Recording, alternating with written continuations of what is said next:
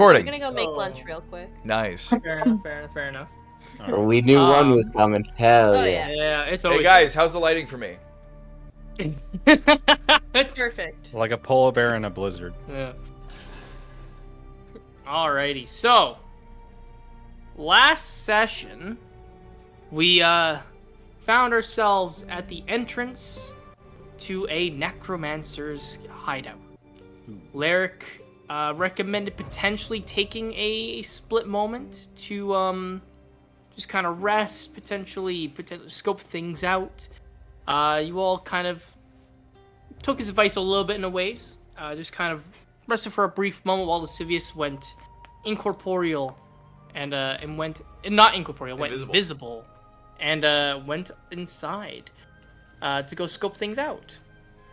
You found a room with some undead people, some necromancers. You lured the necromancer out, killed him without raising any kind of alarm, and then proceeded into the hideout as a group.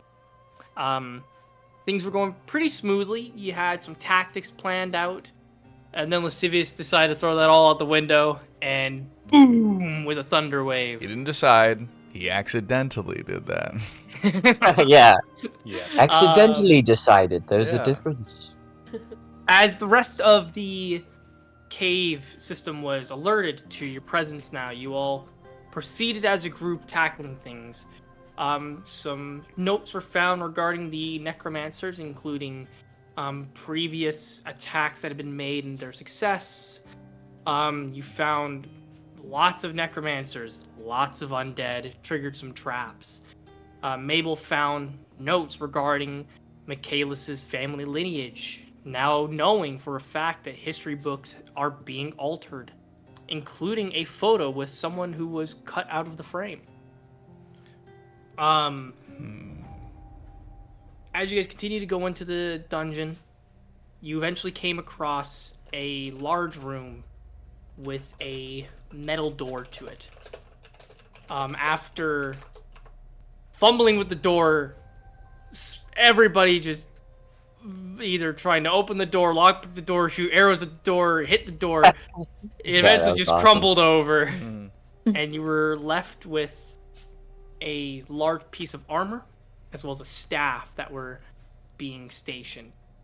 As that happened as well, Lascivious and Bonelia found a necromancer who crawled out of the farthest room down the hall, having recently been killed, including a note that had some information regarding the armor, as well as some information about a deity known as Zexus, the god of necromancy. As you return to the armor, Bonelia would attempt to potentially grasp onto it, thinking as an undead construct, it might work well for her. But she was pulled back, as Ashanta revealed herself. She gave some information about some of the necromancy, how it appears that the armor was showcasing that Zexus's chosen had been selected. As well as the deal between the avatars of death and the god of necromancy, and how they don't step on each other's toes per se, and that is why she pulled Bonelia away. Lyric, meanwhile, was having his whole world shook as a literal deific avatar appeared, as well as references to another deific entity. That, having his whole kind of world shattered, as this nation does not necessarily believe or follow any kind of deities or gods or anything along these lines. As Ashanta then disappeared, making some mentions to Michaelis about his sword and how Engraver was getting ready, potentially do a trial of his own. We'll come to this very moment. You have the armor in front of you. I believe Lascivious picked up the suit, while Mabel picked up the staff. Mabel, you did cast Identify on it, and I'm going to give you a little bit of a retroactive new thing, as there wasn't much information that I had prepped for it yet. So, The staff that is in your hand is known as Necromancer's Bloom.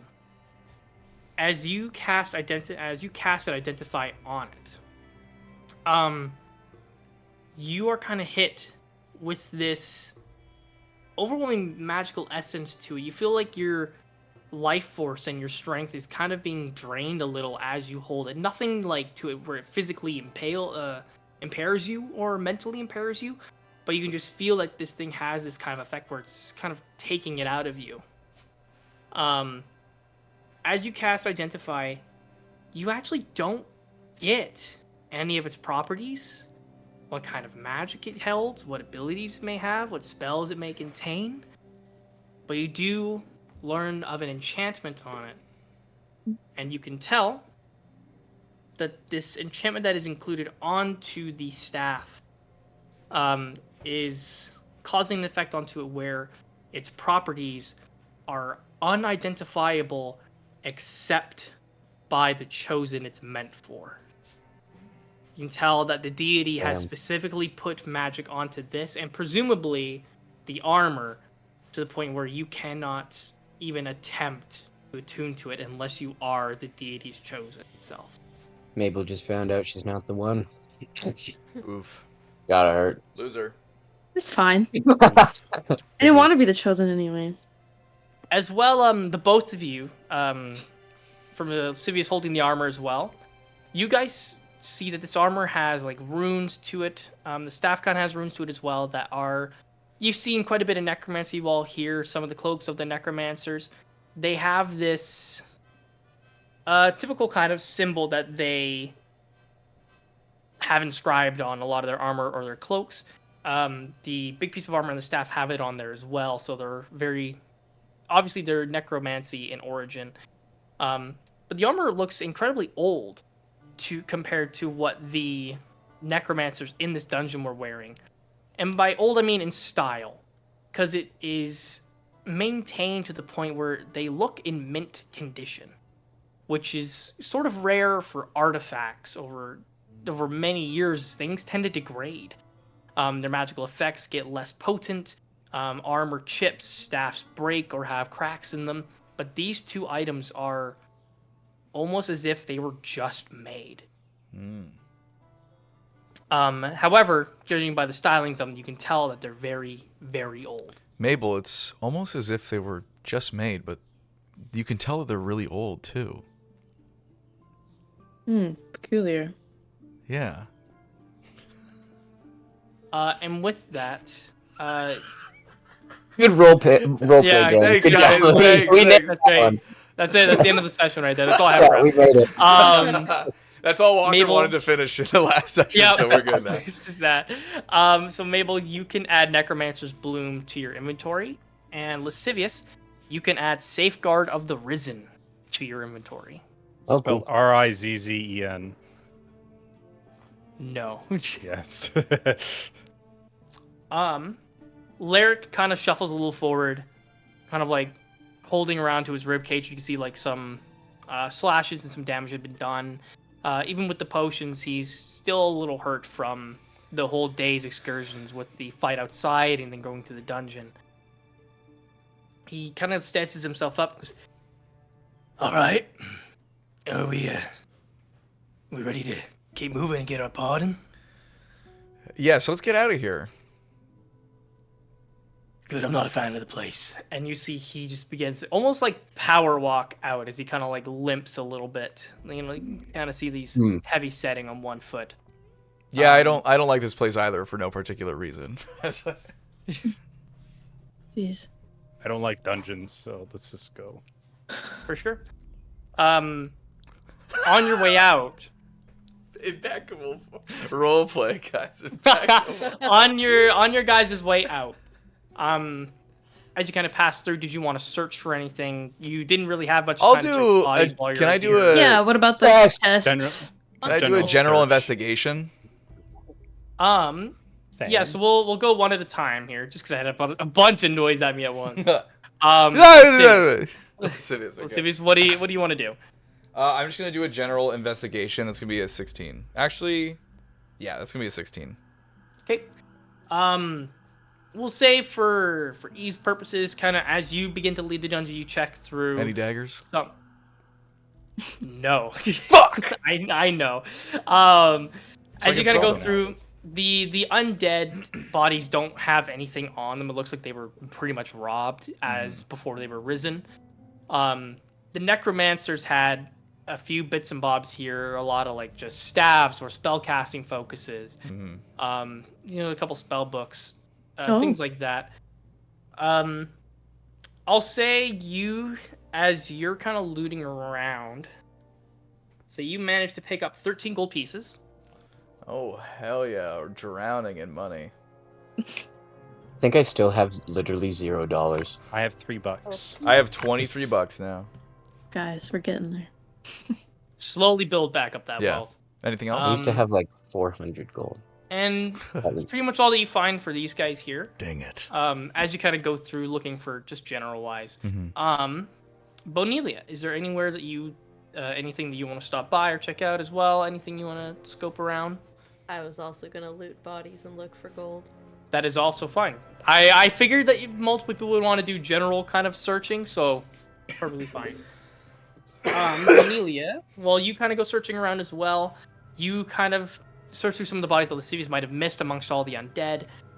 You find I actually wouldn't have missed any bodies. Shut up. 7 gold pieces. Yeah. Gonna be Sonnet. rich. Yeah, I want to check at least like one of the chests. Like I know a couple other people want to check chests, so I can even just like roll a dice to see which one. But Sure, we'll ask who wants to specifically look through the 2 chests that weren't looked at last I think there were session. 4 in total, wasn't there? Like the 2 in the. I looked in one. Yeah, you looked in the one in the room, but then there was But 2 in this. The 4 that are there, it's 1 chest. It's just 2 for decorative Oh. purposes. Oh. Gotcha. Okay. So there are 2 specific chests that weren't checked out. So I'll ask: is there anybody else aside from Sonnet who was purposely going to look through the chests as they were leaving? I'll join in on that. Okay, Michaelis, were you going to look? Do you through want to look the at some or- books?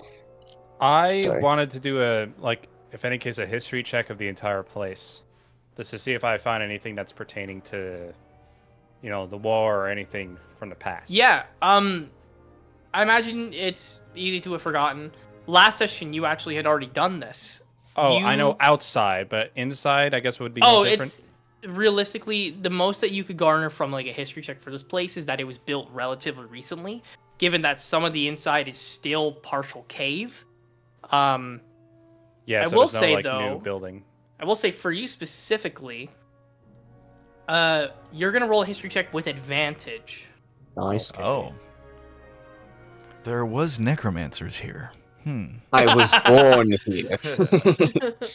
18. 18. This is So as everyone's kind of making their way out through the dungeon, you happen to take a particular interest in this area over here. I'm not looking. Sorry, give me a sec. There. Not Okay. looking. In here, over Okay. in this area, Uh-oh. as you guys were dealing with the necromancers and the undead, you kind of blew past all the coffins. Oh my god. Going back to those coffins, you see a lot of those ones have lots of dirt covering them, and they're a litany of shapes and sizes. You can kind of gather that in these coffins were people that have been grave robbed, essentially. Whether they were halfling, elvish, human orcs, all these shapes and sizes for these coffins. So you could tell that some of these people were probably from Emberfort or Easton Isle or Kane even. On a few of these coffins, you see some engravings on the inside that were decorated for purposeful value that begins to make your blood boil with rage as you see that some of the markings on the inside of the coffins are military markings.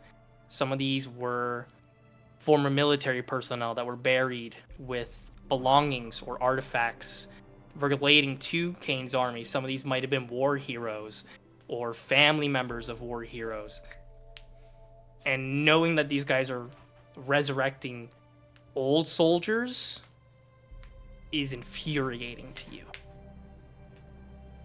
I'm going to quickly go through the ones I could identify, and because they would have some sort of like type of dog tags back then, so Mhm. I'm going to like quickly. I'm guessing I would have like parchment and a like something to write on. Yeah, you'd or have something. basic writing supplies inside your backpack, more So than likely. yep. If for like next like 5 or 10 minutes, whatever it might be, I'm just like go through, try to look for any sort of identification because it would be marked on the coffin itself or the personnel. I think if they Yeah, died in battle or so- something. A lot of these guys and girls, coffins have like some wording on them that mention how they died. So, for instance, you find the name Chavez Herbert. Marcane. Chavez Marcane, we'll say, died on front lines, and then you find some dwarven ones that say healed broken allies and things like that. Nobody's names or any particular deaths speak out to your mind per se, but in a few of the coffins, you see broken dog tags that have essentially just been snapped off, whether it was during the resurrection process or during the loot process, and that these guys didn't really care about the small amount of silver that these people carried around their necks. Judging by this, these people were so disrespectfully handled. I'm just gonna preemptively, like, at least for the ones I could identify, I'm gonna bring them out and just kind of leave them there. So, like, in his mind or in Michaelis is thinking that when he goes back to Kane, if they have the time, they could send something back to rebury them. Mm-hmm. Like for all the rest too, but like for him, it's like the military ones are the one that really, Absolutely, those are the high priority. We'll say you managed to write down 7 particular names that you can then take back and bring people to potentially identify the corpses and bring them back for rebury. to reinter them. 7 names, Walker. Hey, Yeah, can you I'm not gonna those name them. 7 names? Just kidding. Bimbo. You give me 1 Saggins. second here. Yeah. 7. Umit, Teriel, Estalor, Amarin, Eris, Sithril, Talhat, Tinis. Eris? Sleepy Doc. I hope you Well, caught all we that, 'cause I'm not watched saying the- it again. um, I was worried Sonnet was going to be in there. Silas is in there, surprisingly. Yeah. Um, Yikes.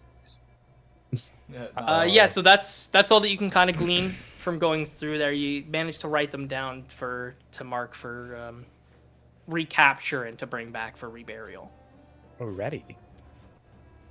So Mabel and Sonnet, since you two were the ones who want to look at chests, we'll let you two pick. Which chest did you want to go for? There's the one that's at the top area in the hallway, and then the one down at the very bottom in that large area that had the archers in it. Okay, well, high I go to the top one, and low I go to the bottom one. It is exactly 10, so I'm gonna roll again. Well, 11 or higher would be, Okay, then it'll go low. Okay. Yeah, I'll go to the bottom one. Mabel, are you okay with the top one? Yeah. Sounds good. no, Okay. I would say it. As you guys continue to make your way, Mabel, you check the chest. Within the top chest, you find necromancy components that are just for typical spells, nothing really important or eye-catching. You find 10 gold pieces. You also find an Arcana potion that returns one, when drunk, returns 1 spell slot up to level 3. Nice. I cast more magic. I love that. Um, Okay. And then Sonnet, at the chest that you go by, you find Necromancer robes. And Nice. 12 gold pieces. The Necromancer robes, as you kind of jostle them around, you kind of, as you're feeling them, you also have a little bit of a sense for magic. You can tell that these have some magical properties to them, but you would need an identify or you'd need to attune to it before you could figure what their properties are. All right. Yeah, I think I'll just mention to Mabel that I'm like, yeah, I have these robes here, but honestly, I might need your help identifying it. We can wait until before we take a rest, though. I don't want you to waste anything. Yeah. Okay. For sure. So you can add necromancer robes to your inventory. And did I mention 12 gold pieces? Yeah. Okay, cool. And that is all that you guys glean from the rest of the dungeon. Making your way out of the cave, we'll say this is the last minute. Is there anything anybody want to do with the cave before we move on? So we'll go Lascivious. I blow it up. With what dynamite do you have? Huh? Oh no, just my pure magic abilities. Michaelis. Hmm. Can I do another religion check? No. I like what I. So did Mabel take all Don't the worry. books? Don't worry. I was Okay. just gonna, yeah. Okay, so I'm good. I'm good. Okay, Sonnet. No, nothing else I want to do. Bonelia. Good. And I Mabel. Oh, No, sorry. actually, I'm good. I'm kidding. Sorry, Danica. Did I cut you off before you could finish? No. There's nothing. Okay. Mabel then. Yeah. On the way out, I guess I'll kind of hurry up to Michaelis, wherever he is, if he's ahead. And I'll bring out the books and just kind of be like, "Hey, I found these on a shelf. It's about your family. Here," and I'll give it to him. Okay, and I look through it. And Yeah. what do I see? You find pages and pages about the Michaelis, the Stone Rose family history, including archives that go back Vivaticus's way, his father's father, and so on and so forth, as well as Sarah Marill's mother and her mother's mother, going all the way back to the beginning of the bloodline to the name that you might not have seen a while back, with Modor Marill being one of her great grandmothers. Like 8-time removed or something. Pretty much, like going back multiple generations at this And point. considering they're elves, this is like fucking Yeah. thousands of years or something. With that as well, you also see like documents regarding battles fought in war that were won, things like that. And Mabel, do you keep the photo or do you let Michaela No, see the no, photo? I'll definitely point that out and be like, it's a little ripped. I don't know if you remember who that is. I'm gonna pick it up and try to look it in the dark dungeon, just like Polite. Yeah, as you guys continue to kind of make your way out through the dungeon, the small flickering of the candlelit pathways, you begin to kind of see like the hand that's kind of cupped around your waist. You have some trouble kind of recalling. Could have been a friend, a former war party member. You do recall that one of your former party members was a drow and could potentially be them, but it's a little uncertain. But continue going through. It's hard to tell when the picture was taken as well. It's more than likely before war, given how peaceful the landscape looks. But and looking it's- how it's hard to Vivaticus say. looks, he doesn't look like etched. He actually yeah, looks... he doesn't look sick. Doesn't look as war riddled after the events of the Necromantic War. So you can tell he was taken during a potential time of peace. Am I able to tell if the person, like, based on them cupping their hand around my hip, like, is this a woman's hand or a man's hand? It's hard to say with how it's cut off. The photo is old as well, so it's a little hard to make out. Because I can make a deduction saying, like, and I'm gonna look at Mabel, it's like, Mabel, using your womanly instincts, I don't think men would do this, would they? What? Wait, what? With your womanly instincts? Well, Lascivious Shut the has to fuck up. chime in. I'm Um, sorry. If I had a steel wind strike available. Just kidding. Steel weed. What? it does look a little intimate, but I don't Mabel, know. give me I that mean, potion. Oh wait, it's only 3rd level. Never mind. I Oh. mean, I don't Like, know. it could, judging by, I mean, some men take pictures with arms around each other, you know, in camaraderie as well. Yeah. It could be male. It's really hard to tell considering how the picture's been cut off and how old the Mhm. photo is. It doesn't necessarily indicate that it's feminine in nature. It's just someone who looks to be very familiar with Michaelis. You really don't remember? I mean, it looks like from a while back, right? Before the war? Well, I know I've been on a couple trips with my family, making some diplomatic missions, especially with my mother. It's hard to tell. Like, this picture wouldn't, I guess, technically wouldn't be in color or anything. It's just faded black and white, I'm guessing. Pretty much. With time, the color has kind of gone away. Not all of the color, but most of it. Because then I wouldn't be able to tell if it's like if it's orc or if it's dark elf or something like that. Like, you know, that's like. So I can't tell who this could be. It could have been, again, another family. Could be Jotun's family. It could be the Velsteds. Like, Do you think your mother would know? if I show her this, well, the thing is, well, this is the thing, right? It's like she might know because she You know has what? No, memories of her I- diplomatic past. But like, if this is I don't us know. as a That's- family. That's a hard one. I mean, she didn't even remember you. I'm assuming her memory's been altered. Yeah, this is definitely proof that they've been altering records of your family, your past. So, But I think you are correct with Yeah. this being somebody who was like, it's somebody I definitely know. I don't think they would have been touching me of course, like that. you Thought it had was to have strange. been close to them in some regard. Is I it just- possible that the name of this person may have been referenced in the book that you got there? I'm gonna quickly fan through after the picture and just see if I see anything that sticks out. Michaelis, The what do only your name- masculine instincts tell you about the hand? God, for God. I'm gonna look at him and it's just like, As you Give him a look break. through, no name really speaks to you, with the exception of one. Considering how dark in the hand is within the picture, there's one name that speaks out within the files, and that is Urzin Jade. Was the drow member of your party from before. The hand very well could be his. all right.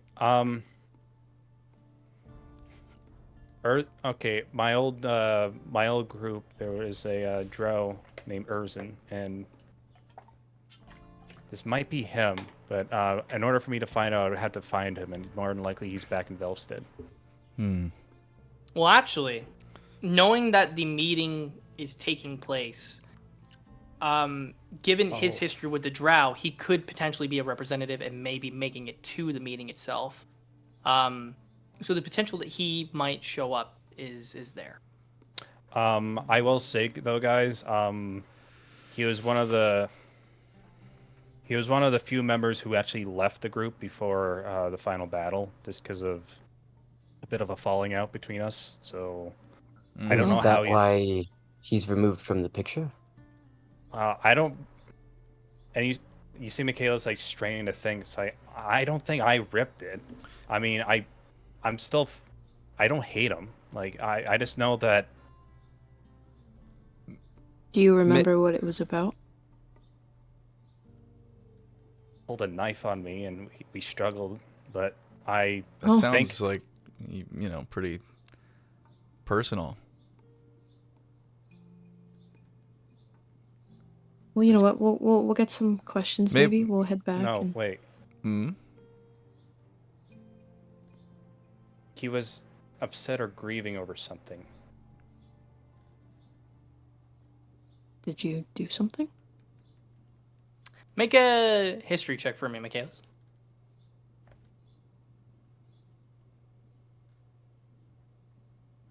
Uh, 17. 17, as you try to think about why potentially this might have happened and the conflict that you and Urzin had, there was grief and a brief argument over not only the group, but how actions were taken during the war and how there was a lot of death in the Velstead population, including a lot of drow.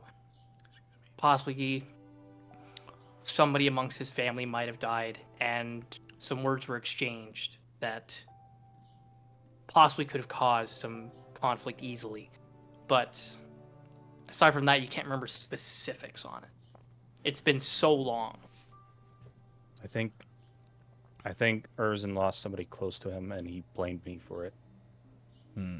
I think it was after the fact of the war, and many others like him told me so, but he took it very personal, and in some ways I don't blame him, but in other ways it was just a lot of people were grieving. They were looking for an outlet to cast their anger on, and I was the person they saw. And you said that you told me that they used you as a scapegoat. Could that have been why? Did he take the lead in your banishment? I don't think he did. Urzin's not one of the persons to like take initiative on ousting or outcasting somebody. Like Urz, back when he was in the squad and such, like he was always one to be on his own and not not put himself out there for other people to dictate to him. Like, and you see Michaelis is Sounds- struggling. Mm-hmm. It sounds perfect for scheming. Look, Urza may have been a hard person to get along in a sense of like commanding, but he was really good at his job. I let him do his own thing within the group. Like our own group was a specialty group, but he went off on his own. Initially, I was very drawn away from him doing that since I wanted things to be done together. But he was comfortable enough that I trusted him later to do that. But I don't think even if he was upset with me, I don't think he would be leading any cause to try to oust me. This was very personal, but I don't think there was any political scheming on his part. I think this was just it was just a personal thing, not a political factor. I don't know, Michaelis. I don't know. I have to say, it does seem like you're missing details. I believe you, and I believe that you two were close. But if you can't quite recall a lot, then Michaelis, as you continue to try to recollect things, it's a little foggy. You just went through a hell of an afternoon as well. All of you are kind of tired and worn out and beaten a little bit, regardless of how much damage you might have actually taken.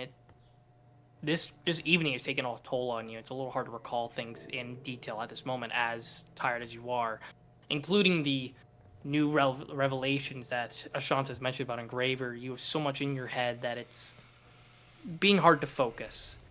As you all... Can I just ask one thing, because I want to? Mabel, where did you get the photo? oh, it was in the book, one of them. I'm just wondering books why are a there? torn photo of him would be here. Do you think that somebody here was personally involved? Well, I will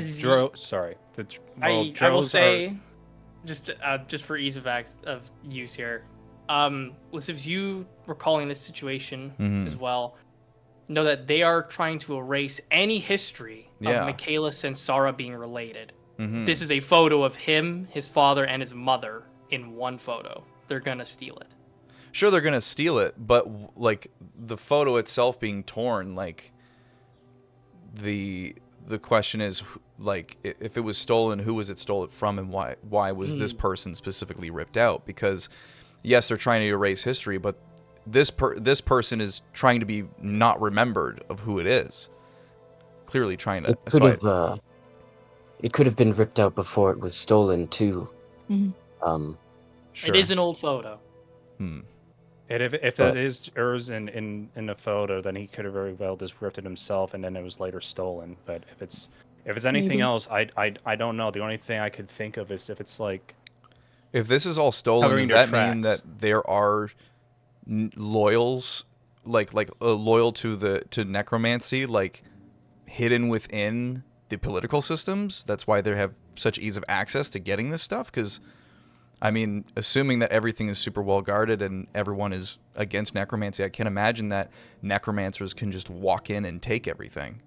If I was to take a guess here, Lascivious, I read there's about From the notes I got and from what my father told me is that there's about a decade worth of time that everything was this almost unkempt. There was barely any security. So for all I know, this stuff could have been stolen within that 10 years. And it was only until recently, and I think in the past 10, 15 years, that things have been better structured. Everybody was just focused on rebuilding. I'm guessing there's a lot of looting going on and like disorder in the first couple of years. I'm gonna have everybody do a group history check. That's a nat 20. Nat 20. Oh, 2 nat Hey. 20s. 25. I Yeah. don't even. Nice. I got a So 9. with the 2 nat 20s, almost perfectly relating to this instance, you guys can remember that regarding these stolen,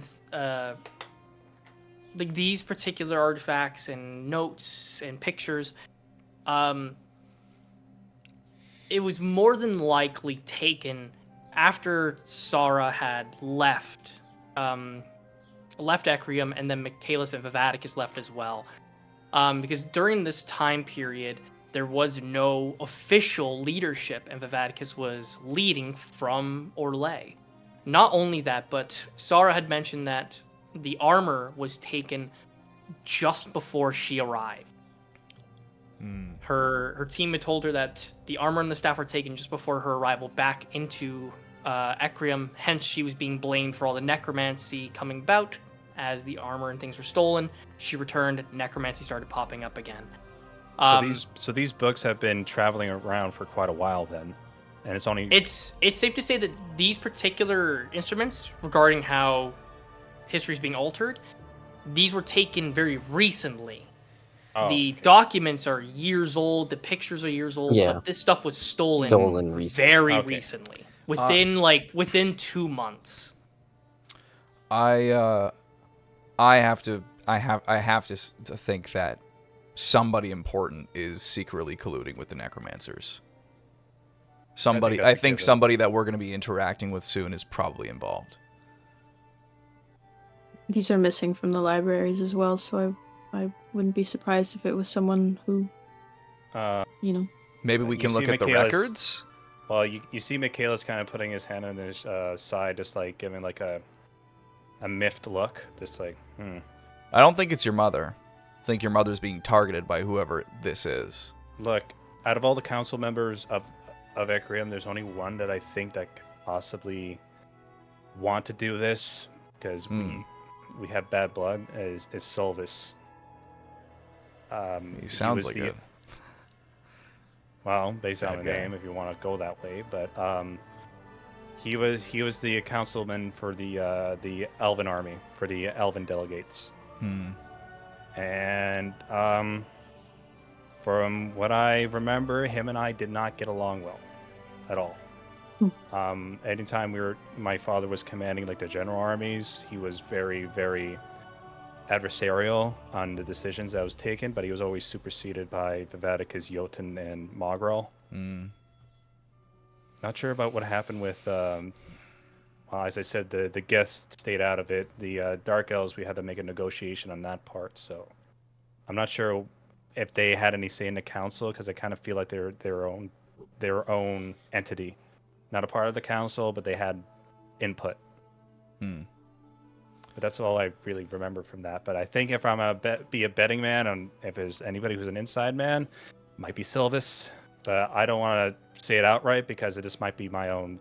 Well, it prejudice, also is a honestly. situation where, it could be like the least likely person is the one, So, Well, As Wealth you all, likes to be subversive, so yeah. As you all continue making your way out of the cave, Lyric has just been kind of silent as you continue walking. Lyric kind of like, you mentioned Silvis, and Lyric kind of perks up for a second, goes, "Never liked him either. I've attended a couple of meetings with Mogrel, and he was a piece of shit. It would be a good place to start, I think. Definitely Just keep putting it my on. own 2 pieces out there." Well, I appreciate your you siding on my side then, Lyric. Kind of seem kind of joking. I'm gonna be honest with you all. You guys might be the most trustworthy people I think I've ever met. Thank you. Well, it just kind of comes with the horns, you know. So, out of us 5, who's the least trustworthy? I look I to like Lucius. that question. That is not true, actually. That is. I'm gonna play the game and do that too. Just You see Larry kind of like stops for a second. You think he's not going to play into the joke, but he actually looks to Bonili for a split second before looking away ashamed. You can see that he still kind of has his precautions about the undead, Yeah.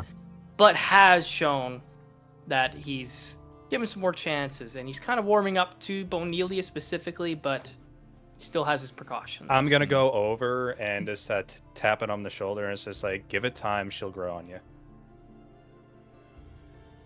It's tough. I As just you see stare at this- them. No expression. She's very hard to read. As To be fair, she looks a lot scarier than she used to. But cool though. as you all make your way out, leaving the, it has now become about midday, probably around like what would be considered to be like 4 to 5 o'clock. The sun has begun to beat down. Some clouds are kind of rolling in and cooling out what is normally a very hot atmosphere within Ecrium. Who has the paperwork, the notes, and the picture? Michaelis? I have. I guess I'm holding. They gave it to me, so I'm holding on to I it have the now. stuff about Zexus. Okay, I'm speaking specifically about the Michaelis' family Oh, stuff. okay. I have my family records with me. I have it in my Gotcha. bag. Cool. I need a marching order. Who would be leaving? Lyric would be out and ahead of the group he doesn't really want to be in, so he's going to be a little ways ahead. Who is immediately falling behind Lyric? If I'm deciding, I think we're all amongst deciding. yourself, I think yeah. I would just be doing what I normally do, which is stealthing and kind of surveying Just back kind and of forth. staying in the back. Yeah. Gotcha. I guess I'd be leading the rest of like the not the non-hidden pack. Like we're not trying to be loud, but so Yeah. it'd be like Lyric, Lascivious scouting ahead, not really making a sound, and then there's me, and then Mabel, where do you believe you would be? Wherever Sonnet is. Sonnet, where do you Holding think you would be? Probably just. I'd probably be behind Michaelis if yeah. For sure. Bonelia, where do you believe you would be? I'm probably trailing behind everyone. For sure. As you all kind of continue to make your way out, the sun properly hitting you. Michaelis, as you leave the cave, I need everybody to make a dexterity saving throw, please. Oh. Um, Oh my god, that's another nat 20. hell yeah. just So, Matrix that shit. Just Okay, so Lascivious, 23. 23. Michaelis. I had to roll too. My bad. Sorry. Yeah. I thought In the meantime, Mabel, 8. 8. Sonnet, 28. and Bonelia again, sorry? You got a nat 20, right? Yeah. Okay. Michaelis? nat 20. Hey! Okay. 20 plus 3, 23. And sorry, Lascivious, you said yours was? 23. Perfect. Hey. What is your thing for If this is saving dex if this is damage and I save, I don't take damage. Okay, you will not be taking any. Wait, you said 20? Yeah, so you won't be taking any damage at all. Okay, sweet. Bonelia and Michaelis. Bonelia, I'm gonna say with a nat 20, you Should I have given her back the cape? I forgot to. feel as Michaelis goes to leave the cave, you have this almost like a spider sense. You feel Ashanta whisper into your head, back up, back up, back up. As Sonnet, what was your dexterity saving throw?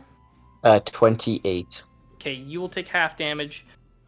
Michaelis, unfortunately, you are the center, so you But I even got with a nat nat 20. 20, with a nat 20, man, you are the source. What? Oh no. And Mabel, you Bruh. will taking I full see the document. If you it guys leaves the leave. cave. Michaelis, you feel this burning sensation in your hands as you look at the document paperwork as a fireball erupts. What the Oh. fuck? Oh shit. So, I'm gonna roll some damage. Fuck. You should have done like detect magic or shit. Some shit. Motherfucker. So Damn. Bonelia and Lascivious aren't taking any damage at all. Mhm. Michaelis, I'm gonna say you, because of a nat 20, I'm gonna say you can take a third of the damage instead of half. Okay, I guess like acting it out, be like I see that's about to erupt, and I just rip it off and try to throw it as far away as from everyone as possible. For sure. Larry Even though- also needs to make a saving throw, which... I'm throwing it away from Lyric too. I'm throwing away from everybody, just so you know. Throws to Adam. You're That's the funny thing. source. You are the source of the explosion, changing. unfortunately. Yeah. Michaela or Larrick rolled a 3. He's not making the saving Could throw the either. could the nat 20 give everyone advantage because he's throwing it? Sure. Hey.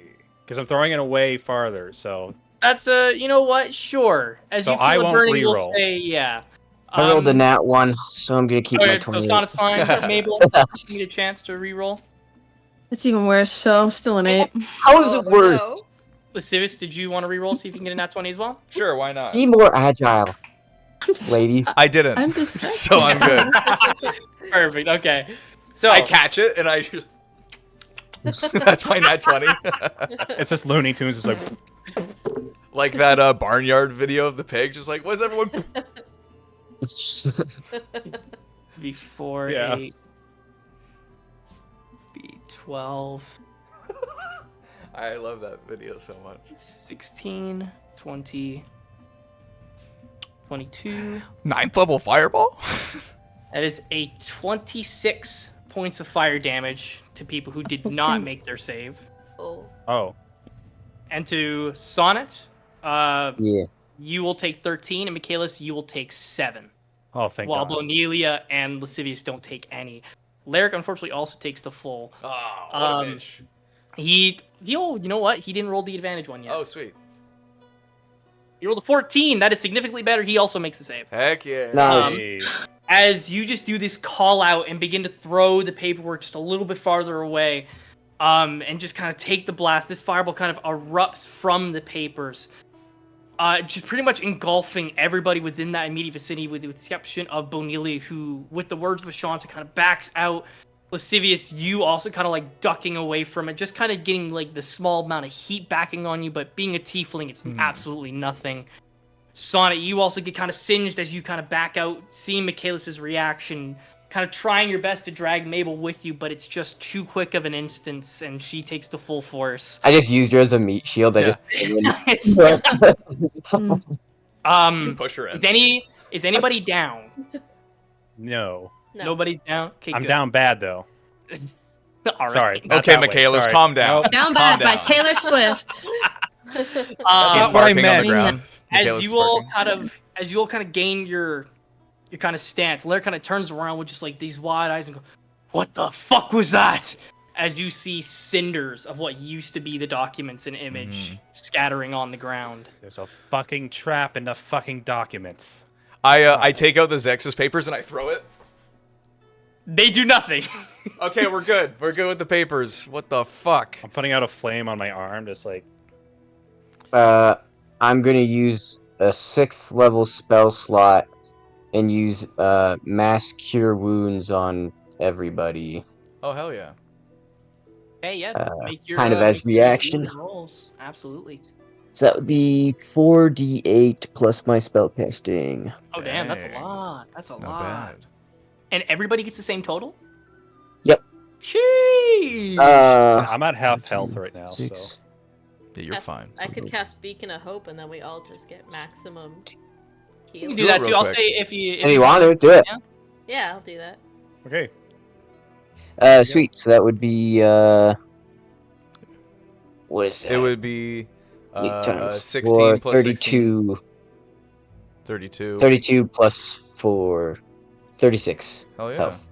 36, amazing, yeah. As you I'm cast good. Mass Healing Word, the song you play with your viol kind of rings throughout the area, and people begin to feel slightly better, a little more rejuvenated. Some wounds kind of begin to patch up. Taking a quick breath, Lair kind of goes, "Well, there goes your evidence. But I mean, there's 5 other people here that can vouch for seeing these documents. I'm sure that'll be enough for Sarah. She's You're here already with on us our as well. side." Yeah. So. Well, all she'll need to do is put us under another zone of truth, and Mm. That's Can't true, really yes. Never thought that spell would be convenient. Very convenient, actually. It's nice when you're not lying for a change, is that right, Lascivious? Okay, that was my past. Right. Blair kind of like plops down on the ground for a second, just kind of catching his breath. Can we just take like 5 minutes? Yeah, absolutely. Blair kind of like just takes like some bandaging around, kind of patches up his arm, and tries his best to mend some of the tears into his regular armor and clothing, just with like quick patches and things like that. Do you guys do anything in the quick 5 minutes or Yes. so that he is I going think through? Lascivious is just hiding and making sure that he is ready to pounce in case something happens. For sure. Okay, so I, Mabel. I shift through the. Oh, sorry. No, go ahead. I was just gonna say I try to sift through the ashes of like the documents in the bag. I try to scavenge anything, but it's all obliterated. It's literally That's nothing sad. but ash and burning pieces of paper. It's practically impossible to gather any remains of it. God. What if I cast Mending? Just kidding. Mending would work if it was torn a little, not incinerated. True. Yeah, this is a little bit different. Mabel. Yeah. Making sure that I'm like collected from that immense amount of damage. I would like to cast. What do I have? I would like to cast Sending to Charles. Mhm. And I'm gonna say, "Hey, it's Mabel." He already knows it's Mabel. I'm wasting. Yeah. Hey, it's Mabel. Hey, it's Mabel. Everything is okay. Wanted to ask, does the name Ark Morovo ring any bells? Think hard. And that's it. You a couple seconds go by till you get a response, but you do get a response. Charles rings back through the sendings. It's a name from centuries and centuries ago. Someone who used to live on Orlais.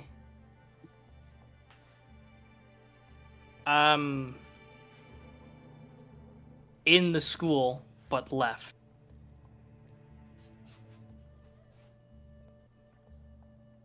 In the school, but left. Sending only has so many. You get an. We'll just say Yeah. Charles Yeah, has no, okay. spell slots. He continues because Ark, in the history books, Ark was a student in the school during its incredibly early days. No graduation ceremony, left in the middle of his term for adventure in another region, and nothing else. Documents are very scarce, other than the fact that he had a student record at one point. Okay. Yeah, and then I'll respond and I'll be like, thank you. We'll talk soon about this. Hope everything is well. You, That is Sonnet, all. you get a sending from Charles. Oh. I have looked all over this ship. Talus also is looking throughout this ship. It's nowhere here. That's rough. Oh my god. Idiot.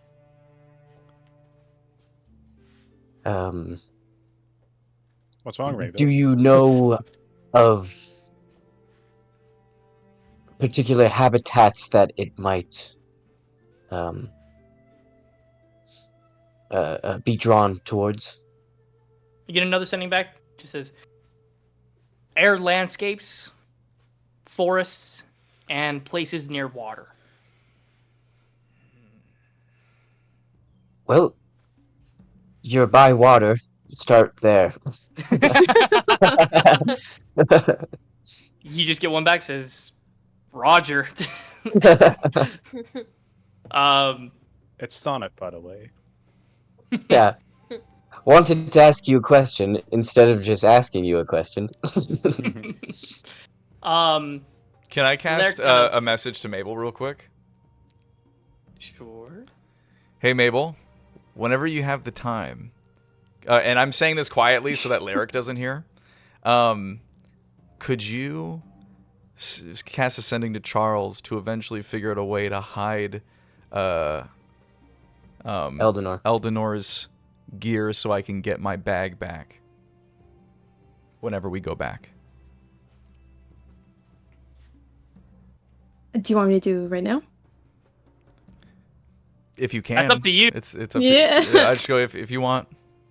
Mind you, Michaela's sending is a 3rd level spell, so I mean, Mm-hmm. you wear your spell slots. From Michaelis' perspective, he's just seeing Lascivious Got room. go like, I'm not actually doing this. I'm just like, Yeah. I'll cast another one. Hi again. Lascivious is asking if you can. Was it disguise? figure out a better like an alternative hiding situation for Eldenor's thing so I can get my bag back. Lascivious is asking if you can do a yada yada blah blah blah blah and Have an get his alternative bag for back. hiding his bag. Charles responds with, Locke has already left the ship with his bag heading towards Kane. Oh. Hey, Message Lascivious. why? Okay, go ahead. It's just a game of Yeah. like Literally. telephone. And I I cast look message at back to be like, Michaelis and I wave. why is he coming with? All right, well, great, I guess. We'll find out later, man. I'm out of slots, dude. Okay. Lair continues to finishes patching himself up, kind of stances himself, got like a couple, back I stretching stab stuff that he Lyric in does. the head. Just imagine I just all of a sudden just kill him. He looks to you all. We ready to go? yeah, let's get going. No, I'm thinking I got another 5 minutes. You fucking stupid. Yeah. As he turns around and begins fucking making his way. We go into some travel, so about 30-ish minutes kind of pass by. I'm You gonna actually quickly. Hey, Bonelia, I'm gonna give this back to you for now because we're probably going back to civilization, just in case. Oh, I'm just okay. gonna give her the cloak back. I'm gonna put the hood up. Sounds good. I fist bump her. I fist bump back. Hell yeah. Hell yeah. The sun kind of beaming down on you guys has been pretty hot for the day. The clouds kind of rolling in, giving these small little respites of shade. Taking small breaks here and there, like a minute just to kind of catch your breath. Nothing really catches your eye along the roads as you make your way back to Kane. Looking back to the cave that you guys passed by with the owlbears, you see the owlbear with a cub just kind of playing around near. The owlbear cub is just kind of like messing around with its mother, and it just kind of continues to play. They pay you no mind. Green You flame make your blade. way past. Sorry. You make your way past the remains of the fight outside of the cave as well. All the undead and the necromancer that was there as well, and the poor old elven man with no head. I know his name. His name. It's kidding. It's whatever. As you guys continue to make your way along, we're gonna need some perception rolls, please, Of or course. passive perceptions if you don't want to roll. How they do passive. I rolled and it's bad.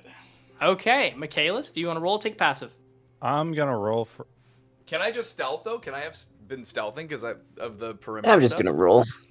Yeah, for sure. You can roll stealth roll. Danica, you just want to take your passive. Yeah. Okay. Ian. Nat 20. Okay. Nice. Like Mabel? Why? 22. 3 in a row? Hey, that's On the good. civics. For my stealth, I got a 31. Okay, and Sonnet. 22 as well. Okay. Yeah, the watch goes through perfectly fine as you guys make your way. You manage to kind of stay away from places that potentially seem like traps or bandits or wildlife areas with tracks. Because of the Nat 20, you actually managed to guide the group through a potentially faster path. Lair kind of stops as you begin to see the area of Kane coming into view. Some clouds are beginning to roll in a little darker. Looks like a storm may be coming by. That Lair doesn't kind bode of well. Lair kind of stops you all as you're maybe about 100 to 200 feet away from the city. And goes, I know you just put the cloak on, but maybe it's best we don't walk through the main city. I know a way in. Okay. Is it a Okay. secret club way in? He kind of Or like looks sewer. to you.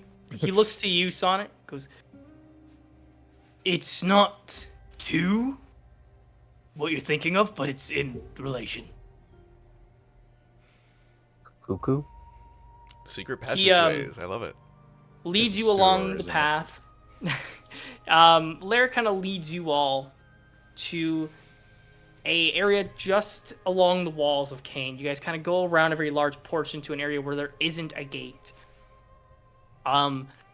Eventually you've reached this area that has a couple pipelines that look to be sewage pathways. See, Lair stops and looks to Lascivious and looks at one of the sewage pathways and goes, go on ahead. I knew it. I gotta shut the entrance behind us. Oh, okay. I go in. Okay. You lift up this kind of small little grate, and you're just kind of splashed with sewage water. You see Larry kind of chuckling and goes, that's not actually the way, I just kind of want to fuck with you. I he- knew it. I I knew it. heartedly laughed. Whatever, dude. Whatever. I start cleaning myself with prestidigitation. Ugh. Larry goes to one of the Nothing walls, and new. you see he places his hand along the brick and kind of feels around until eventually you see a brick kind of begin to shift, and he pushes it inwards. As it does, you see some small little sigils light up along the wall, and bricks begin to kind of go inwards onto themselves. I knew that was funny. Now you may actually go in. I'll have you know, I've slept in sewers before, okay? You look like the You type. have? When I was like 13, I think. Oh. Wow. That's actually Yeah. kind of sad. Those are formative years. Yeah, I learned a lot. Learned a lot of smells. I assume just for ease of purpose, you all kind of go in one by one. Yeah. Perfect. Lyric, as you guys all go into, the area is dark immediately. For those of you with dark vision, you are able to see like some small pathways that kind of branch out, almost in a maze-like manner. Lyric eventually kind of follows in behind after you all, and the wall encloses itself. You see Lyric kind of reach into his pouch, and he pulls out a small little stick, probably about maybe like 6 inches long. You see he just kind of puts his fingers to the tip of it, and it lights as a small little torch emanates. And he leads you all through this maze of tunnels. And Asana, after a little while, you see a pathway that looks a little familiar that Yeah. Nyx kind of took you through out of the prison. You can tell that you're underneath where the prison would be at the moment. Yeah. Lyric continues guiding you through these maze-like pathways, kind of going in between past 4 different routes, and then 3, and then 5. Underneath the city has so many tunnels that it's, unless you have photographic memory, you would get lost within minutes going through this place. Lyric eventually kind of goes through until there's a small little light coming out from above. You see a small makeshift ladder that has been dug into the wall. As he kind of looks up, puts out his torch and tucks it away. Goes, if I remember correctly, and I'm pretty sure I remember correctly, this should put us just beside the main building on the inner part of the city. You see he kind of putting himself in front, he climbs out. You see he presses his hand to the side of the wall, and the hole that had that small little light actually kind of opens up just big enough for him as he kind of squeezes himself through. For all of you, it's pretty easy, with the exception of Michaelis to squeeze through a hole his size. Yeah. Too thick. But you're all easily able to kind of get out. You see there's not too many guardsmen kind of wandering around. People are kind of buckling in. You see some shops shutting down for the night. As you fully get out of the hole, you see him press his hand down against it as it encloses itself with that tiny little speck, putting light back down into it. He kind of like dusts himself off. Hopefully we don't have to use that too often from here on out. As he kind of walks around the building till you eventually reach the main courtyard, which you see the guards that are normally at the front gate that lead to the room that you had all met Sarah into have no guards at all. There are guards throughout the city kind of wandering about, but this particular spot that should be guarded doesn't have any. Ah, Um, fuck. Lair kind of like goes through. Think it's all right. Guards are running about in the city. I think we should rush. Not rush, but we should go. And you see Michaelis like start to like hurriedly kind of like speed walk over. For sure. Does anybody follow his pace ahead of Lyric? They're just gonna kind of stay behind a little bit of the group. I think I'm gonna stick with my 31 and keep stealthing, and I'm just gonna be For sure. aware that things are weird right now. Yeah, absolutely. Do any of you do anything out of just a typical kind of marching order? I think I'm gonna walk directly behind Michaelis and just kind of hope. Hope nobody. My Frame mass is Yeah. walks smooth. Yeah. Absolutely. Sticking like pretty much right on. You kind of like step on his heels every now and then, kind of like Yeah. taking his shoe off a little bit. So you eventually get to the doors and just kind of push them open. As the doors open, you see Sarah just at the round table.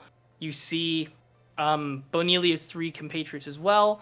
As they're actually leaving, looks like they were leaving the building. As you see Need-Eye behind and so far kind of like stop and go, oh, you guys are back. That's good to know. Why do you look concerned? You had no guards out guarding this post. You see Nita kind of like pokes his head around the halfling man, kind of like just smaller, much smaller than the elven. Kind of like pokes his head. I was like, that was my idea actually. I told her she should probably put the guards away so that way there was no potential of a guard seeing Bonelia in her state. I appreciate Oh. the concern. Thank you. At the same time, though, I mean, That she too- approved it. It's not like I forced her hand. no, I'm not saying that. I'm just saying that the amount of times that we had when we come across something that's unguarded usually bodes bad luck. So, forgive That's my fair. intrusion, just busting in here, but this happened too many times for me to not be concerned. Fair enough. But I appreciate your gesture to Bonelia. Do I? You're welcome. As he kind of like gives you like this small little like confused look, as he then gives Bonil like finger pistols and goes, "Just looking out for you." I finger pistol him back. As Michaelis, they're friends already. No, you see, I know. I just you see the 3 of them. See the 3 of them continue to make their way out. Need-Eye kind of like leading the pack a little bit. He kind of like turns around and goes, "We're off for the night. We're gonna be at some taverns getting some drinks. If you ever want to say hi." As Need-Eye continue like walks backwards, almost like tripping on himself, as his like eyes are like at Bonelia with like a small little smile.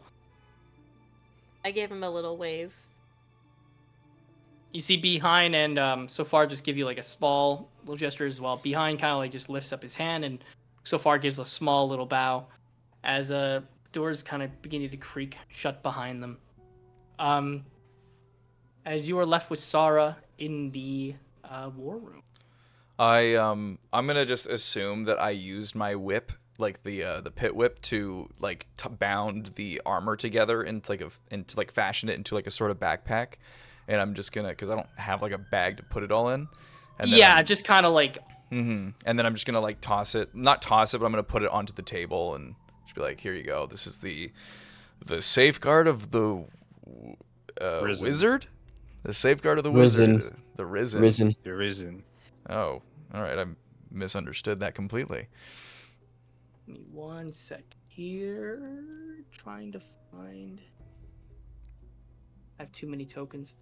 Anyway, I was gonna put Sarah up there, but I can't find her token. Oh, good. Sarah kind of sees you put down the armor, And Mabel, do you do anything with the staff? Here you go. Trying not to act sad. Here you go. Just take it. She kind of like puts the staff into her hands with a little bit of like a grimace look to her as she then puts it onto the table. She looks to you all and goes, "Thank you. These are going to be extra guarded from now on. We do not want Good. these slipping beneath our fingers again." Yeah. I have done some paperwork and have gone through your pardons. I assumed you would all come back, so I've written these out in advance. As she kind of slips forward this little piece of paper with a spot for 6 signatures. Goes, "I need you all to sign the paperwork saying that you have been informed of your pardon and that you are free to walk about the city." Can I read it over real quick? Make sure it's legit. Yeah, it's simple. just basic, humble jargon. Be like, What you know about It's I- contracts, okay? I'm can't even read. suspicious That's of my life, okay? I suspicious of contracts. Can't blame me. it, It's like one page, right? It's like one it's- page. Sewer that dweller. you're It's absolved. it's a couple of pages. A lot of it basically reads as, "I, Sar Moril, current leader of Ecrium, have Yeah. approved of the pardon Okay. and release of so and so, so and so, so and so, so and so, so and so." Lascivious has his so-and-so." glasses on. Okay. Where'd you You have get those? glasses? Right. Yes. No, I've always had glasses. What are you talking about? Alrighty. Yeah. Well, this looks Are they yours? legit. Larry just kind of like shoves Lascivious out of the way and grabs a piece of paper, grabs a pen and signs. "She's being fussy," as he signs one of the spots for a signature. Ooh, okay. "I'd like to be free and wander the city, not in shackles. Thank you very much." All right. Well, Whatever. I sign it. Mabel, The most beautiful cursive you've ever seen. Mine's better. Yeah. I sign it. Don't Mine's worry. chicken scratch. Just like Sonnet. Yeah, as I approach, I'm gonna pull out the necromancer robes. Mm-hmm. I'm gonna kind of place them on the table beside, and I'm not sure if these are the same robes that they may have worn when you guys were dealing with them, but I can tell they have necromantic energy from it. I just thought maybe you guys should take a look at it just in case, so you can identify them. In case you see someone in them again, if it's Of something course. new. You see she kind of wanders towards the ropes and kind of puts her hand on it as you see some magic kind of glows from her eyes and France goes down to her hands and a small little light kind of emanates to it as she kind of hovers her hand over it. Eventually the magic dissipates and goes, "Ah, yes, they're just simple necromantic robes. They're nothing really crazily important." And the simple stat block for these is that if you were to cast a necromantic spell where the person needs to make a saving throw, they do it at disadvantage. Interesting. Has to be- Interesting. Has to be a Yeah. necromancy spell. Can I sleight of hand steal it? in front of us all. Not in front of us, but Um, like later. What? I'm not giving it to them. Oh, I thought you were. She kind of looks to you and goes, "If you'd like to donate to the archive about the necromancy, you can, but we have lots of necromancy robes like these." Kind of figured you might, just in case it was something new. I have no use for this though, but I'm gonna turn around and look at Bonelia. Do you have Yeah. a? That Yeah. that could be helpful. You were very fast to answer that. You seemed like you're eyeing it for a little while. I give But it like to in a you, good but way, for our benefit, though. Yes. I'm not Well, asking yes. you. I'm just clarifying. I don't. Well, now people are concerned. No one was concerned. I guess before. so, Yeah. but just in case. Anyways, I'm gonna sign, and I'm gonna sign. Yeah. Uh, I sign it too, and yeah. Alrighty, and Bonilli, I assume you sign afterwards as well? Yeah, I signed it. I dot the I with a heart. Hell yeah. Absolutely. So you can, Bonilli, you can add the robe of necromancy to your inventory. As I mentioned, they require an attunement slot. All that it is, I believe it's like 30 minutes to an hour of just kind of wearing it, testing it out whenever you have free time. So then from this point forward, if you make somebody make a saving throw with a necromancy spell, they do it at disadvantage. Cool. should we take off the necromancy symbol on this thing? It might be smart to do a little upholstery to it. That would be a good idea. Well, I don't know how to mess with it without destroying the magical Let me give it a properties. shot. Well, I don't know. No. Just takes his knife and starts cutting it. Yeah. Hmm. I'm gonna look towards Sara and this start speaking. Speaking of archives, we came across some documents, and you see Michaela is just like it's just kind of like this like Just say it, man. so good news and bad news. Good news is that we came across some documents that showed our lineage on both the on the stone side and the Merrill side. The only unfortunate thing is that when we brought those documents out of the cave, there was some failsafe or something, and it blew up in a fiery ball of flames. So you had proof of. Not that I'm not entirely believing you. You were in my zone of truth, but you had proof in it. Exploded? Everybody here can attest to that, including Lyric. If that helps, you can zone of truth us again. But my main concern, and I don't know if my description could help, considering that we both have, and I point to you, her, and I. It's just like we both have compromised, potentially compromised, like recollection. Perhaps there was a picture that had a picture of you, Vivaticus, myself, and there was a fourth person in the picture, and it looked to be a drow, and they had their hands around my waist. Now, I'm not sure who this could have been, but I believe it's of somebody of great significance. I did debate whether it was, if you know him, Urzin Jade. Yes, the leader of Velfstead.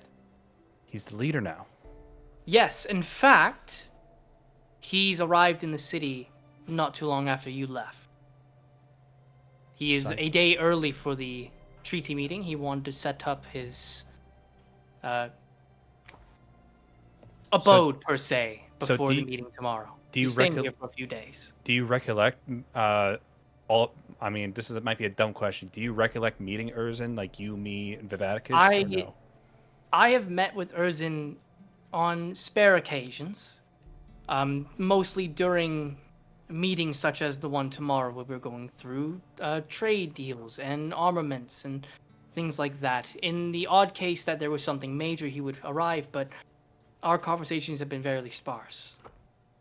But never, I mean, I guess this should have been obvious, but never under the assumption that it was with us, because No, whole- I yeah. I have not met with Urzin with you in my company. sorry, There was, it was a some dumb time question, where he but there was some time where he did some things in the war as well and was commended for his efforts, but that's most of what I've seen of him. Me and him will be having our first proper conversation tomorrow. well, hopefully I'll get some more answers from there. Jasara, That- Yes. sorry, I just had a question. When did you get back to Ecrium? She kind of recalls back. This would have been about close to 2.5 months now. Oh, okay. When did we arrive? You arrived literally a week ago. Oh, I'm asking everyone else. I'm like, 'cause, okay, sorry. I was just, I don't know. I don't know what I'm thinking. Is there a connection between? I don't think so. I'm just Is trying. this something I should be concerned about? I'm just trying to figure out a timeline here for everything. So, as of right now, it's nothing to be concerned about. Well, if it does become, please inform me. Absolutely. I do think, Lascivious, that we should inform her about the notes that you found about the... Yes. Yeah. There apparently we kind of have a name to the driving force behind what's going on, and that is Zexus, the god of necromancy. It also seems that You see there's like some slight confusion on her face. Without even needing to roll an insight, you can see like a face of like recognition. She's never heard of this name before. I'm sorry, a god of necromancy. Yes, it seems that the necromancers are not just doing whatever they want. They're acting at the behest of a higher power, a deity, like a god. And it seems that the god of necromancy has chosen its arbiter. Champion. You see, she kind of looks at the armor, kind of like eyes it over. And you learn this because of these documents you found. Yes, in the documents it kind of stated. You see, she kind of like puts her hand out. Do you mind if I read these really quick? Sure. Real quick, can I quietly cast? Did Michaelis mention to everybody the timing in which the armor was taken? Sarah did, yes. She mentioned it was taken before she came back to Ekron. Oh, it was before she before. came back. Okay, Lascivious is done thinking what he's thinking. She kind of looks over the notes for a second. At the okay. moment. She places them back down on the table. Would you mind if I keep these for our records? If you need to make a copy for yourselves, you may, but I would like to keep the originals if possible. Are we good? I think I more or less remember what it says. Yeah, no. Feel free. Thank you. She kind of puts these. She takes them to the side, and you see there's like a little, almost like a trunk, kind of just beside her that she kind of takes things out. It's got paperwork filled nearly to the brim. She kind of just puts it on top and closes it. She then looks to you all. And regarding the information you mentioned about my relation to you, Michaelis, I have no reason to not believe you. You and your group have done a great service for the city. And, of course, you chose to submit to the zone of truth that I cast upon you yesterday. With that said,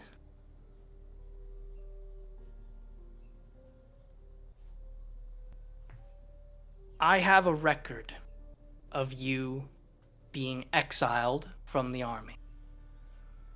That is correct. If you would like to, I can reverse that statement.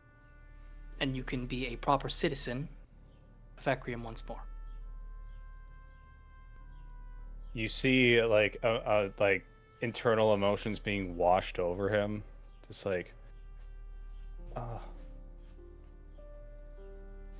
if you can, if there's no controversy with this, like, with the other members of the leading regions coming tomorrow, I'm going to get approval from. At the end of the day, it is my decision who is a citizen of Ecrium and who is not. However, getting their input would be beneficial, but I imagine with the aid that you have given to not only Port Creighton, but to Kane as the capital itself, I imagine they will be fine with. I can imagine most of them being, like, okay with it, -1 in particular, but I don't think that matters. If you can, then I am immensely grateful. She kind of like goes through some paper just really quickly and pulls out a small little form, and she kind of slides it over to you. There's just one single signature spot, and you see they are essentially citizenship papers to allow you to become a citizen of Ecrium once more. See, there's a line just small down at the very bottom. A lot of it is just basic humble jumble, the same thing as before. Because if you would like to sign it in advance, you can, or you can wait till tomorrow. But I figured something like this is earning of a matter like this, so I prepared it in advance. Your foresight is most welcomed. I will sign it now. That way, I think when we come into the discussions that we'll have tomorrow, that I think, even though I don't think this document will help immensely, I think, with taking my words in at the council. Of course, I can't reinstate your Rank. position. I understand that. that will be a much lengthier process, but getting you reinstated as a citizen is of the utmost importance, firstly. Once this is taken care of, we can... And you see she kind of like chokes up a little bit with emotion to it. We can rebuild as a family and see if we can fix whatever is going on together. We shall. And I just look over it, and I signed it, and I hand it back to her. She takes the slip and just kind of puts it back into her trunk. Enough with this mushy reunion business. I do have a reward for all of you for helping out. You all put your lives on the line for a city that you had literally walked into and had been imprisoned immediately. I wasn't. Oh well, I guess I was. Yeah. In which Serious. you see she, Yeah. her hands kind of glow as she casts message outwards, and you can hear what she says. She goes, Harrison, please bring forth the objects as well as the paperwork. As a couple of minutes go by, you see Harrison, the warden from the prison, kind of come out with a bag that has a small little pouch to it. Let's see, this looks exactly like your bag of holding, except Okay. maybe in better condition. Right. He kind of brings it out. Goes, hello all, it's good to see you. You see he puts the bag Awesome. onto the table. Before I do, divvy out these rewards, sorry if I may have your attention for a singular moment. As she brings her attention to I am brings so her attention to suspicious right him. now with things. Because I was going through the autopsy of the guard, and while there was no demonic sigils or anything, I did find a note on the body that I believe deserves your attention. And you see he walks forward and hands her a piece of paper. She kind of looks at it for a little bit. You see she looks to you. If I'm remembering correctly, Harrison, you had mentioned that they said there was a demonic entity potentially targeting them. What was this demonic entity? Takuan. Sorry, I thought you were asking Harrison. Sorry, I didn't get to describe her looking up to you Oh. all. As she looks to you, you say the name. She goes, "Okay. What is the general appearance of this creature? Any marks or general appearance traits?" Black mist. Dark mist, a beak, bird-like, twitchy, Ugly. sure, yes, sometimes, For yes. folks. Always. She puts the note onto the table and slides it over to you guys. Goes, then you will be interested in reading this for yourself. Not only have I pardoned you, but this paper does, as she hands it over. And in the campaign notes... I just kind of push Sonnet towards the note. Yeah, I go, I begrudgingly go. You find this note.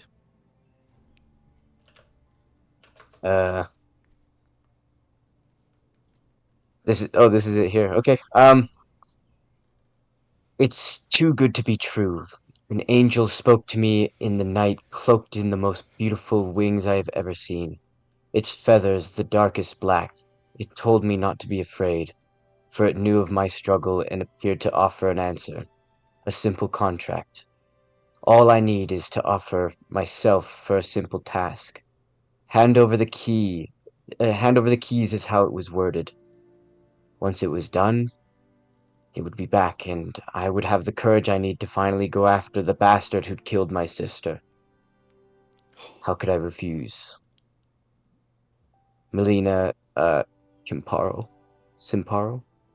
Kimparo? You see Sarah looks to Harrison and kind of gives him a gesture to go ahead. She was the guard that you had all killed.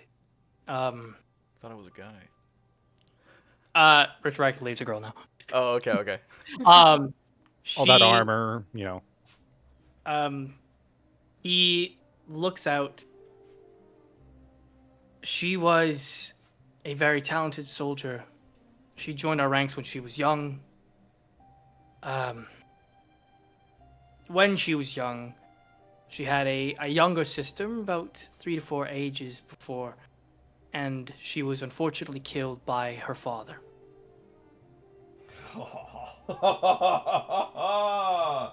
So she joined our ranks at a young age and rose through. Whatever this entity is, it targeted her. And you all know the rest. and we see to it that she gets a proper burial and rites. We have already begun the process. She's being honored in the grave upon the hill, not too far away from the city where most of our honored soldiers are buried. You see Michaelis pull out a piece of paper and hand it over to Sarah. You just reminded me as well. And I hand it over to her. In the Necromancer's cave, they seem to have interred a vast amount of caskets and coffins. And some of them I recognize as the fallen military dead from the military cemeteries. So I was unfortunately not able to bring any of the bodies, but I've laid out some of them within the cave. So at your earliest convenience, if we can send like a convoy or a delegation over to get the bodies back and put them back in their graves, because it looks like these were going to be used for necromantic uses. You see, she looks over the paperwork, over the written names, goes, oh. As she kind of like stops at some of the names a little longer, and goes, some of these were impeccably decorated war heroes from the necromancy war many years ago. Harrison, if you wouldn't mind, can you set up a team to go and retrieve these bodies tomorrow? I'm under the assumption that the cave is now barren and or empty per se. Just a bunch of bodies. You'll find some dead necromancers, and I would recommend also checking some of the risen dead as well. They very well may be just bodies that are soldiers as well that need to be put back. See, Harrison kind of speaks and goes, I will actually get a group on this tonight. If this is the necromancy problem that has been abiding throughout our nation recently, then I believe it is best we retrieve the dead before they are resurrected again. All right, and also I'm gonna turn to Lascivious. Can we quickly like make a map of the cave outline? I think Michaelis and Lascivious would know the outline of the map, Sure. or the cave, I should say. Sorry. Yeah, like you just talking like giving a layout of the dungeon itself. Because I want to show us that the only thing I do remember though is that there is one trap that is still active. So Lascivious, if you may, can you? I'm pretty point sure out I where- disabled all the traps. I don't think so. Which one are you referring to? The fireball one. The No, one- I the disabled that. fireball was if you're talking about the actual fireball, that was just documents, or if you're talking about the firewall, he the disabled that. firewall. Yeah, I He disabled that. Okay, so I turned. Yeah, to- so- I detrapped all the entire place. It's fine now. All right. So I just do a quick jot line of like how the cave looks like. So like that's what the layout. You'll be finding a lot of bodies. Do what you will with the necromancers. Bury them, burn them. I don't care. But for the rest of them, they're gonna be previous citizens of this land. Harrison kind of speaks and goes, we will get right on this. Regarding the necromancers themselves, we will look into see if they're citizens of Cain and do a formal investigation to families, see if any other influences or any other reaches of this necromantic problem can be sussed out. Thank you very much. This is incredibly good information to have. Jasara, who was taking charge in your place while you were gone?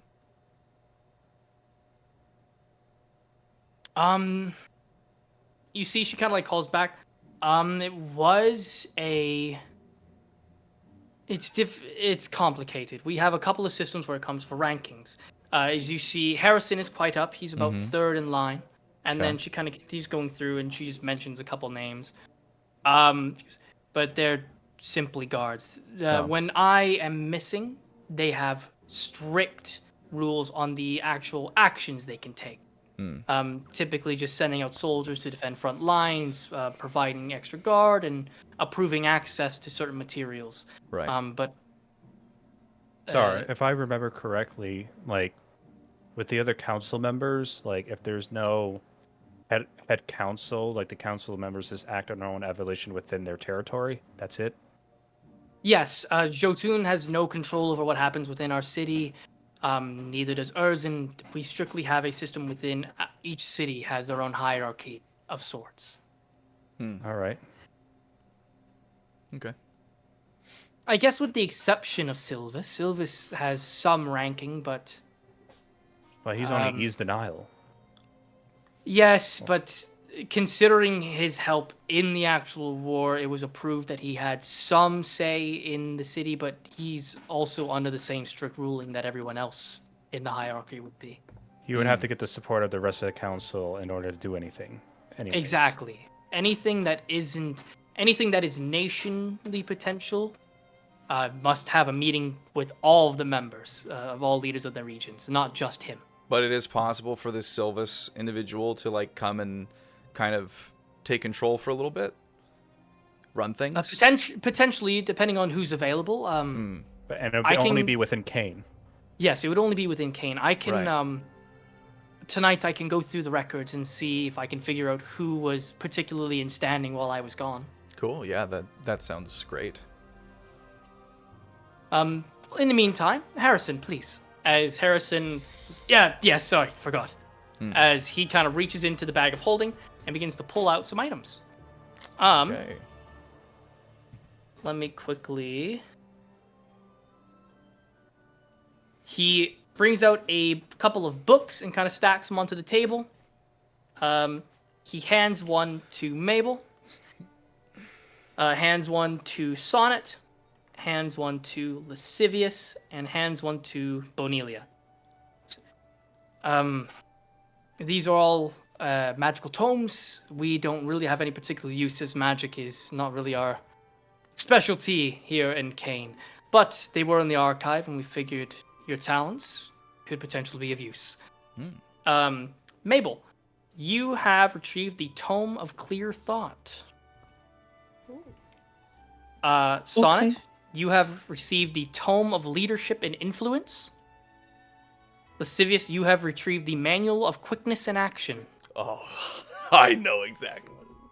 And Bonelia, you have retrieved a homebrew item known as Tome of the Reaper. Ooh.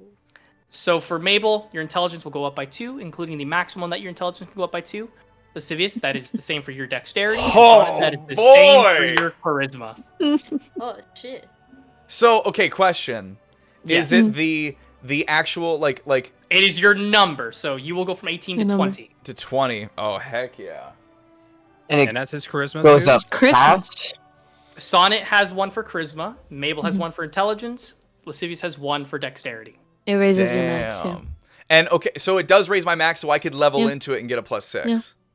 Yes, you Yeah. could. Shit. Oh my gosh. How many times do we need to study these?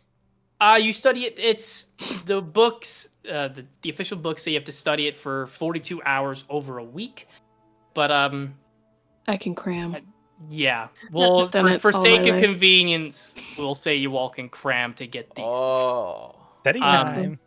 Bonelia, your Tome of the Reaper allows your wisdom to be maxed out by 2 as well. So your score doesn't go up, but the maximum can go up for if you choose to. If you find another item that allows it to go up by 1 or 2, or if you level into it to get 2 more as well. It doesn't boost it by 2. I finally So have a you're still 20 at, on my stats. So you're still at 20, but you can now Whatever. upgrade it further. Alright. Also, reading the book, when dealing damage with a melee weapon or a melee spell attack, you may re-roll the lowest damaging dice. Ooh. Oh, that's cool. Interesting. You see, Harrison kind of pulls out these books, hands them around, and he kind of tucks the bag. Actually, he pulls out a small sack out of the out of it and goes, Larrick, here is a monetary reward. We weren't exactly sure what you would like to receive. So he just kind of grabs it and goes, I like money, as he kind of like puts it onto his hip. Harrison then kind of packs up the bag and puts it to his side. Looks to you, Michaelis, and goes, sorry, but I don't have your reward. I'm going to go take care of the soldiers and getting them ready. I'm if going you'll to shake his excuse me. hand. It's like, thank you. He shakes yours back. Yeah, I'll do the same. You've all have done a great service to the city. It's well-deserved rewards. He gives Sarah a small little nod. He goes, if you request me, I will be free. I'm just going to prepare some soldiers for the excursion to go retrieve bodies. As he then before he leaves, I'm gonna point at him and be like, I'll remember this, and I'm gonna give him a wink. Or like just a little wink. He as, just like, a kind of little like joke. looks at you. Yeah. As he kind of like looks a little shaken by the idea, considering what you had told him before, Yeah. but he kind of continues pushing past because he has a job to do. Mm-hmm. Sarah looks to you, Michaelis, and goes, Michaelis, your reward. When this is done and we retreat for the night, I'm not sure where you are all staying at all, but there is some lodging throughout the city. I can't approve for them all. They need to make their money, unfortunately. But Michaelis, before you have your lodging, there is something that I would like you to come with me to retrieve. Okay. I'm going to look to my friends and say, it's like, well, I'll be back then. And By all means. lead on. Sarah kind of like picks up the trunk and goes, you're going to carry this, as she looks to you, Michaelis. Okay. She kind of looks to you all and gives you one more nod and goes, the meeting between all the leaders is tomorrow night. Like I've mentioned, Erzin is already within the city. If you would like to speak with him, he is currently staying at the Golden Sword Tavern. Michaelis, considering you've mentioned Erzin, I imagine you may want to have words with him later tonight, so... But you are all free to, but I imagine he might not know any of you. Mm-hmm. Yeah, I will say this right away, guys. He's probably not going to believe you. But He's very skeptical. Like, and I looked at Star to get like some like acknowledgement of that statement. Yes, he doesn't. He's a little hard to convince. for Bonelia? No, for just Erzin in general. If you were to go up to him and say you are friends with Michaelis, he probably won't believe. I think I could persuade him. I I would have no recommend. interest in seeing him. I don't would know. recommend waiting till I show up there, Fair enough. and even then, he might not be the most hospitable. Like So, we'll take our Regardless. time with that.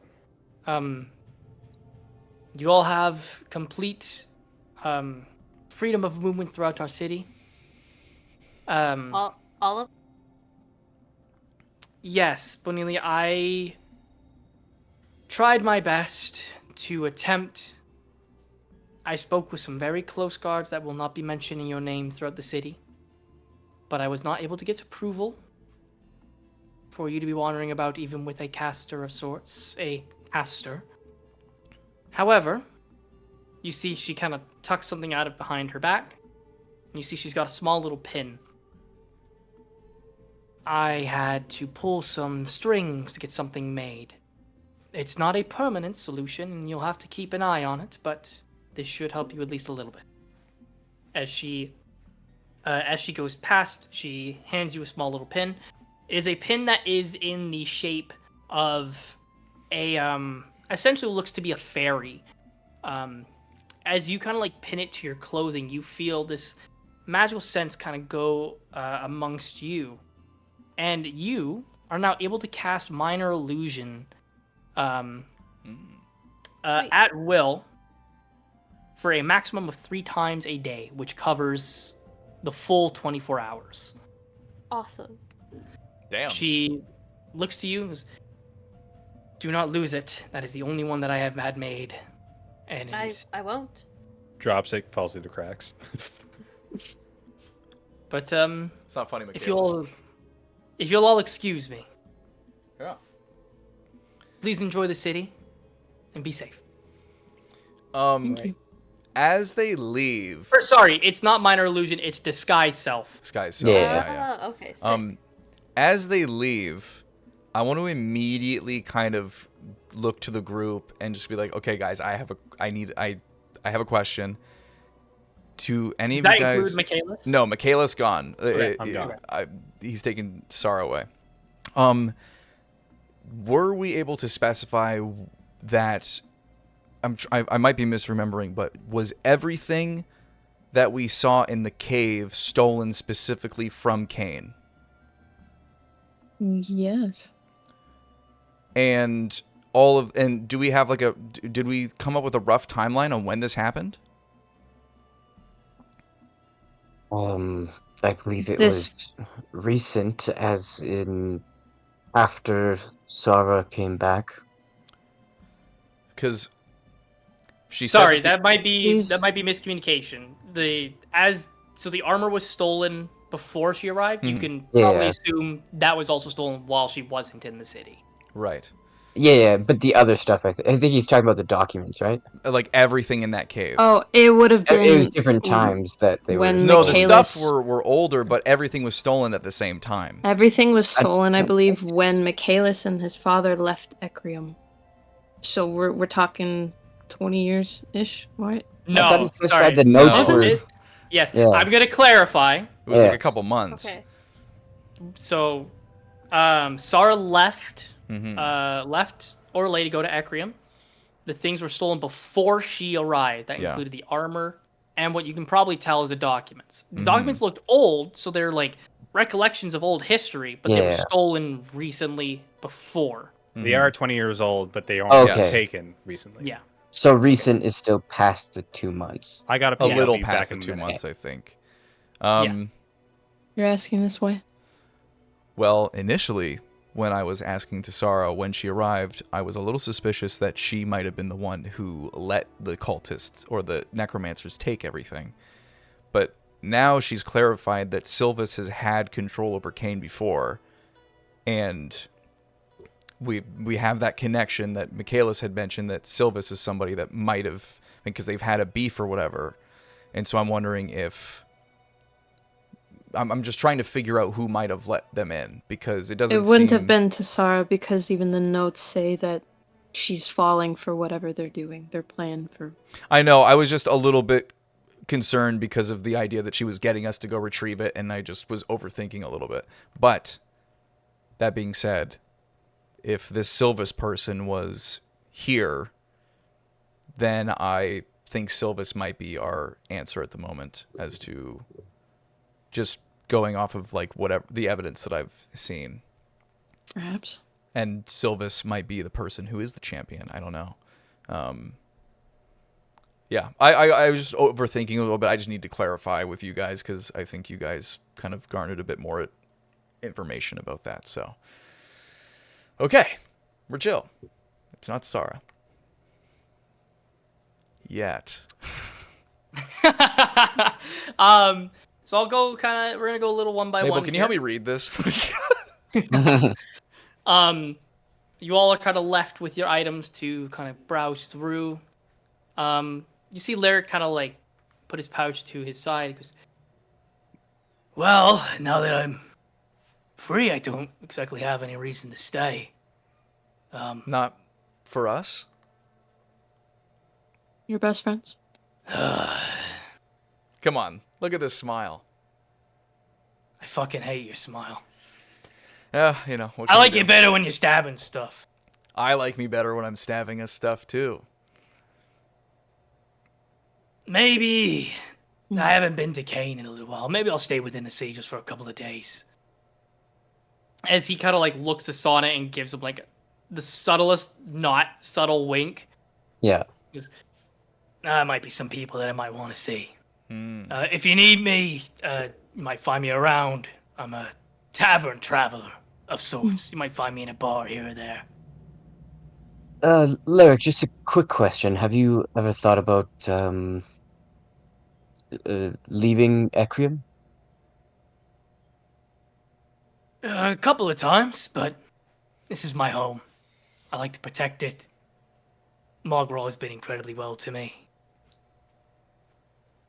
I hope to one day receive a mark of sorts, but I don't know if that time will come where a feat that big is needed in my lifetime. Yeah, I don't plan on fighting you anytime soon, so I guess. Oh, you think you're so high and mighty? Oh, give it a rest, you two. I'm sorry. I couldn't help it. Well, Lyric, I just thought I'd say, I know of a group that, might be in need of a heavy hitter, and, they could definitely, put you in a position to get one of those marks, especially if we're going to be fighting Love.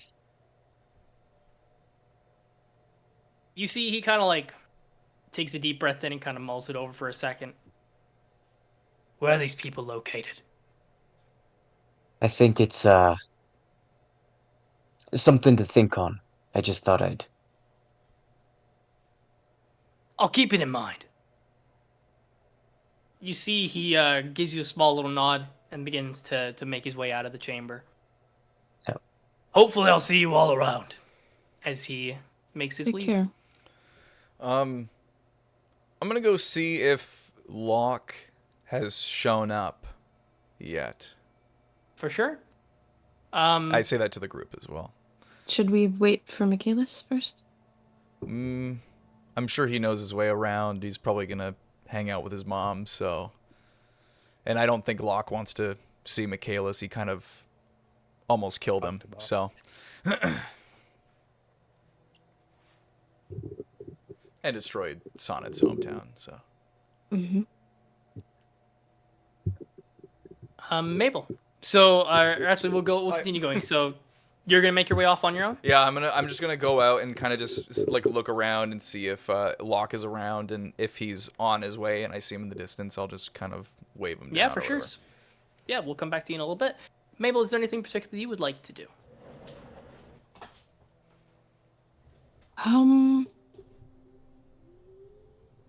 Nothing really. I guess she'll turn to Sonnet and just say, perhaps finding a tavern would be a good idea. Maybe get some rest, some food, drinks. Yeah, I suppose you're right. Bonelia, did you have anything you, were particular in wanting to do? I actually was going to go to the tavern, see my old friends. I could certainly use a drink. So And three then, of you yeah, I'll making head your out. way to the tavern as a group?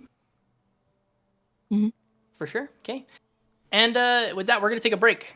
And Um, I'm paused. All right, we are recording. We come back to what is getting to be, say about 7, 8 o'clock at night. The sky is now really cloudy with some dark grayish kind of stuff. You feel like some light speckles of rain as the weather begins to kind of shift.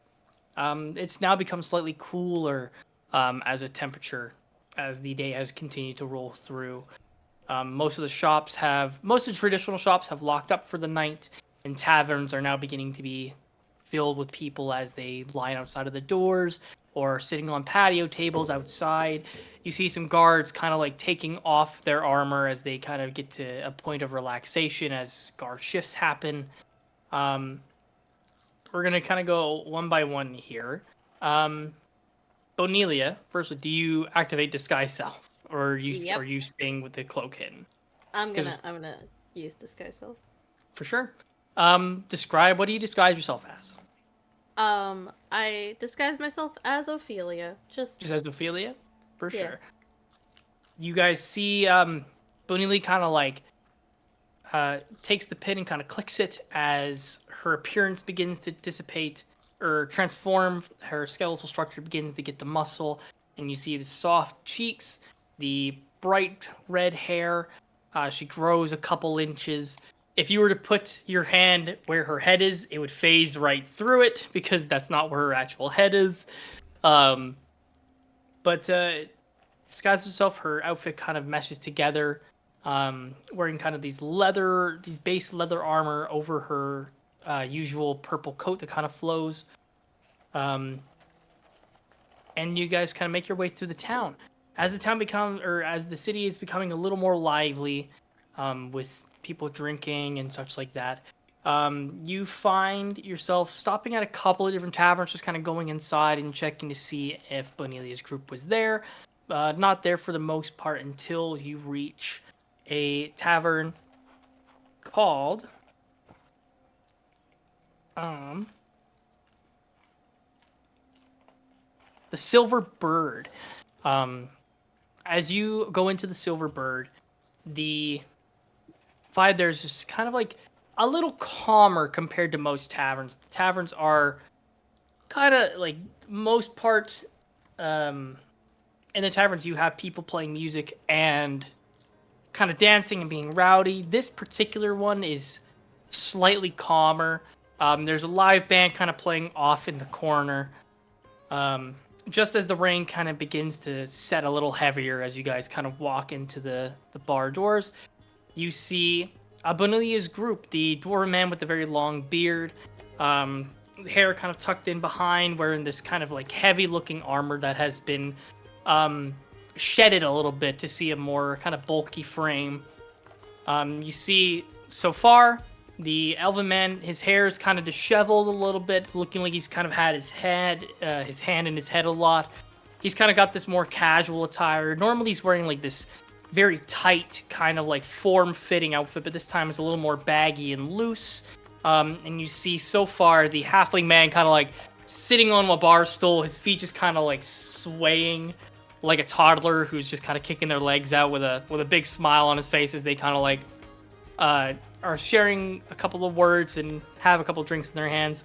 You see so far kind of look over and see your all group, but kind of looks past you and sees Bonelia as Ophelia, and you see his eyes just light up. And he just kind of like shakes his hand and goes, "Oh, come on over here." I'm coming. And I wave to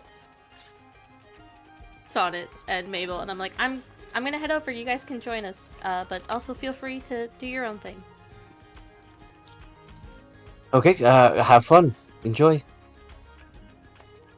Yeah, so you join back up with your group. You see Nidai has like a drink that's about halfway full. He's got like a little bit of a blush to his cheeks. You can tell he's having a good vibe at the moment. You see so far kind of like take his hand out of his head. He has been celebrating for the last probably hour or so. And you know how halflings are with their liquor. What is he celebrating? Just Nidai, as he kind of like gestures over to him, he kind of puts his tankard and goes, "To good health! I mean, when we left Orlais, we weren't sure if we were going to see you again. We went to a whole other nation. And you're here, and you're alive and well, and what's not to celebrate?" As he just kind of like puts his tankard to the air and just like takes like a huge swig and puts it down. "Wouldn't you want to celebrate life at the moment? Things are okay." Things could be better, but you know what, things are good enough for now. I guess we can, there's no harm in celebrating a little. You see Behind just kind of like silently raises his hand and gestures over one of the maids. She comes over. You see it's got like this kind of like a dress that is very kind of like tight at the shoulders and to the waist and such until it hits the hips, which then it kind of bows out like an upside, like an umbrella almost. She kind of like swirls and does like a little thing. A scarf that's attached to her kind of twirls around, putting on this beautiful kind of display, till she eventually kind of like leans over the table and goes, "Are you joining the tab, darling?" Just another round of drinks for my friends. Absolutely. Same thing that you're already drinking. As she kind of like looks to all three, you see Nita just kind of like slams the rest of it of his like drink, kind of puts it down and goes, "Yes, please." As so far and behind kind of like also just give like small little nods. She puts them onto this serving tray and kind of goes away. Eventually, she kind of comes back with 3 drinks of this ale type mixture. So far has this one that kind of smells of apple. Behind has this one that smells fairly strong, like you can really tell the liquor in it. It's some kind of whiskey mixture. And Nidai has this beer that has a head on it so large that it's kind of like overflowing. She also hands you just a small little tanker with water in it. She goes, "You didn't ask, but if you're gonna be at the table, you got a drink, hun." As she just kind of hands you a small little thing. That'll be 3 gold pieces, please. Yeah, sure, yeah. Yeah, here you go. You give her 3 gold pieces. Yeah. She gathers them up. "Thank you very much, hun. Feel free to wave me down if you need help with anything else." As she kind of begins to go off. She's got this little bit of like a skip to her step as she goes. You see so far kind of like lean down. Just kind of like rubbing his temple almost, because it's been a very long day. How was the excursion? I guess I could word it that way. It didn't really go as any of us planned, but we're all alive. We made it out. That's a good thing, eh? As he just kind of like takes a small little sip. You see he kind of like flinches a little bit at the taste to it. Sometimes they're good, sometimes they're not here. How long have you been in the city for? Just a week. Oh, and the city actually only 2 days. 2 days and you get arrested right on the first one. How out of character for you. Yeah, my Sorry. current friends are a bit different. Our adventures are a little different than the ones we used to go on. Yeah. As you see, he just kind of like looks down at his drink with like this little bit of like reminiscence. You see behind kind of like raise his tankard as well and just goes, "It's good to have you back. It's good to see you. I don't imagine you'll be joining us on any work that we're doing throughout the city this time around, will you? Or are you going to be sticking with the group that you're currently with?" We've got a lot of work to do, so I won't be joining you guys anytime soon, I'm afraid. How unfortunate. At some point, we'll have to gather around and do one final job in Lunarium to properly send you off on your way. I don't mean to barge in and make an assumption, but it seems like you're doing very well with the group you've managed to muster together. Yeah, I think we're doing great. See Need-Eye kind of like put his tankard down and goes, "We're gonna miss having you around." As you see, his face kind of gets this like a little saddened bit of a smile, knowing that you're kind of moving forward, but also happy that you're in the environment that you're in at this very moment. I mirror back the smile, kind of sad, but mostly happy.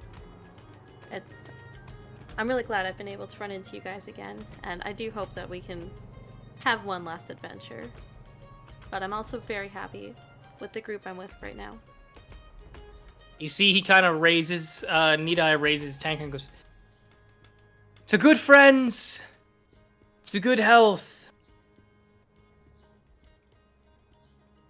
and to all the money we've made here." As he just gets this like really, really big smile as you hear like a chinkle against his, as he kind of scoots in his chair. It's kind of anything they've been paid very well for their work in the city and bringing Sara back. As he just kind of takes one big swig, behind also raises his cup. He goes, "To that I can drink to." As he takes one swig, so far, also kind of raises his mug, just kind of very gingerly goes, "Truly a night to celebrate, per se." as he takes a small swig as well. But not too much.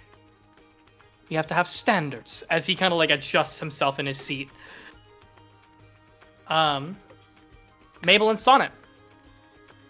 You see Bonelia go off to join her crew, having some drinks, sharing some laughs. What do you two do? Find a table? Yeah. Absolutely. Kind of moving throughout the crowded space. You see the band continue to kind of like jostle up. You see they have like a small little, like a small mini version of like a treasure chest that's open just on the thing with a couple bits of gold pieces in it. Getting a little closer to the music, with the table that's available. You see one of the barmaids kind of comes over to you. She's got this almost levitational look to her as she kind of comes by with like a big smile on her face. She kind of hands some drinks off as she flies by, but then she kind of stops, almost like somebody who's being grabbed by like a hook type thing. It looks like she's about to go right past you, but then she kind of stops, Yeah. and her body swings back. She goes, "Anything I can get for you two?" Yes, we're in the mood for drinking. We'll have, what are you looking for? You want more mead, or are you looking for something more fermented? I'm good for either. You choose. All right. Well, you heard her. I know she was talking to me, but you can choose, and I'll just give her 2 pieces of gold. So look, give you the house special as she kind of floats away. After like a couple of minutes, she comes back with these 2 cups. They have this kind of like orangey highlight to it, and they smell of peach. As taking a nice swig, they're very soft drinks. They're not like kind of bite you as you swallow. Mm. Very smooth to go down. They have this very nice sweetness to it. The people in the tavern are kind of having a very nice night. You can tell like a lot of people are taking the night to just relax after the events that happened outside of the city. It's very rare to have a moment in the line of adventuring that you guys have done where it just seems like people are okay and having a good time. You haven't been in a tavern in a long time to have some good food. You've had, snacks along the road and drinks like that, but nothing properly sat down. The waitress kind of like gives you a small little nod and goes, "If you need me for anything, just give me a little holler," as she floats away.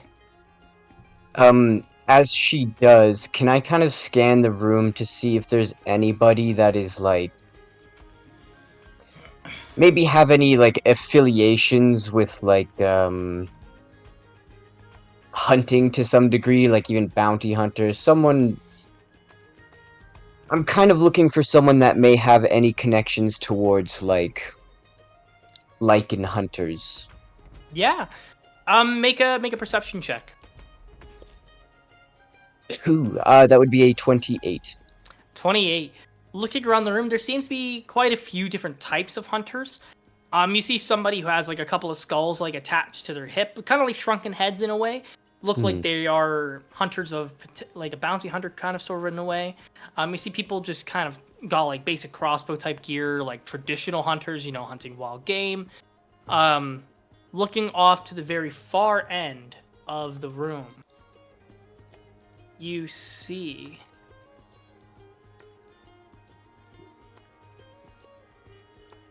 a man with like slightly yellowish skin with some small little freckles. They have these very pointed ears, and you see they've got this armor that is very different from most people in the room. They kind of like they're chatting with somebody who's half elven by appearance. Looks like a very serious conversation. Hmm. Okay. And their race, may I ask? They're not a race that you have ever seen on Orlais before. Uh-huh. I think without looking at Mabel, I'm just kind of like scanning the room. And then I'll kind of just let her know, like, I'm looking for a set of twins. And right now I'm not sure if I should go up and ask questions or to find them, or if I should just make myself known of one of their prey so they find me. Sorry, what is this for? I'm thinking it'll help me along the path of sealing Tekun away. They have Okay. instruments that I might be able to use. And you say they're hunters. Like, Yep, they hunt what do they hunt? lichens. There it is. Okay. And And you want to find them? Cause do you know what a Githyanki looks like? Walker, Make a history check. I absolutely know what a Githyanki is. You definitely, while you've never seen one in person, you having read through many of the books regarding histories of different creatures and such, know that Githyankis are typically, they're kind of multicolored, but they stay around the yellow, orange, and reddish kind of range. Typically have like kind of these spots and very pointed ears. With elves, you know, they kind of have that small curvature. With Githyanki, it's almost like a scimitar's curve. Like they are incredibly far and pointy. Taking a quick glance around the room, you see one of them in the corner wearing that incredibly intense looking gear. And I yes, will I look. just yeah.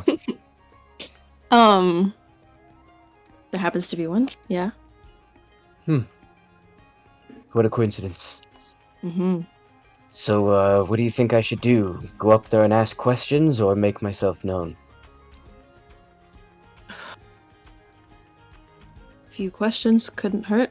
I think before you maybe let the were tiger out of the bag, I think you know, simple stuff like I mean I don't know if getting right to the point will be seen as anything but a little suspicious, but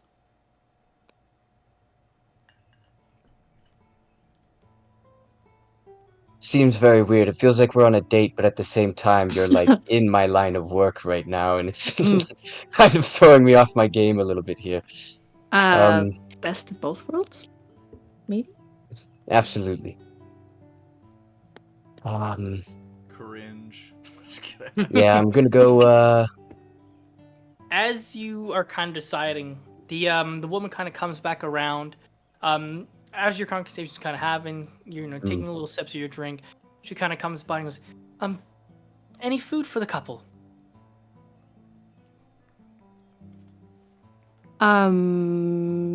Yes, actually, yeah. Take 2 plates of. You see, she hands you like a small little slip. It's got like a lot of basics. You know, it's got like a gruel, which is like a basic stew type thing. Mhm. It's got like basic meats and steaks and things like that. It's got vegetable platters, appetizer type things. Yeah. Actually, some stew. I think something warm. Anything for you? As she looks to you, Sonnet. Oh, I'll also do a stew. That sounds warm. It's so cute, you guys just matching as she kind of begins to float away. I After a think she's couple, making fun of us. after like a minute or two, she comes back with like these kind of like medium-ish sized bowls with some very thick-looking stew. It's got like cut up vegetables and small little chunks of what looks to be chicken into it, as well as beef. The consistency of it is almost maybe lighter than a gravy in a way, but it smells absolutely amazing. She kind of looks to you, goes, for the 2 plates, it'll just be 6 gold in total, please.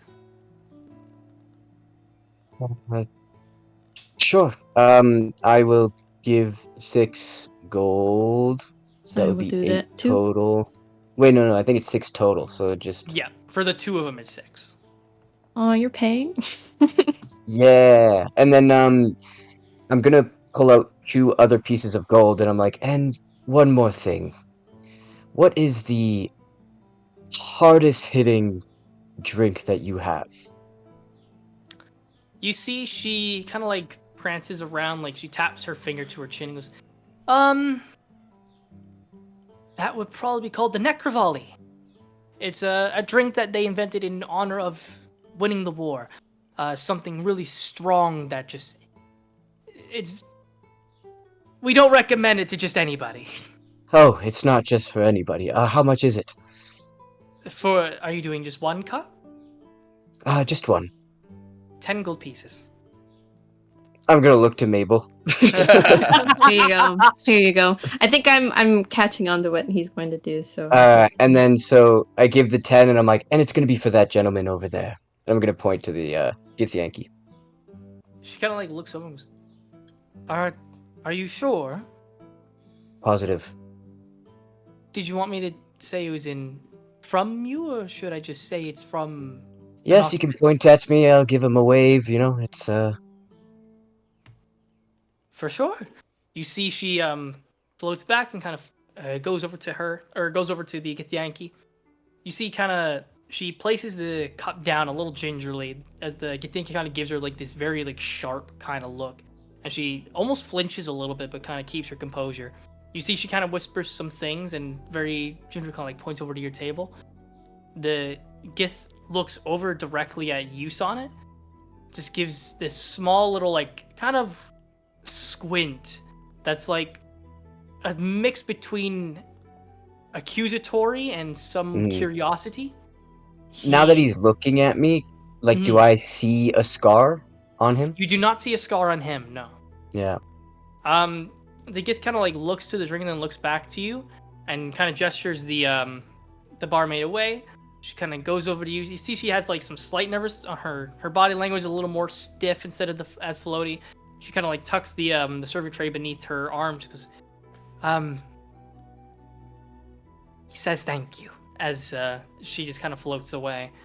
You see he resumes his conversation and then takes a sip out of the tankard, and you see his face just absolutely flinches at it.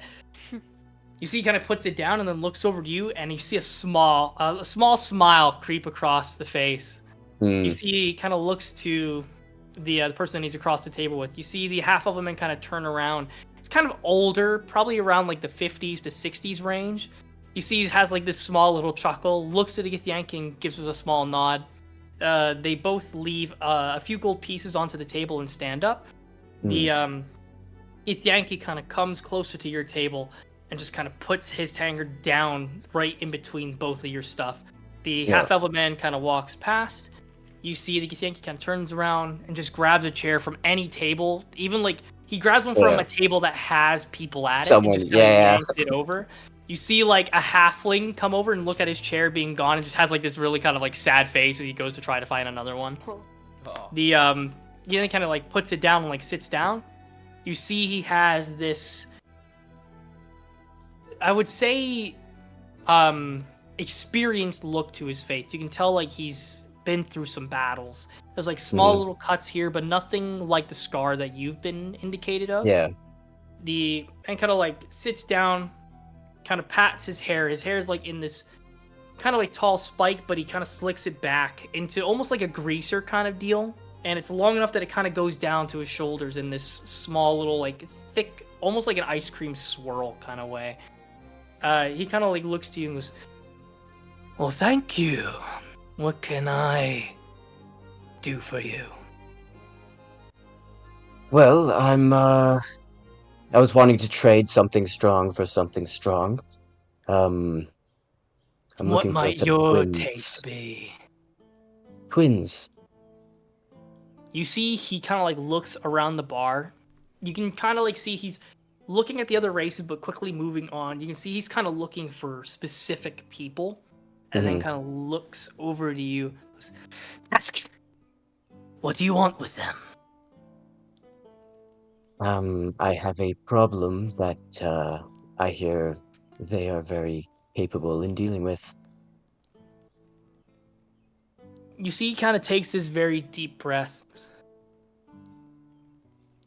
If you're talking about what I'm thinking about, do you have a death wish? Why would I have a death wish? Well, if you're looking for the twins, I imagine you have a little situation that's hairy. You could say that.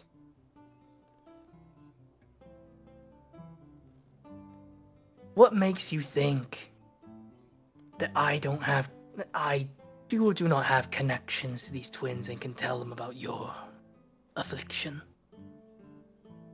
My affliction. I'm just looking for them to take care of a problem that they're very capable in handling. So it is not you that is afflicted. Do I look afflicted? You see he kind of scans you up and down, and then he looks to Mabel and scans her up and down. Hard to say without piercing you with silver. I suppose, but if Mabel, will you show him your necklace? Pure Sure. silver. Holds the constellations. It was actually a bit of a gift from myself. Cute. He has good taste. Handy. Good taste is subjective. This may be strong, but it tastes like utter garbage. Hmm. But I appreciate garbage when it is good. As you see, he takes another small sip and kind of like grits his teeth really strongly. Where I am from, we offer names. As you see, he kind of reaches out a hand, goes, "You may call me Zaketh." Just writing that down. Just kidding. And I'll reach out my hand. Sonnet. You see, Sonnet Devlin. he lets go of your hand and reaches over to Mabel. Zaketh. Mabel. See, he kind of breaks through. Shakatzai. As he kind of speaks out words, you can kind of tell it's like a bit of like a respectful term in the way that he words it. Are you looking to get into contact? Yes. I imagine someone in their line of work probably doesn't let themselves be known, or so maybe even just a way they can contact me. You see, he reaches down into a little pouch, and he kind of pulls out this small little earring. Do you have any pierced ears, Sonnet? Yeah. You see, he kind of like hands you one and goes, "Replace the piercing that you have with this. It must take a little while to attune to it. It should, in theory, as long as they still have theirs, allow you to use message between them personally. As a direct line of contact." You see, he kind of like leans forward into a little bit more of a hushed tone and goes, "I do recommend." You see, he kind of looks to Mabel, and you see he's kind of like scanning her, and then looks to you and goes, "Paying the informant at least a decent amount. Otherwise, bad connections and such. As well, pay enough, and I can put in a good word for your first form of contact. Zesu and Kadak don't like new people."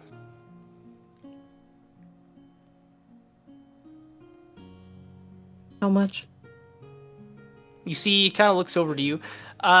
Looks over to you, Mabel. Make an insight check for me.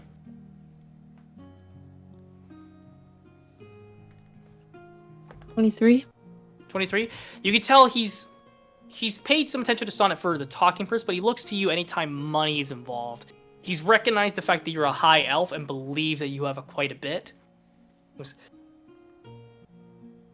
I believe a good word is worth 30. At least for a start. That can be arranged. Just, not now, maybe like tomorrow? Are you a little low on funds? No, of course not. I just need to, move some things around. That's all.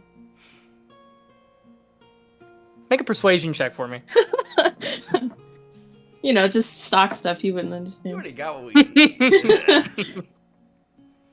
need. 22. 22? So he kind of nods and goes, it's smart not to keep all your coin on you in this city. You never know who might be watching. Exactly.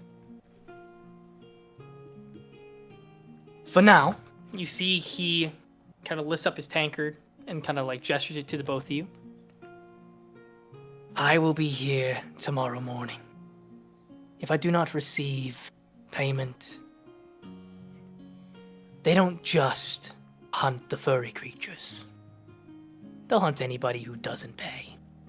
As he kind of stands up, you see he takes a small little swig from it, takes like a very like cracks his like neck trying to keep his composure. As the waitress is like flying by, you see he just puts this half full, like half to 3/4 full drink just on it really like aggressively and just walks out of the bar.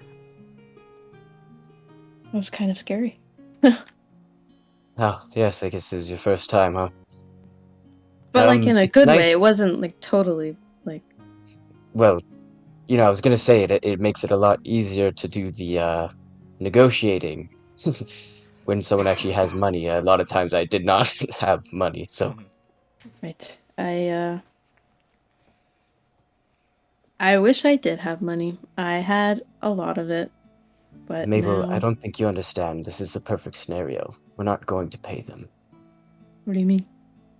I just need to contact them and they need to come to us, so But won't he get into contact with them and then tell them that we did not pay, and then that would make things worse? What are you thinking? what do you They're going to The be only thing angry. We don't want them angry. why? What do you mean? Why Why? This is this is part of the plan, Mabel. why do you want them angry? Well, I'm not going to use them to help dispatch lichens. Well, right. I just figure, in case.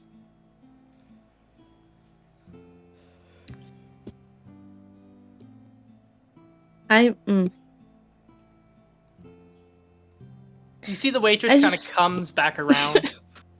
She kind of like looks at the both of you and goes, I'll take your empties and such. As she kind of like takes like the stews that you kind of have picked at over time, same with the drinks. Anything else for the two of you? As she kind of like looks a little awkward at the both of you in terms of like the language and kind of tone at the table. Excuse my observation, but I noticed when you were dropping off the drink to my friend, newly acquainted, you were quite stiff. Any sort of like history there? Or just a scary fellow? The Gith tend to stay to themselves and are quite rigid. They don't welcome newcomers fairly easily. If you have not met them, typically they are not exactly kind. They've caused a couple of fights across some taverns in town. Is one of the few places they haven't been barred from. That particular one has a small group that he wanders around the city in. A half-elven man and then I believe another Githyanki. But they're the kind of types that you don't necessarily want to put in a bad mood, per se. And as a barkeeper and barmaid, sometimes people aren't happy with prices or the taste of something. And we're the front line of complaint. I understand. Thank you. No, your service was wonderful. Absolutely. If you are so charitable, please tip the accompaniment as you leave the bar tonight. They do this as a volunteer service, and they live off of what the tavern tips them. As he or she kind of begins to kind of float away a little slower. And I have a wait till wonderful she's. night. Yeah, you too. I wait till she's finally out of earshot to kind of lean forward a little and be like, I just don't want them trying to kill you before you can get what you need. I think it's best if they don't know that, you know.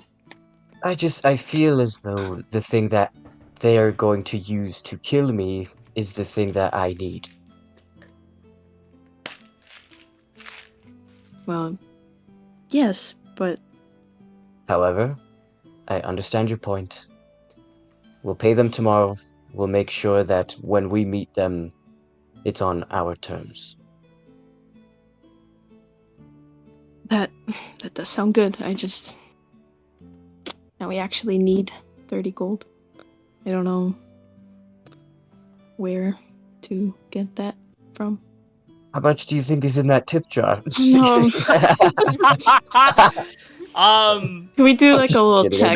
Make a No, perception I'm not. check. Actually, I'll listen. say You guys definitely don't have Yeah. friends, that's for sure. That'd It's be a 19 anyway. And how much on it? Worse than 19 I or mean, I didn't even roll. No, mine would be a 22. you looking over at the stage that these guys are playing at, there's a good little sizable amount. It's not a big treasure chest, but it's getting close to the brim for sure. Yeah, I think we both like are looking at it, and then like I look at Mabel for a second of like, we could, and then it's like, we're not lascivious. Wow. No. Hey, this is a callback to the very first session when you stole out of the tip jar. True. We're not that low. No, I would feel really bad. I feel bad already, even considering it. I won't consider Yes. it. No. In fact, I still have 4 gold pieces. I might just leave one in there for them.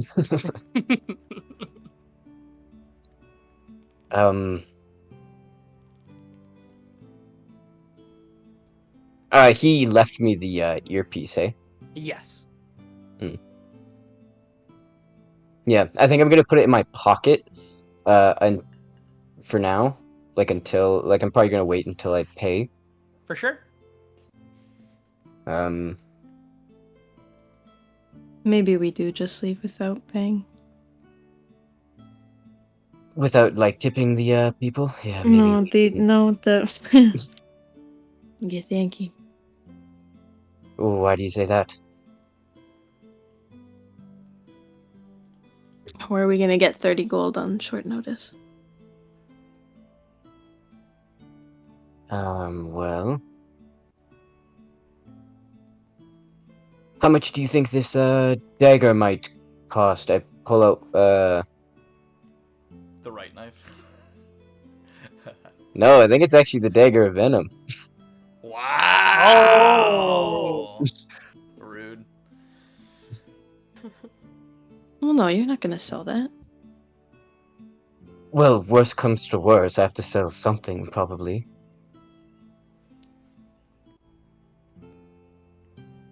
Or I could pull I could either just pull a how much is your life worth, and then, threaten him that way.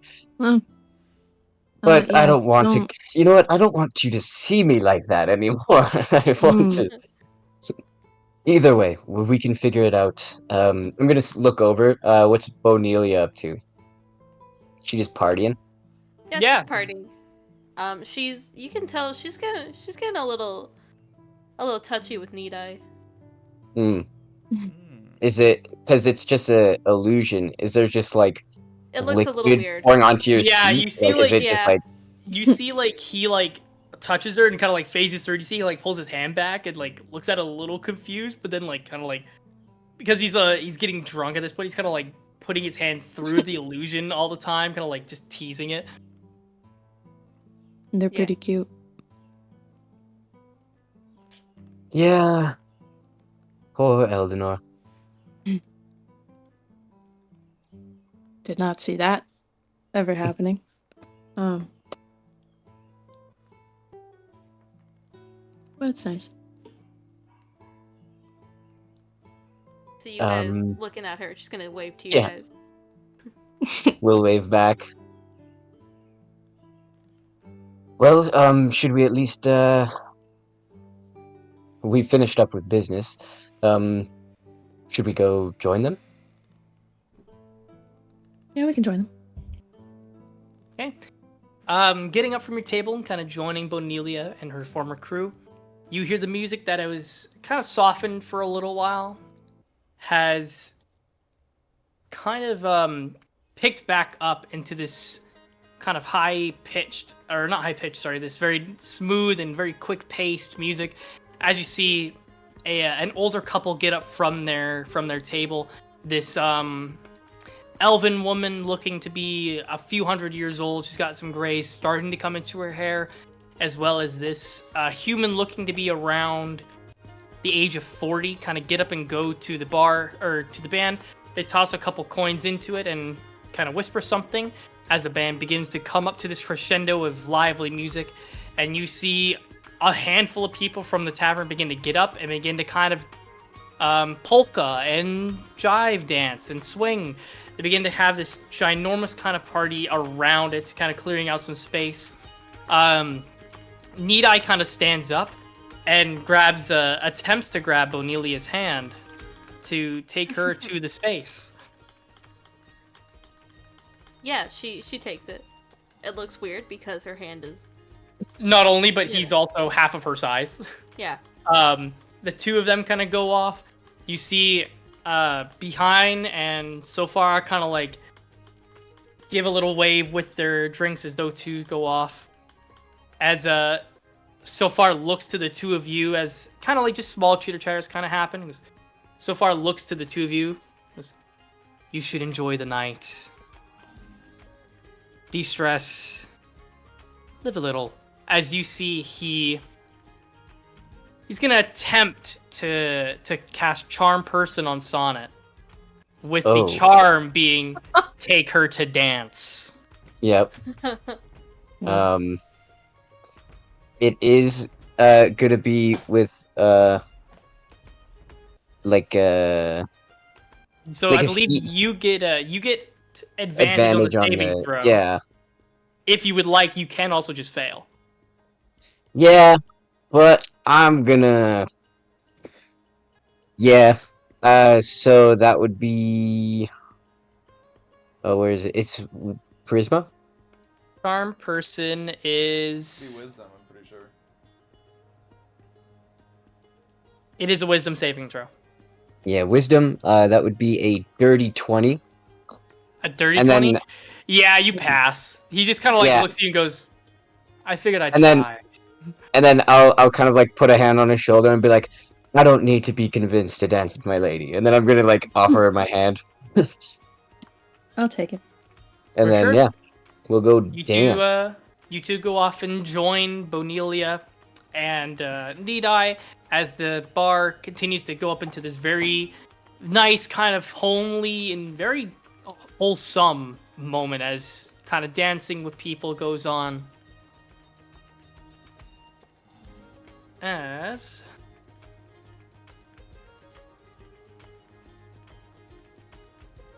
Walker. give me 1 sec here. Don't ruin it again. Uh-oh. Da da da. Oh no. The happiness! No! What are you doing to the happiness? Is this As inferior? We can never dance. As the rain outside continues to pour, you will go with lascivious. As the night has kind of come by, the rain has begun to kind of drip until it eventually comes down to a decently steady but light pour.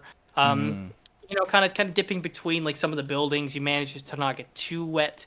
I don't think I'm dipping between buildings and stuff. I think I'm just walking out now. You just don't care about the rain? No, I don't think so. For sure. The rain kind of wetting your clothes, making them a little heavier. You're hair going down into like a slick, almost like sticking to your head. Your horns kind of also just having this small little drip that kind of goes by.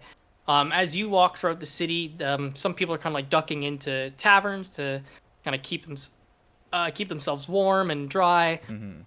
So the city's beginning to kind of clear out a little bit. As you're walking, you do see somebody kind of off in the distance. Big frame, very round shoulders, and kind of like wearing this, I would almost say like a trilby hat that's kind of got like a very far rim. Okay. It's got like a small little top and indent in the middle. Yeah. They've got this very large kind of almost cloak that is draping behind them across the concrete as it goes by. Upon closer inspection, you do see the bits of metal that are adorned across its arms and going up to its shoulder, and you see the damaged face as you see Locke kind of wandering through the city with a pouch at his hip, kind of looking almost monotone would be the way, with no real kind of expression on his face. It looks like he's got his task and he's moving forward with it. Yeah, I go and I meet him. Hey, Locke. You see he kind of like stops and like turns to you, almost like a little stiff in his movements, like the rain's kind of impeding just a little bit with with his Warforged frame. As he kind of looks, he goes, "Hello. I have something for you." Yes, I was made aware. You see he unloops the pouch and hands it to you. He says most of his things are out of it. Okay. He's got a few things in there, a couple potions, so be careful not to drink them. Right. How are you, how are you doing? You see he just walks right past you. I don't really try to stop him. I just say, I never got the chance, but I'm sorry about your loss. You hear like his metal feet kind of like clanging against the concrete until it eventually stops. You kind of get the feeling that he's kind of like turned, like he's away, not facing you as you aren't facing him, but you can kind of get the sense that he's kind of looking in your direction as you hear what could be described as a sniffle in a way. Most Warforged you see don't really have like proper facial features like noses or lips or eyelids or anything like that. Yeah. But you can tell there's some like sorrow in the way that he's moving and the way that he sounds. And you just hear a reply. Just, "Thank you. If you need me, I'm going to the blacksmith in town." As you hear the metal impressions against the concrete go into gravel as he makes his way towards an area of the town that you haven't really been to yet. The area with the large tower with some cropping around it, as the crunching of rocks and gravel stone beneath kind of echo off into the air. I think Lascivious kind of takes himself a little bit outside of the city, to like the outskirts where there's like trees and stuff. I'm assuming there's trees out there. I don't know. Yeah, there's types of plant life. Like there's some bushes and trees. The area around Ecrium is a little plains. Like, it's kind of flat land and some hills, but after like about 5 minutes of walking outside city limits, you would reach like some sparse tree areas. I think it just takes like a bit. I think he'll kind of look inside of his bag and kind of rummage around to see what is there and what isn't. I think one thing that's on his mind that he hasn't really thought to think about, I think he wants to see what's up with the snake. If that's there or dead or something going on there. Going into your bag, as the bag works, you think of whatever object and it'll come to your grasp. A lot of your personal belongings are still there. Obviously, your gold pouch is gone. The little fang is gone. Yeah. A couple other mixed match items are kind of missing. Nothing really that seems important per se. Of course, the keys are gone to the Titans as well. As you kind of rummage through, you pull out the snake and you see the snake is dead. It has essentially crumpled up and looks to be what would be described as skin and bones. Yeah. Almost as if its life force was drained out of it. Kind of like it might have died when Zahir died. You kind of get the gesture that potentially, Yeah. I kind of remove that.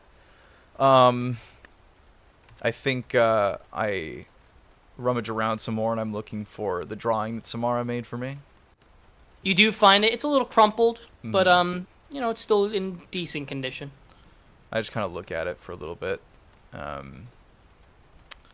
And I would assume, looking through that stuff, I'm also gonna notice the feather. I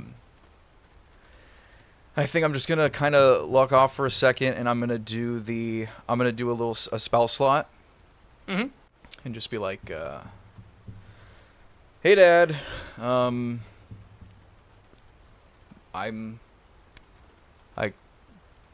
don't know what's going on with you still, but just wanted you to know that I'm not giving up on you. I wish you were here." As that kind of sends out, you get that same kind of response as before. That kind of mild staticky kind of sound that kind of rings out in your head as if something is trying but just not getting through. It kind of gives you a little bit of upliftment, but there's still the sorrow in the fact that there is no proper answer. And I think Lascivious might try to kind of conceptualize how it feels to do that, like to connect with Kapir through that. And I think he's going to try using a spell slot to success or non-success to see if he can replicate that with Vaxis. Now that she's replicate out. Message? Because what the thing is like you're trying to do the thing with Kapir, but with Vaxis. Yeah, I think he's gonna try and replicate it, succeed or not, and just like use a spell slot and see if he can like do the same thing. Roll an Arcana. Okay. Oof. I'll use a luck point. That's better. That's going to be a 19. 19? You try to, with the magic that you know, which is a moderate amount but nothing crazy, you try to recall upon how Kapir managed to do it. It's like it's like a muscle memory of like how he activates it, and he's trying to see if he can. Yeah. Trying to do that and replicate it for another target, you feel like you could potentially be onto something, but you just can't get a grip on it. You recall back to when Kapir and you made the connection, and you recall that Kapir was actually the one who implanted it into you. So you have a feeling that potentially it could be an option, but you would need Vaxis to be there. Right. Which, while, as you think about that, you hear a very familiar voice come from above. As you hear, "Oh, you're thinking about me." As you look up and you see your mother kind of sitting on top of one of the trees, just holding an apple in her hand. She's got like this, kind of like that similar lab coat kind of deal, kind of draping around. She's just hanging there holding this apple, just kind of like playing with it and toying with it a little bit. Are you reading my thoughts? No, I think I could just tell. Mother's intuition or something? You could say that. As she gets out from her sitting position and kind of like twists herself to the point where she's just sitting straight forward and leans backwards with her legs hooking around the branch until she kind of like flips and plants herself down onto the floor. She continues to kind of like toy with this apple. Very interesting scenario you're in here. How do you mean? Well, I wanted to say something, but I've overseen your little thing that you did today. Like when I just tried to contact Kapir? Dad? No, Oh. no. Oh. You're the cave in the necromancers. You were there? I was there and not there. It's complicated. It's very, very complicated. You see, as she's holding this apple, it actually phases through her hand. So I knew I could only hold it for a little while. You see, where? She kind of looks at it and goes, "I'm not actually fully here, unfortunately. This is something I'm testing out. Have you ever heard of duplicity before?" Yes, but like remind yourself just so you remember. Essentially, I can. There's a thing that some people can do called invoke duplicity, where they allow to make a secondary version of themselves, and they can do things to it and move it, and it's very interesting magic. So I thought I would try to modify it and allow a secondary full version of myself to appear somewhere. Kind of like cloning, but not necessarily cloning, because I could dismiss it whenever I wanted. But Right. I unfortunately don't have a full hand on it yet. Oh. And because I didn't have a full hand on it, I can't really interact. And so I couldn't help, unfortunately. I just wanted to watch over and make sure nothing bad happened, which I saw how you dodged that fireball. That was impressive. Yeah, but I frickin' I almost got myself killed. A couple of times. Yeah, a couple of times.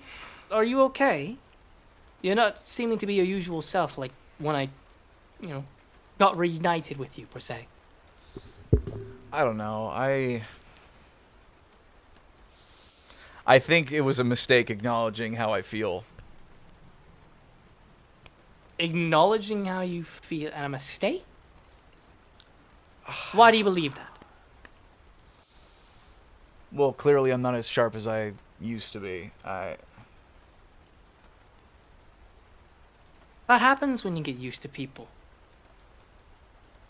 Well, You've been with this group for months and months now, right? Some people, in their comfortability, begin to slip. I don't know. I just ever since that conversation we had before I left the hellscape, I've just not. I don't even know. You know what I think it is? What? She kind of like leans down to kind of get to you face to face and goes, "I think it's because you have something to lose. You're becoming nervous, cautious, and scared. Because now you have me back. You're closer with your group than you've been before. And I've seen how you are with this pink woman that I seen on a boat not too long ago as I was coming here. Azria?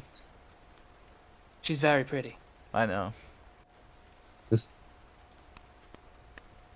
Yeah, she's great. You're scared and so you're making mistakes. It's understandable. You went from having nothing to having everything again. Oh, I never thought of it that way. Okay. I hate that. I feel like most people don't like it when they're scared. Like that's what makes you, I would say human, but you're not human. It's what makes you tiefling, elder being. I don't know. It's a confusing. You're a little mix smash. Am I even a tiefling? I don't know. Is this just my form? It could potentially be your appearance. I appeared as a tiefling. It's not necessarily out of possibility. I wonder why. Probably because I had a handle in making you. I guess. I mean, you didn't get my color, which is unfortunate, but Green is a pretty cool color. I think red looks good on you.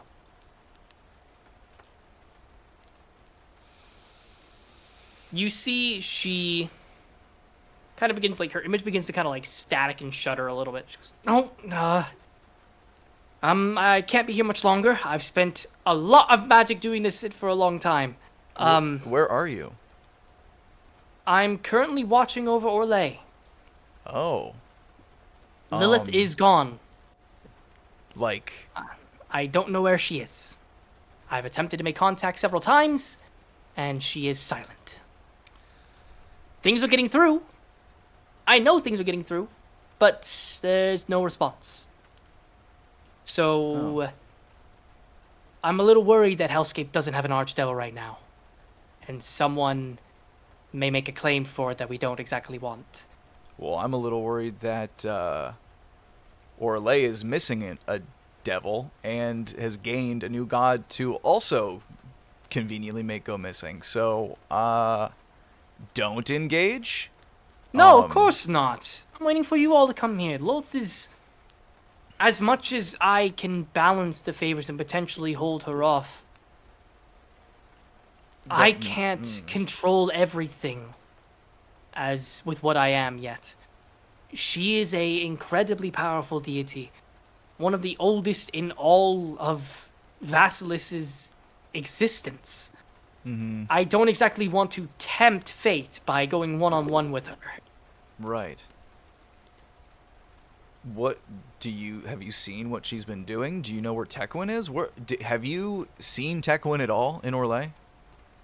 No, because I only got to appear out here very recently. Part of me is still... Well, I, for instance, am outside of Orlais's limits. I'm kind of just traveling around the outer seas, making Right. sure new ships don't leave or things like that. I'm not interacting in any capacity in towards it, so I don't know what's happening within. All right, well, just be as safe as possible, I guess. I don't think I was able to tell you this, but now that you're here and I can communicate, before Kapir, whatever happened, we created some sort of link where we're able to communicate with each other so long as I use some of whatever I have left of my magic, and something's been receiving what I've been saying and trying to communicate back.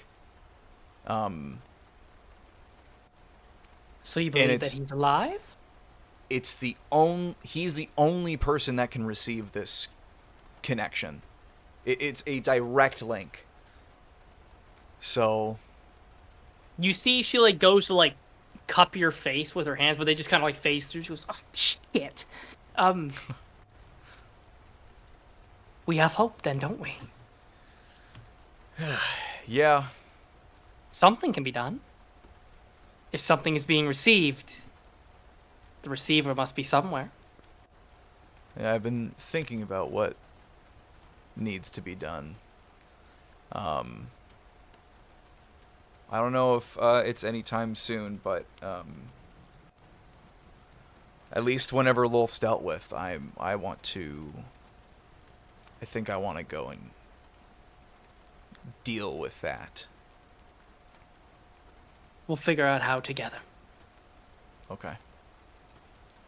You see she kind of, like, leans a little forward. She would go to kiss you on your forehead if possible, but she just kind of, like, phases through. She goes, all I wanted to do is hug and embrace and... Well, you should have been here.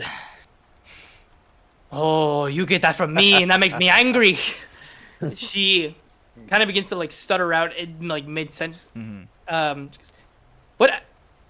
whatever the... Just know that... And then just one final thing. She goes, I love you. As she then... I love you too. As she phases out. Yeah, I think Lascivious is like... I don't know if... I think Lascivious kind of... definitely feels better about that having that conversation.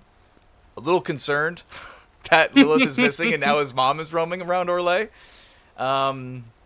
I think Lascivious kind of ponders on that, the whole thing of, like, I have things to lose. And I think Lascivious is going to kind of regard the book and choose to spend however much time there is left to just kind of have time for ourselves before we have to go to sleep or whatever, to just I think he's going to just start training and For sure. working on that. You kind of go through, you're testing out your daggers, making sure the chains are still good, retightening them as need be, sharpening daggers with just a whetstone that you would carry around, kind of just doing some general maintenance and reading the book that you had just received as well. Feel more agile, you feel more Doing dexterous. some kicks and like jumping around and hitting the tree and all that stuff. Absolutely. You kind of have this sense of pride in kind of getting that. Not even just the training, but also just with the conversation, that little sense of pride is just kind of tingling there in the back, knowing that for once, with everything that's kind of happened and having the moment to kind of reflect, feel a little more confident. Wouldn't say completely over it. Yeah. Slightly more confident. Awesome. Michaelis. I gotta pee so badly.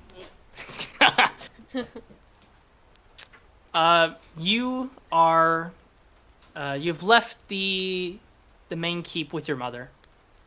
As the rain kind of begins to trickle down, kind of covering you guys, you see her hair kind of gets a little sleek and kind of shiny with the rain hitting it.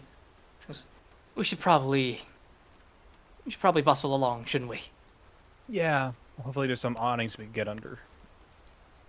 As you two kind of make your way through the city, she kind of guides you in and around like these small little enclaves that are kind of protecting from the rain for a little bit until it seems to have lightened out, and then you kind of continue going along.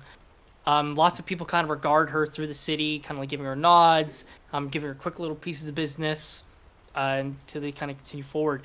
As you're kind of making your way through the city, you have this kind of nostalgic feeling about it because you remember being young and kind of going on these trips with her, whether it was for like mundane things like groceries, or she couldn't find a guard to sit you for a little while, so she brought you in to bring meetings. You have this kind of little nostalgia kind of flush back to you. And eventually you kind of recognize the path that she's taking. She's taking you home, back to the house that you grew up in. It's been a very long time since you had seen it. As the walk comes to like a brisk pace, you stop before a house, standing probably about 2 to 3 stories high. Back when you were a kid, you remember it definitely being 2 stories, but it looks like a new addition had potentially been added since you either had been gone, whether it was by an order of Sara to make improvements upon her leave, or Vaticus making sure people were upkeeping his home. She kind of like looks to you. I assume you probably have memories. I have many, yes. I just relay what you've said. It's just like you always took me out for when we were shopping in the markets and picking up supplies. I do remember you picking out parchments for writing out diplomatic orders and such. You always chose out this peculiar type of quill that you said flowed right. Yes. Ravens have the perfect feathers for the point, and personally, I just like the symbolism behind them. Makes things seem official. Exactly. How I don't recognize this. You added an attic? I believe the top area wasn't there when I left. I don't remember ordering a improvement to the house before I left, so I'm assuming Somebody else took it upon themselves just to add it? I assume your father must have. If things are to be believed under my opinion, he probably got somebody to maintain the house while everybody was gone. He They still make had additions? his contacts. He still had his contacts even when back in Orlais, so probably I don't know when it was, but it could have been, I don't know, a couple months or a couple of years after the fact. But either way, it does certainly look different. Well, you see she walks up a couple of stairs to get onto this porch and kind of opens the door and kind of gestures for you to leave through. As you enter, this kind of like porch space has like a slanted roof, so you're covered from the rain as you enter it. The wood kind of creaks underneath your boots as you kind of step onto it, kind of remembering like, yeah, some of these floorboards were never perfectly put in. And making your way inside. The outside of the house has been maintained immaculately. It has this kind of rustic feeling to it, where it's got a lot of dark woods to it. Looks to have been maybe recently coated in some oils to really give some life back to the wood. The roof is made out of this really high quality stone material that resembles shingles, as they just kind of drip down and kind of make little puddles outside of the porch area. Just along that deck, there's a small little porch swing that's made out of wood that you remember that your father had made with you on one of the early kind of like vacation trips that he had ever taken, where he just took a few days off. You two went to the woods, chopped down a tree, and brought it back and made it. Going inside of the space, the layout is pretty familiar. Not much has changed. There's still the same old oak table that stands probably a little too tall for your guys' stature, especially when you were young. There's also a new ladder that's attached to a wall that looks like it goes up to that new addition, and it has like some boxes kind of poking out of it. It looks like it's being used as kind of like a junk space or a storage space. Along the walls, you see pictures of, or paintings, I should say, oil paintings of the scenery of Ecrium. You see the lake that used to be it's this giant area with some plains and some trees that you now recognize is the place that lake is now, after the bombardments and such from the final battle. You see some cliff sides that reach into the mesa areas that have the Strixlands in them. There's an oil painting in the volcano that's just off from where Emberfort is via a boat trip. There's some paintings of the forest areas on the Eastern Isles, as well as a painting of the mountain ranges that lead to the Underdark by Velfstead. And of course, you see an earlier rendition of Port Craden when it was a much smaller port.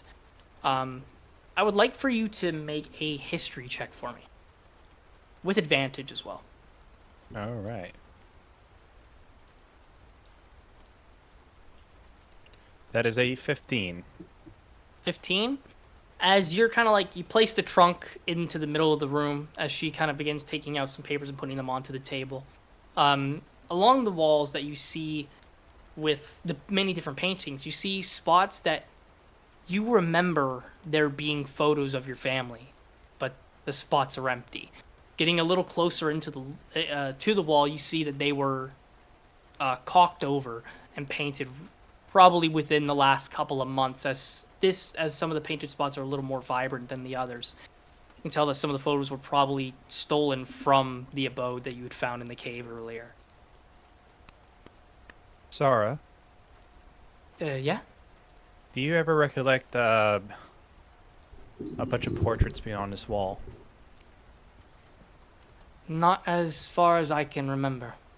I've always had the paintings of the different regions, but I don't remember much else. You never have photos of yourself, even the ones that like you would have taken yourself? I find it selfish to have pictures of just yourself. So I never got any commissioned, I'd imagine. I'd imagine so, yes. There used to be a lot more pictures here from when I grew up. There's a rather large one that was kept about 8 to 10 feet up there. That was the family portrait. You see just this giant blank space that you were looking at.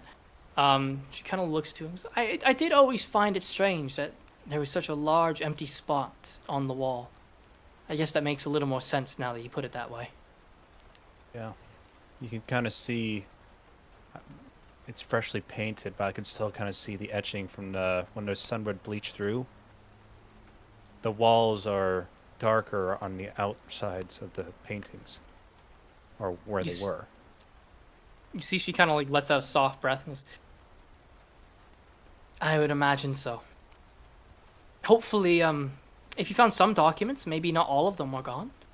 Perhaps there's more caves or hideouts or something with some of the documents that we could potentially save and rehang someday.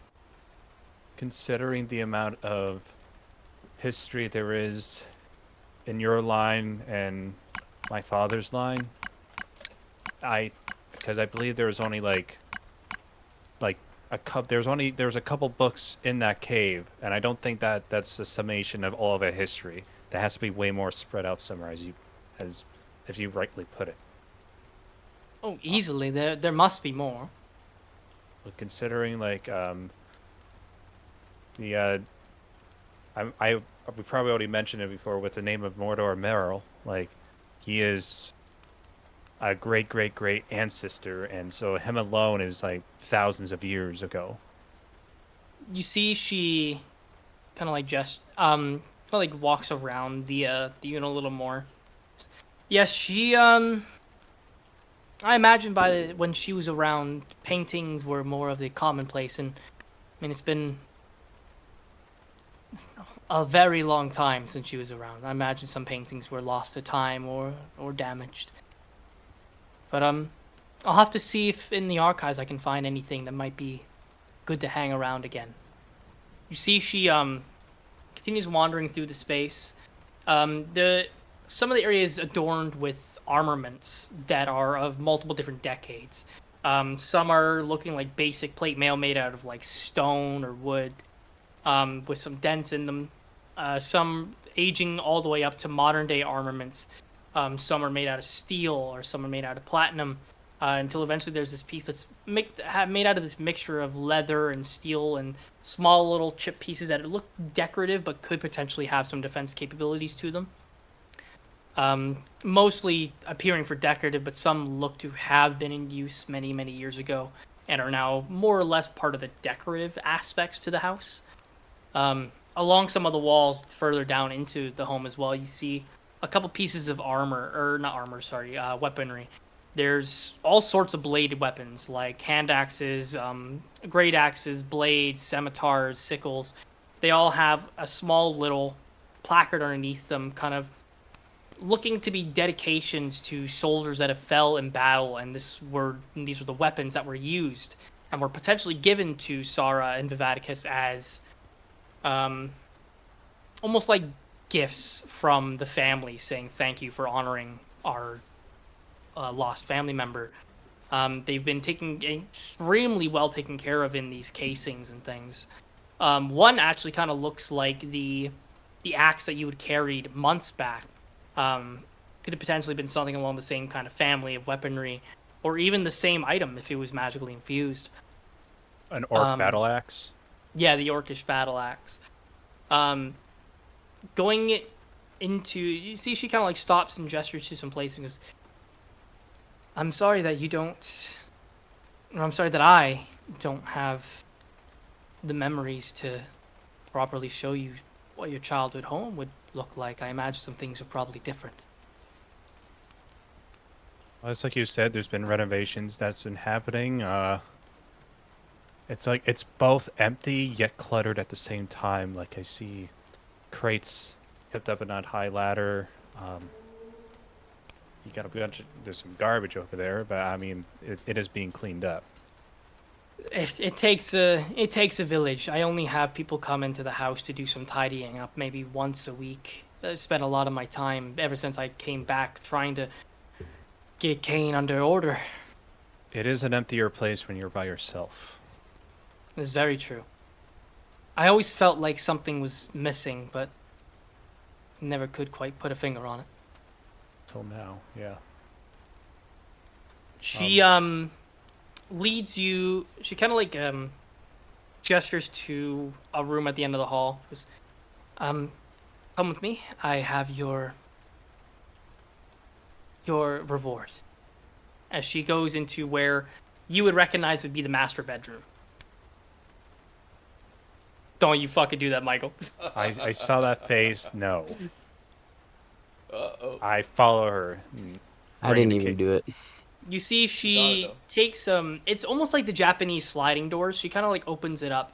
You see, the room is littered across the walls with all these different like pictures of different groups of soldiers. You see, there's like some people that are like orcish, mostly in nature, with some humans, some dwarven people carrying sledgehammers, and elves that are carrying scimitars.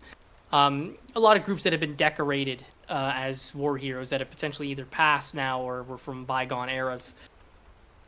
Until she gestures to a armor stand that's against the wall that is facing opposite of the bed, with the bed being in the center of the room, adorned with these very nice looking silk sheets and large pillows. This armor rests on this stand. It has this appearance of, it's adorned with this purplish color with some gray hues to it every now and then between the creases and the linings. It's got this almost samurai-like shoulder bit where it's got multiple plates kind of going down. It's only covering the one side of the armor stand, as the other half is kind of left bare.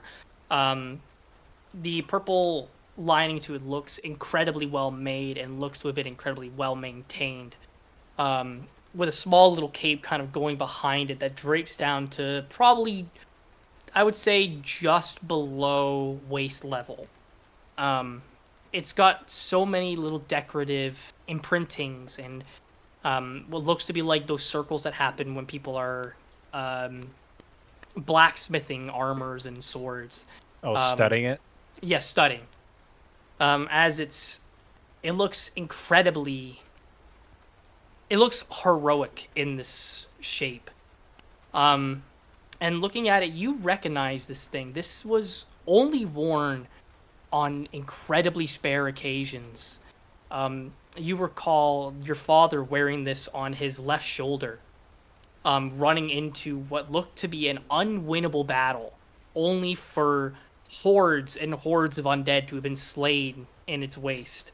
Lots of with your father returning just covered in blood and viscera, only to take incredible care of the armor once he took it off.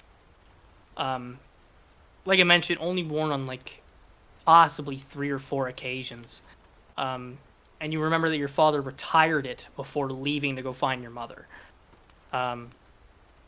You don't really recall any heritage to it. Like, he never mentioned handing it down to you once he retired it in his conversations. You can tell that your father was incredibly attached to this piece of armor. It was almost like an extension of himself. She looks to it and goes, I am not somebody who fights, but I imagine with this new information you've told me and the pictures of the armies on the wall and the weapons and the plaques of people that have passed and things, that your father was an incredible fighter. And I imagine that this was his. It was. And I figured you should probably be the one to have it. I'm gonna go up to it and just kind of just like examine it, as you said, just seeing all the intricacies of it, and I guess I'm not gonna wear it, or I guess you know what, I'm gonna like try it on, and just get a feel of it. For sure. Putting it on, it's a little heavy. Could possibly use some adjustment with like a blacksmith or somebody with some tools just to adjust it to your size. But it fits pretty well. As you kind of put it on, you feel this almost enhancement to yourself. Like you feel slightly stronger while wearing it. After like about 10, 20 minutes of you just kind of like testing out some movements with it, nothing too crazy, you feel an attachment to it that you haven't felt with anything really. You can now add the Pauldron of Stone to your inventory. This piece of armor gives you a +1 to your AC as you're wearing it. And then I will send you the stat block for it. there is one charge that this item has. You can either, as an action, you can cast Life Transference at the 6th level, dealing 7d8 necrotic damage to yourself and healing an ally. Or, you get this feeling that when you rage, there's potential for something to happen.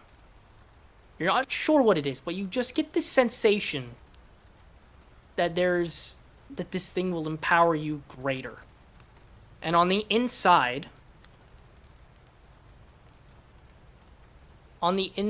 of the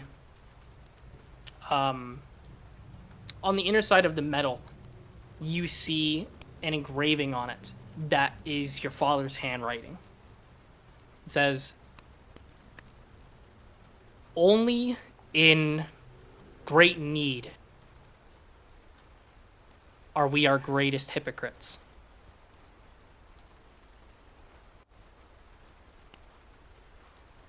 And as you finally kind of nestle into it, you feel more at home than you have in years. Something about it just makes you feel at home.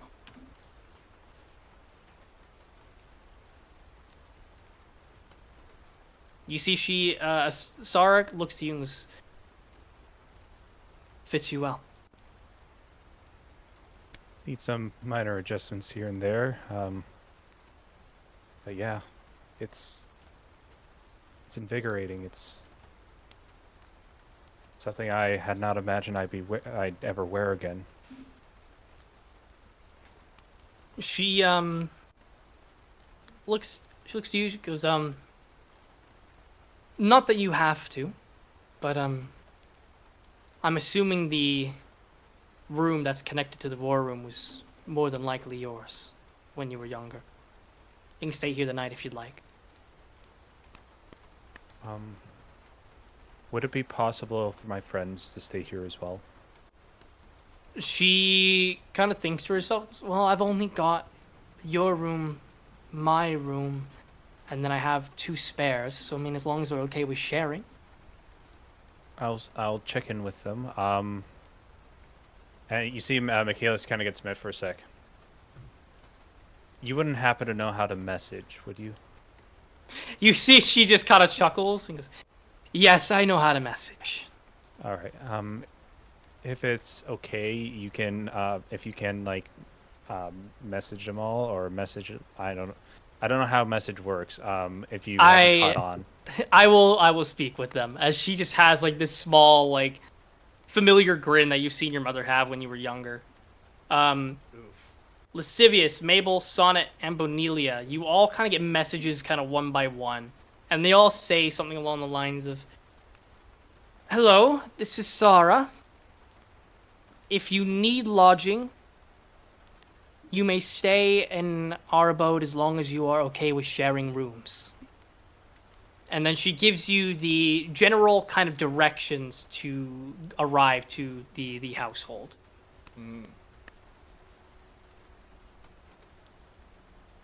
I think Lascivious responds with just, I may be coming, I may not. Mabel, do you have any kind of response? Just a simple okie dokes. Okay. Sonnet? Yeah, same thing. Okay. And Bonelia, anything in particular? I say thank you. Okay. Yeah, so she sends off the messages. They may arrive, they may not. It's up to their personal choice. They are probably doing their own little errands as well. More than likely. You wouldn't happen, I know with all the storage here, do you have any, like, besides the one that were taken or stolen, do you have any other documents here that I can look through? Like perhaps in my old room or those little closures? You could check the war room. There might be some things there. Right. I'm probably gonna check on them for a bit. I don't know. Are you doing anything, or are you just to be staying in here for now? I'm going to retire for the night. as you kind of look outside, the moon has kind of come full set out through the clouds, kind of peeking through every now and then. It's probably getting close to about 10 o'clock at night. Lucas, I'm going to retire for the night. It's been a very long day. And of Alright. course, tomorrow is going to be a very large day as well. It will be. We all need to be well rested. I am gonna take a couple hours just to look through some things. If it's fine with you, if you hear any clattering, just know. I will ignore. All right. And of course, if anything comes to happen or something, you can obviously, I'm here. Of course. And you see she, as you two kind of like walked out of the bedroom, she returns to it and kind of shuts the door behind her. And you are left alone in your old childhood home. Going to the war room, you see what appears to be a very large table with a map of Ecrium on it, with lots of little battalion figures kind of at the different areas. You can see like there's some dwarven figures by Empafort indicating the dwarven territories. Same without the rest of Ecrium as well. There's a couple of documents there. Like you can see that Sara might have had some meetings potentially at her home recently, as some of the figures have been moved around. Some undead figures have been placed on the board as well to indicate where some of the attacks have happened. In the corner of the room, you see a smaller table that you kind of look at it for a little bit, a little unsure, but eventually it clicks. You had your own board table. And going to it, you can see the smaller groups of figurines in different places. You had a much smaller map of Ecrium with singular figures depicting 4 figures. One for yourself, where you were much slimmer, potentially shorter. You see one that you can tell just based by the body shape alone represents Venori. See one that of a bald man with a beard, kind of around an average human height, a little smaller than Venori's figure, that you would potentially recognize as Vanus. And then you see a elven figure wearing this, kind of like in an upright stance, wearing this kind of very darkened cloak that you would recognize to be Urzin's figure. They're a little more spread out, as you remember the last real moment as a team that you all spent were separated. Venori was helping lead an Orcish charge against one of the final locations. Urzin had been doing recon to make sure no necromancers were coming in and out of the city to resupply. And Vanus was kind of leading a general charge as sort of like a secondary figure to your father, just kind of helping lead armies in any way that he can. You also see their names listed down at a little book to the bottom left hand of it that you can recognize was your research notes when you were looking to find these people to join your party. You know, you go through and you find notes about Venori and how she was strong-willed, very defiant of ruling when it's not in its place. You see Vanus was courageous and charismatic with leadership. Urzin, where he was sneaky but smart. And it kind of floods to you just this nostalgic value of remembering your time in the war, as dangerous and as bloody and deadly as it was. You were in your element, and there's some nostalgia to that. Do I see any personal notes or such about like anything? I mean, anything that would help more with my remembering? Looking around the room, there's really nothing of personal note aside from the notes that you had of your former team. Looking around, it seems to be all recent notes regarding trades and sections or soldiers that we're running to. In fact, you see Sara kind of like come by real quick and drop a piece of paper onto the war notes, onto like a stack of papers on the war tables. I almost forgot. She puts it down, and you see, just kind of like briefing over it, it's just the parchment that Harrison had written about distributing soldiers to the cave. You can tell like she's mostly just been using this room for more recent political structure. It doesn't seem to be anything personal wise in the room. I just look around. It's just like, well, definitely found your use for this room.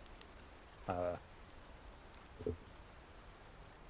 kind of like almost like show and tell this, pointing over to the desk. Like, that one was my old desk, because Vivadic has used this one for the larger armies. I had my special forces and dictated over there. So yeah, it's I wish I could remember it all. You two seemed like very almost copies of each other in a way. It's a shame that it's a shame that I don't remember it. I'm hoping someday that you will. Again, as you know, not a magic user, but there ought to be something out there that will help recollect what has come to pass, and hopefully that'll build something better. I would like you to remember Vivaticus once again. We'll take it day by day. Of course. You have a good night, Michaelis. Good night. As she goes off to her room. We'll kind of go back to one by one here. Lascivious, what do you do? I think honestly, Lascivious kind of, if someone messages him to see what's up, I think he'll respond or whatever, but I think he just kind of takes the time. He makes a little campfire, and I think he just trains until he can't be awake anymore, and then For sure. falls asleep under a tree. Absolutely. Mabel and Sonnet, the music from the bar has kind of calmed down. People have finished their drinks and their food, and they're packing up for the night. Both incredibly sore feet from dancing so much. Same with Bonelia and Need-Eye. The night has kind of come to its calm ending. Mabel, Sonnet, and Bonelia, what did the three of you do? Well, I don't have the gold to spend to stay in the tavern, so free lodging sounds kind of nice, even if it is Michaelis's house. It'd be fun to see where he grew up, I think. For some reason, I can already picture it. It's just one box, barely a room, Wow. maybe a bed if you're lucky, if not just a mat on the floor. Well, apparently he is of noble descent, so I feel like it's a little more than a box, probably. But I don't know. it is Michaelis. Yeah, no, that sounds like a good idea. Bonelia, you joining?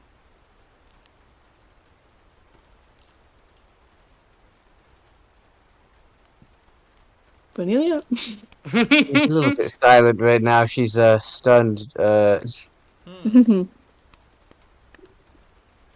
she's still dancing with Need-Eye. She might be using the bathroom. We'll come back to her. Yeah.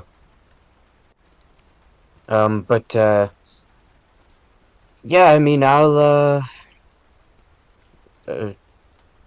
be going to Michaelis's, and if Bonelia wants to follow, she's more than welcome to. Yeah. You going then? I suppose we shall. Yeah. Okay. As the two of you leave the bar, a lot of the patrons kind of like wave you goodbye, as potentially there was a moment where the dancing was like swapping partners and it was just kind of like a good time all around. People kind of wave you all goodbye as the night comes to a close for you guys. Eventually kind of making your way towards Michaelis' house. Same description as before. Upon coming to the abode, Michaelis, I would assume you guys knock at the door or message Michaelis. Because you would hear a knock at the door. I open it up. It's like, well, hello there. I'm guessing you guys haven't seen the other two. Well, Bonelia should be falling behind. I'm not sure if she decided to come with us or stay yet. But she should be here, and if not, she's probably with Need-Eye. All right. Well, I guess Lascivious is doing his own thing, so hopefully he's fine. Does he know?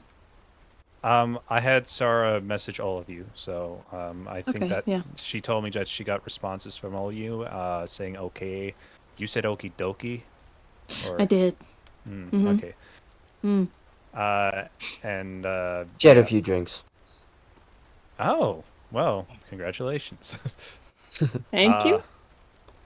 well, Real maybe you quick. should. You know what? You should Real, probably take that from me because that, real quick, Bonelia, you were messaged to see if you wanted to stay at the Michaelis abode. Mabel and Sonic kind of gestured that they were going to go. Would you have followed? Um, no, I probably would have stayed back for a little bit longer. For sure. Do you eventually go to Michaelis's place, or are you lodging in the tavern for the night? I think eventually I'll go back. Okay. Yeah, you and Nidai kind of dance just a little bit later, after the rest of the tavern goers. Just kind of like some small music, little accompaniment. The three of them kind of gesture you a good night as they retire to their lodging.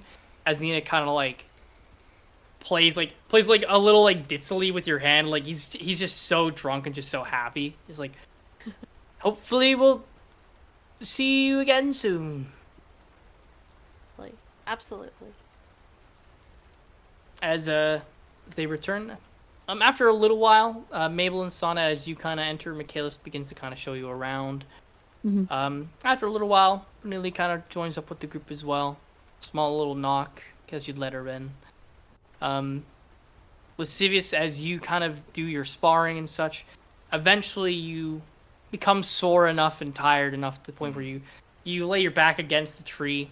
The fire covered just enough so the rain wouldn't be affecting it. As you eventually kind of tire yourself out. Mabel, Sonnet, Michaelis, and Bonelia. The four of you being in one house, I'll ask you, is there now's the kind of time if there's anything you would like to say before retiring for the night and kind of divvying up rooms as you see fit. I would like to do one last check, and this could have been done on the way back when we were walking, but the banishment kind of essence or the trail that I saw, I just wanted to kind of activate that again and see if there had been any changes or if it was still the same or... For sure. Yeah. I don't even need you to make a wisdom save on this one. You're just, as you're kind of checking to see for changes, your eyes flash white. And the trails haven't really changed and nothing really seems out of place or new. The trails are still kind of divvied up anywhere. Strange enough, you don't see a trail leading to Michaelis' house. So you know that even back in the olden times, whatever was kind of traipsing through Kane didn't stop in this abode. Or it wasn't made yet. It's hard, Well, or it wasn't is- made. Yeah. Good to know. Okay. So with that, unless there's anything between the four of you, is it safe to say that it is retiring for the night? Yeah. yes. Okay. You kind of divvy up the rooms. Michaelis, you kind of show them around. Just kind of like showcasing some small things here or there. Show This them is more my crib. You eventually show them the room that you grew up in, and Sonnet, you are so close to the money. It's so bare bones in terms of decoration. You can tell that Michaelis growing up was a very kind of like potentially serious child. Didn't really care for too much decorations aside from like the tools that he would need to sharpen his blades or help repair A armaments. lot of weapons. Yeah, but mostly there's not much in terms of like dressers with lots of clothes or closets or tables. Yeah. He's definitely made the space utility over decoration. Mabel's Wow. worst It's nightmare. it's the Swiss Army knife of rooms. It's just, yep. That's all I needed to see. Explains a lot, doesn't it? Yep. You show them the rooms. I assume Mabel and Sonnet share a room. Yep, And but so there's two spare rooms amongst beside yours. Yeah, well, there's no real difference, I think, between the two spare rooms. But if anyone's slightly bigger, I guess you guys would take it as a couple. And Benelia, you take the other one. Unless you want to just mill about for a bit and take a look, you're welcome just to check out the house. Is Lascivious coming tonight? Judging by how it is kind of creeped to getting closer to midnight, and he still hasn't come, you can probably assume that he probably isn't going to join for the night. I think he's gonna be doing his own thing. So, but again, I got a response from him. My mother sent a message, and he responded to say, "We'll see." So we'll see. So yeah. Otherwise, we do have a busy day tomorrow. There's the council meeting. Oh, we should have. I looked at Mabel. We should have done this quite a while ago. We should just send a quick message to Malgral. This because she sent us ahead, right? Oh, right. Yeah, that's something Just we to could do say in the things are morning. clear. Good relation with Sarah. She's like, besides memory compromise, she's working with us. This, yeah, just as short and concise as you can, just update her, and hopefully she's good, because she's probably waiting with bated breath. Yeah, all right. So I say you're sending out to her. Yeah, sure. I'll do one here, and then I'll send a quick message to Lascivious, just being like, hope all is well. See you in the morning. He just goes. But yeah, just kind of relaying whatever to Malgrel. Yeah, he says, yeah, I'll see you then. Okay. The night falls. You send your message out to Malgrel. She replies with, "Sounds good. We will be there in the morning." As the night fully eclipses, the rain pounding on the rooftop of the home. I go a little one by one here. I just love. Yeah, I'll do it in the morning. He's like, yeah, if you could do it real quick, just like say this. I kind of feel Michaelis, urgent. Oh. Okay. as you lay in your bed, fast asleep, kind of feeling at home and well rested and very like at home and at peace for once, you have these dreams of going to war, kind of having this the whole bait of nostalgia of being within your home again has kind of allowed you to relive these memories that might be some of the more happier in quotations ones of your time. As you're going through this war ground, kind of slaying necromancers and slaying undead, you go through and you hit a undead, and you stop moving, like your feet are stuck.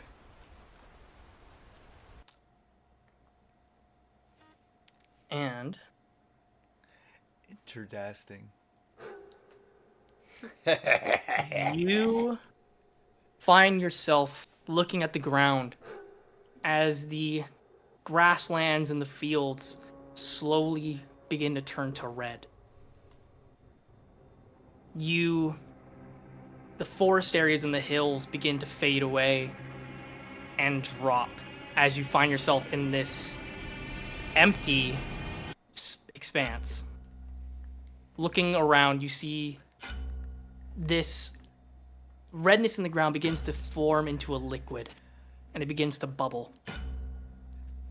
The redness is so vibrant that it almost hurts your eyes to look at.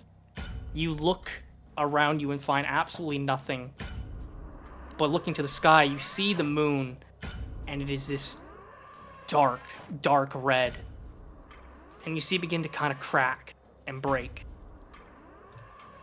Until eventually you kind of look forward and there's a figure where there wasn't one before. Incredibly large and bulky in frame. And it begins to walk towards you. And as it gets closer, you feel your sword fall down and embed itself into the ground as it melts into it. Until eventually forward you see that liquid begin to bubble and form the sword in this figure's hand.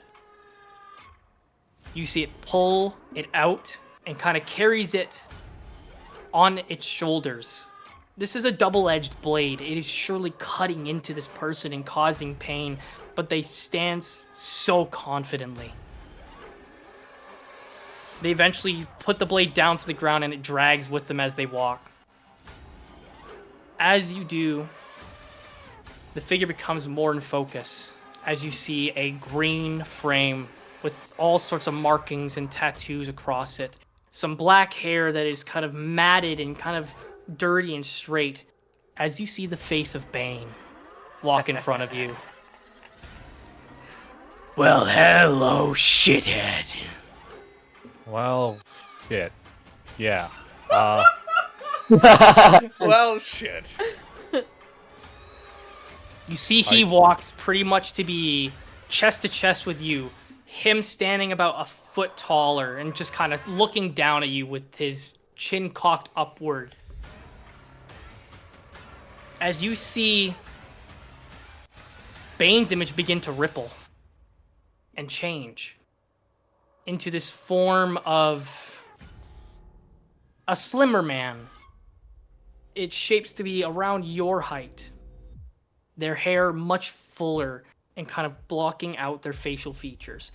You can tell this person has the most evil grin on their face that you have ever seen. Their teeth jagged and snarly. As this figure kind of shapeshifts from Bane's body structure to a much more frail frame, but the sword is still there and being carried like it's nothing. As the figure smile kind of breaks and you hear a voice. It says, so, we can conquer again. No, I can conquer again. Conquest will be upon us soon.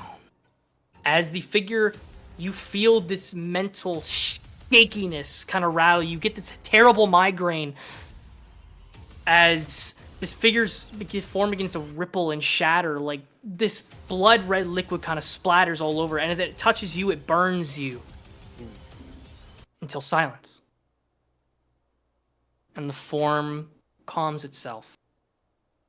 And you see a more feminine figure appear.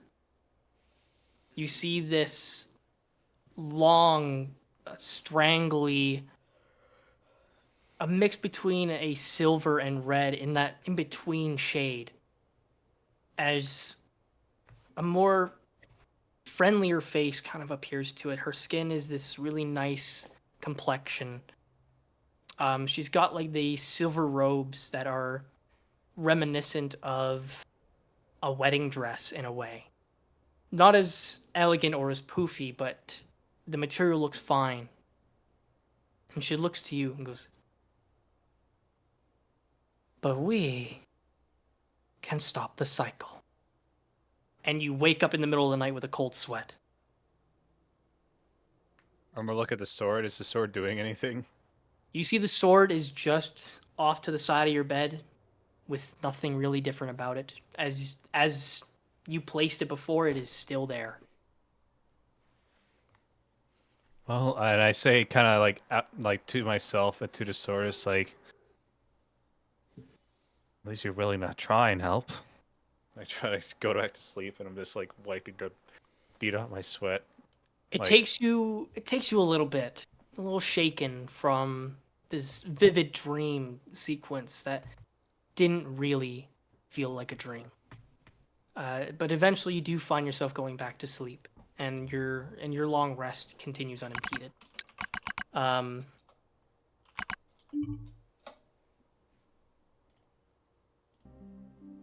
Mabel. Hi. As you find yourself trancing, Baldur's Gate. as you kind of, say your goodnights to Son as he goes to bed, you begin to trance. Mhm. As you trance, you kind of find yourself recollecting on recent events. You know, the visions that you've been having. It goes pretty peaceful for the most part. Okay. You kind of get a little shaken and stirred. You kind of wake up every now and then. It's hard to keep your trance, but you do eventually fully go into it. As you trance, you're plagued with these nightmares, as you did when you were a kid. You kind of see these flashes of imagery of large kind of open spaces with this kind of gray mist kind of swirling around. Not really sure where you are, but you're familiar with these kind of nightmares. As you kind of, the nightmares begin to kind of chill themselves, you feel this overwhelming surge kind of hit you. And I need a wisdom save with disadvantage, please. Okay.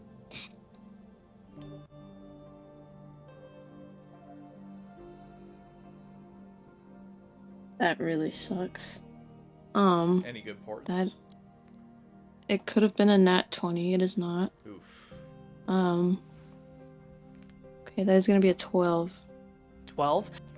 You are hit with a familiar sensation of the migraines that you would get when you would be hurt by this. In your rest, you're going to take an additional 11 points of psychic damage. As that ringing and that migraine kind of rings through you and interrupts your trance multiple times. You're trying to focus on it, but it's so difficult till eventually you find yourself in an area that looks familiar. It's combat music. You look around as you see what looks to be Zoar. Okay. You are probably about 7 to 8 feet in the air from where your head would be. Looking around, you can see the area is burning. You see driders running around. You see elven people of multiple descents, wood elves, half elves, high elves, being slaughtered as they walk through the streets. As driders kind of trance around, continue slashing and hacking. This person is running away, and you see a drider hop off of a ceiling and just crash down into them and rip them in two. As you see homes burning to the ground. As you kind of look around and get your bearings, you're around the center, close to the Capitol building. It's not too far off.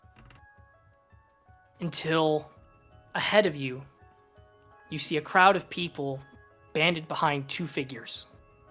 Both standing at probably around somewhere between 5'8" to 6'3", around the maximum. These figures are a little taller. And as you get closer, you see the figure of an orcish woman with red hair kind of draped down into this messy ponytail. She's got this very rough-looking hide armor, and you see she's carrying two blades, one in each hand. She's got this so aggressive look to her. And beside her, you see a elven woman with pale skin and dark hair. You see these eyes that are kind of glossed over and white. As you get closer, you recognize them as Karok and the Gatekeeper. Mm-hmm. You see they look confident as they're protecting this group of elven people of all sorts of ages, children, teenagers, adults, even elders. They're kind of stanced in this ground, and looking around, you see this dome plastered overneath. This black mass cutting out all skylight. It's so dark, and you see these little feather-like droplets kind of dripping from the ceiling. As Carrick the Keeper stanced up, looking fairly confident, you see an arm raise out, but it's not yours. You see this pale, frail, almost skin-to-bone arm with long fingernails as she kind of goes, and you hear Lulf's voice go, "Kill them." As you see Drider upon Drider and cultist upon cultist begin to swarm into that section. You see Karok begin to hack and slash at all these different Driders, cutting off limbs of some, cutting off of heads. Gatekeeper is smacking these cultists with this very large stick and then blunt forcing them to break limbs. They're holding off this force so incredibly well. And then you see a figure with this black cloak appear on a rooftop with this demented, crooked beak. Look down at the two of them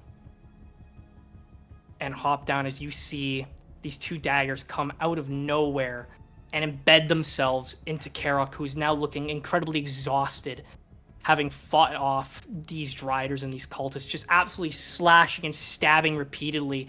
She's trying to fight this creature off, but just can't manage it. The Gatekeeper goes for like this strike with this staff, but it's caught into the arm of this creature and it's snapped in half, and immediately it's right onto the Gatekeeper, almost like it's mountain climbing this figure with these knives, just impaling, going up and up until it's just beating downwards. The knives kind of embedding themselves into the neck and collarbone, blood kind of spilling everywhere until they both lay still. The blades come out of the two. You see the figure look to the crowd of people. You see blood come from Karok and the Gatekeeper and into the knives as you see what looks to be tallies on the blades.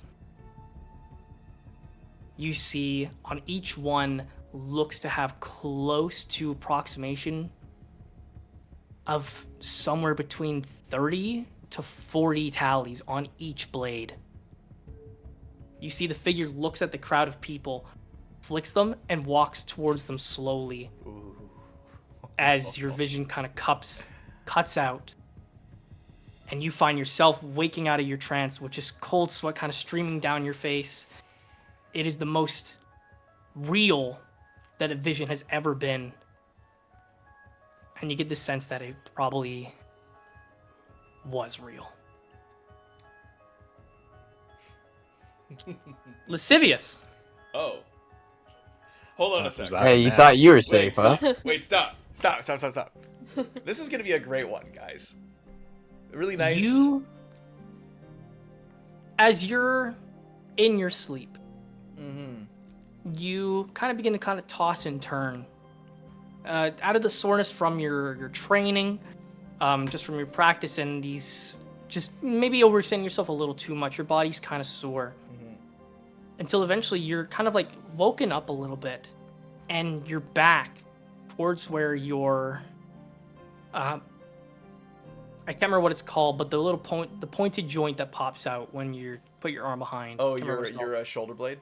Yes, your shoulder blade. Your shoulder blades ache. They ache so bad. Ugh.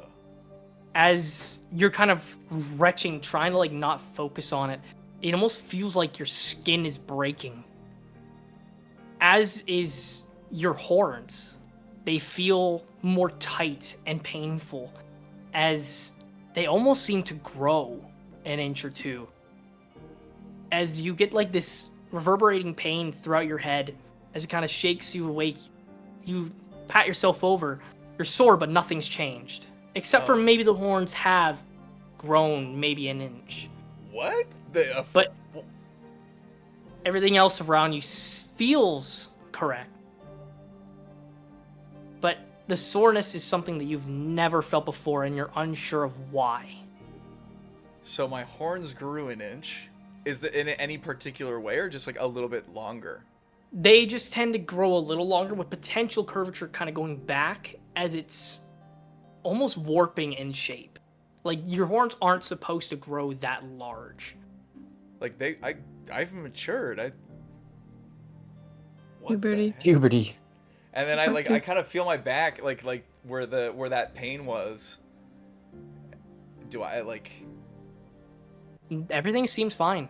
Like you don't have any breaks. There's no cuts. There's no bruising. Your body is sore, but that feeling where your shoulder blades were it's just so sore. But there's nothing changed. I full on X-Men opening into the X-Men movie and just fucking carve out my fucking shoulder. No, I just kind of like, what the fuck? But as the soreness kind of as the soreness kind of finally ends, you manage to knock yourself back out. Your sleep continues unimpeded for the rest of the night. Liddy. Everything kind of goes fine. You're Lascivious says very Liddy. sore and kind of, tossing and turning, but the rain doesn't impede you either. Huh.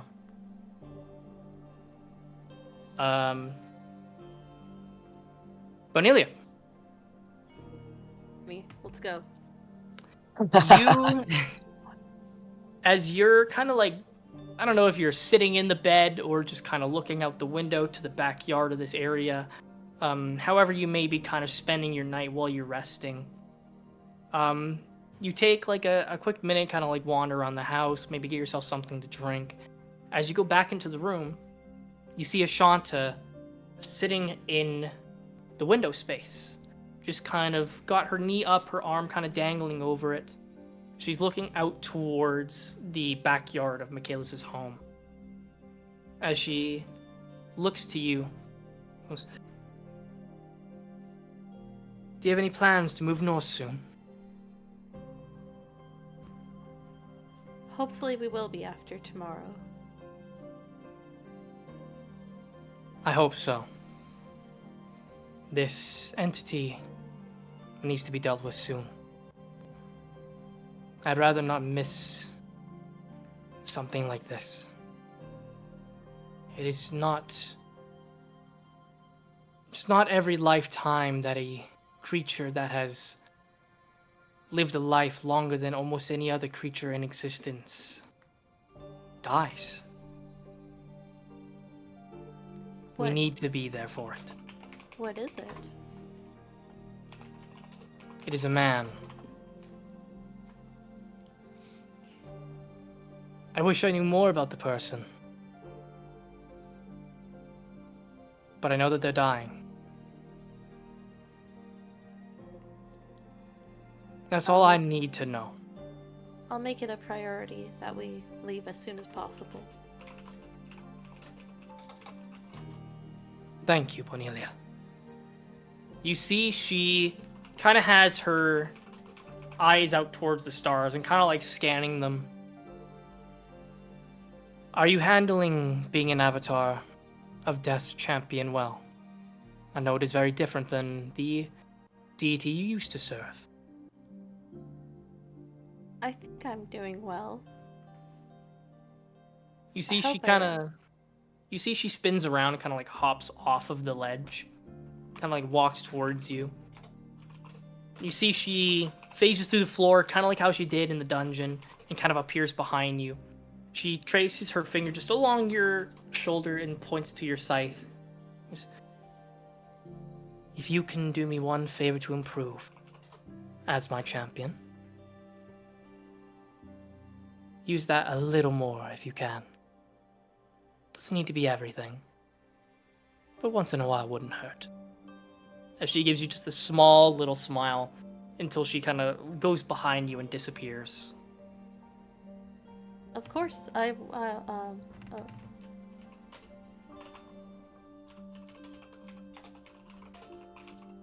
will. As She you just heads kind to the of room. yeah, it kind of echoes a little bit as it's a pretty much empty room aside from a bed and a dresser for clothing. Continue to kind of like trails around, but your rest goes unimpeded for the rest of the night.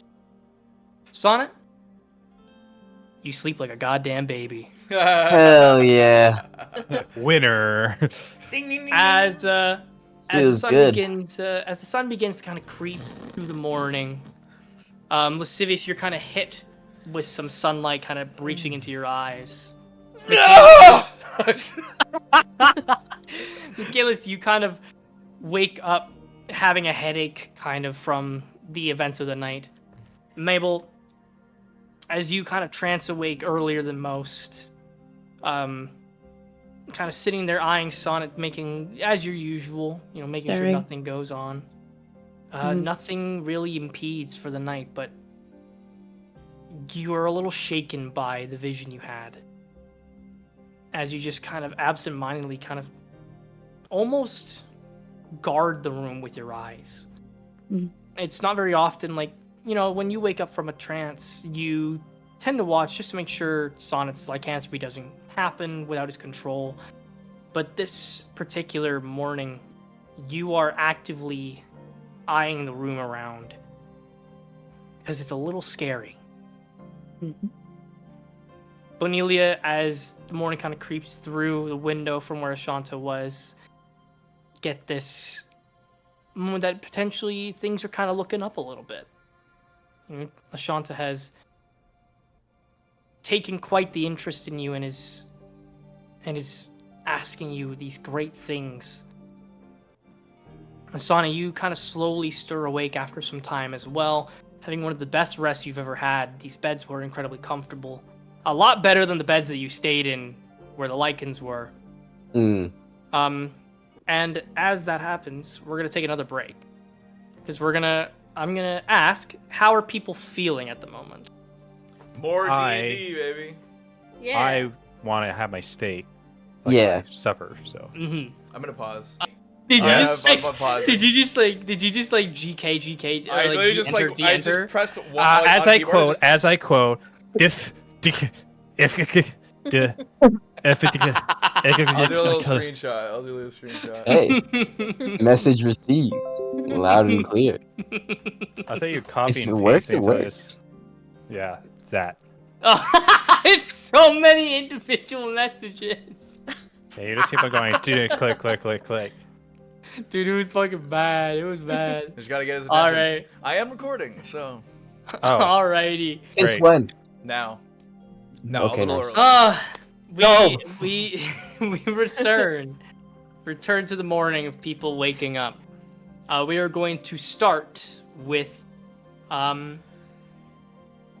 roll it. I haven't rolled to see who. Hell yeah. Yeah. Mabel's already up. isn't she? Classic.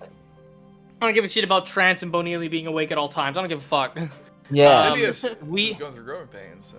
We are going to start with Lascivious. Well, howdy do. God damn it.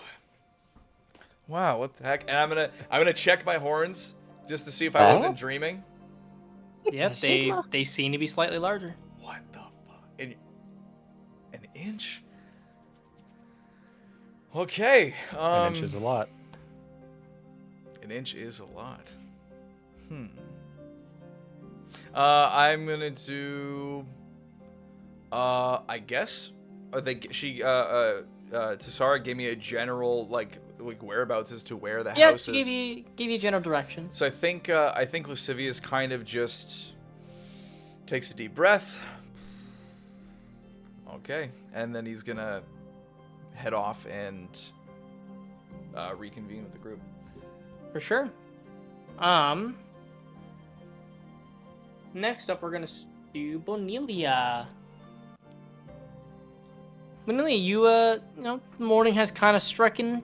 It's kind of give or take about the time that people are gonna wake up in the day. What do you Yeah. do? I get up. I look at my scythe. I twirl it around a couple of times. And then I just put it on my back and I go. I see if anyone else is awake, really. For sure. Okay. Going outside of the room, nobody has come out of their bedrooms yet. Although you do see Sarah with some plates of food already on the table. As she kind of looks to you. Good morning, Bonelia. Good morning. I hope the bed was to your liking. Yeah, it was good. Thank you. You're very welcome. Did everybody stay for the night, or? Lascivious didn't, but everyone else did. Good to know that they were all somewhere safe for the night. Hopefully your friend didn't catch a cold or something outside. It was raining. She kind of continues to plate up some things. Do you mind helping me just set the table here? Yeah, sure. You kind go of do help that. her. Help her just divvy out some plates, put some basic stuff on it. The food's already been cooked. She's kind of putting a basic plating, some eggs, bacon, some ham pieces, stuff like that. While you do that, Mabel! I think, like you said, Mabel's probably just still watching, waiting for Sonnet to wake up on his own. Mhm. I would say she's sat up in bed. Hair's probably a little messed with her back towards Sonnet. I think she's mainly staring at the door, and then every now and then maybe looking to the window, but that's Mhm. about it. As you're still in this kind of shaken state, recalling the vision, I would like if you'd roll a history check as well. And we'll give you advantage considering the recency of it. Oh, nat 20. With a nat 20, you recollect the thoughts and thinking about the situation. Not only do you believe that this was something that genuinely happened, you kind of piece together that it was so strange that you got to see through her eyes. It's something so that you've never done before, is seeing something through someone else's vision, with the exception of the one time with Cheshire. And you have this feeling that there's a potential answer, in that when Lolth took your sense, that it potentially linked the two of you. Potentially. And you have a little underlying worry that if you can see through her eyes, she might be able to see through yours. Potentially. Scratches her eyes out immediately. That worry kind of settles in. Mm-hmm. That worry sets in, but you're not sure or not, because this is a unique situation where you were given somebody else's banishment sense, it was taken from you, and then you received it again. So it could be that, or this could be a unique scenario. Not only that, but with a nat 20, you learn a detail that you didn't quite focus on in your trance immediately.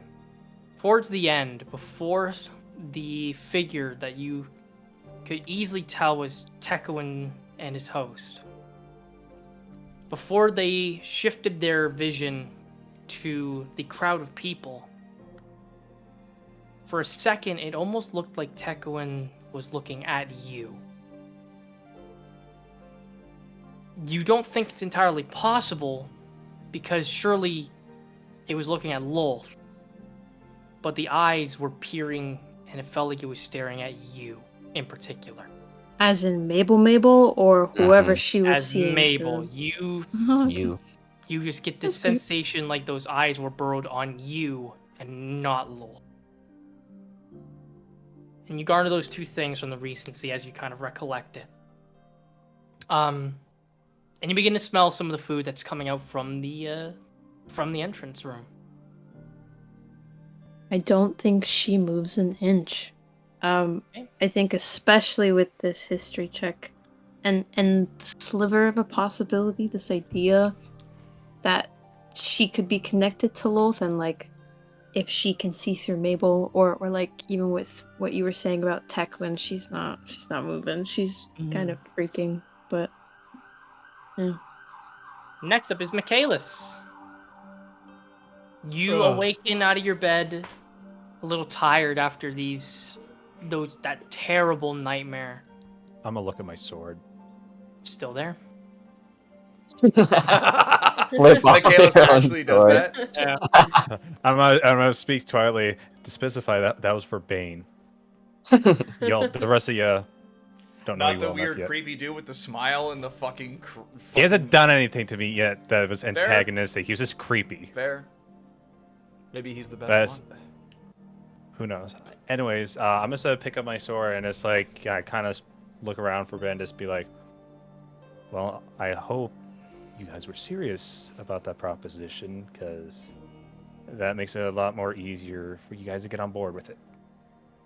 Anyways, and then I get up and put it in my my sheath, and I walk out just to see what's going on.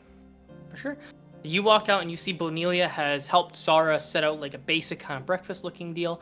Nothing crazily fancy, just your basic eggs, bacon, ham, maybe some I hash eat all brown the type eggs. deal. All I have the eggs. all the eggs. Sit down, just not even a word, just start chowing. Well, I'm gonna say hi. Nah, I don't think you say a word. Ah, come on. Yep. You just It's like, Sonnet, oh, you eventually kind of stir yourself awake from a very nice sleep. Gee yeah. willikers. I think I almost slapped Mabel in the face, just like, you know, when you're so tired, you're just kind of moving around and shit. Yeah. I think I almost slapped her in the face. I'm like, oh, I'm sorry. Amazing. Sorry, it was, oh, that was a good one. Much needed. I look Slept over to well? her. Yeah, pretty well. How about yourself? No. Insight check!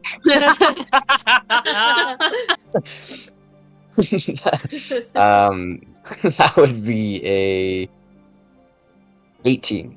18. Hmm. You may roll a deception if you like, Natalie, to try to hide whatever's going on. No. You can tell that Mabel had a pretty rough night. Did something happen? I didn't move in my sleep again, did I? No, you were fine. No transformations, no Tekoin, you were good. Thank the heavens. I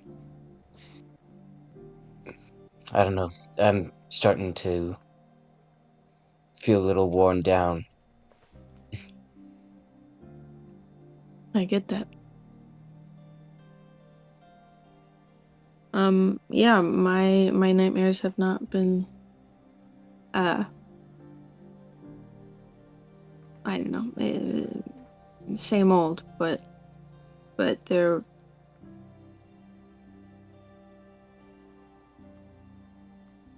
I saw something else. I think a vision was happening while I was sleeping, so that kind of, it wasn't great, but, it was like I was in Zawar when the dome was up.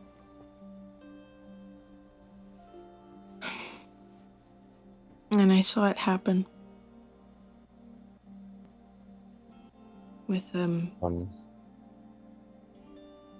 Croc and Gatekeeper, I'm sorry.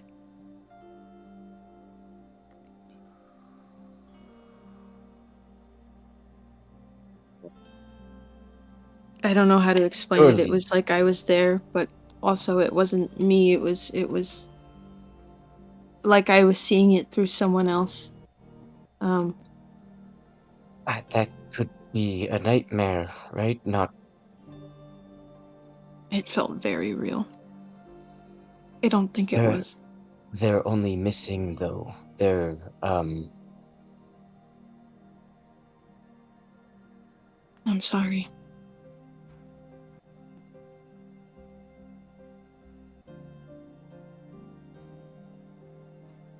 Mabel,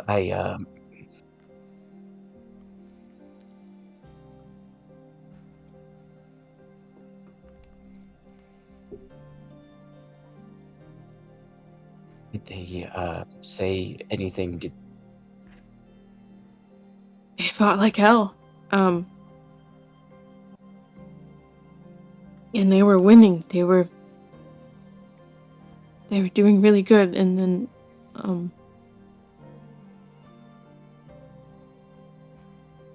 it was Tekoin. He had these, I think they were blades, and there seemed to have been tallies on them. And he, and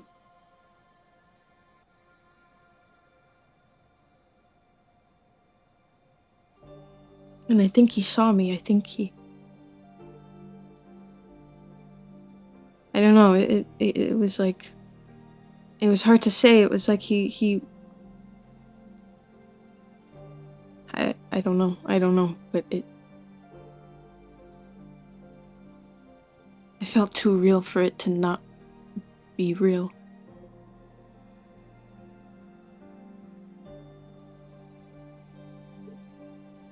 feel as though that if I hadn't acted so rashly with the mines and I didn't get him to run away, No. Do not start. That is not on you. Nothing of what you have done has led to this. This is him. I think we both know that from the beginning of what I did, the very start, I have to take some sort of responsibility for it, and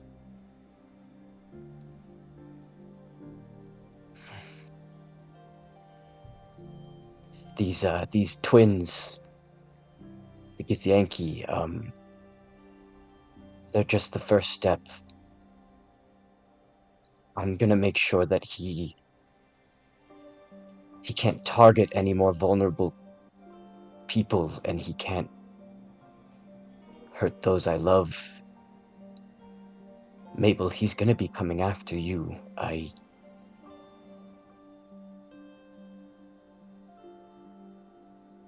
It's gonna I'm be not- okay. Look, I know you will. And we're gonna do this, and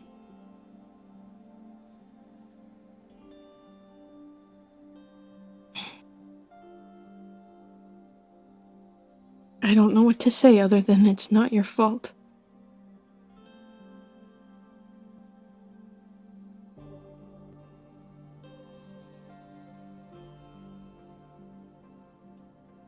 I'm sorry again.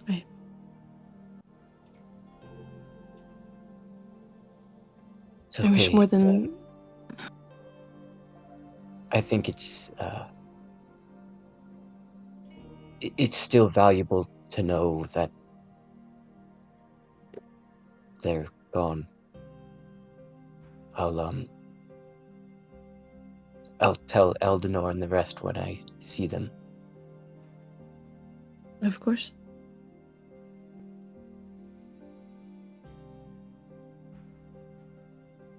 As that kind of conversation is going down, you hear a small little kind of knock at your door, and you hear Sarah's voice on the other end just go, "Are you both awake?"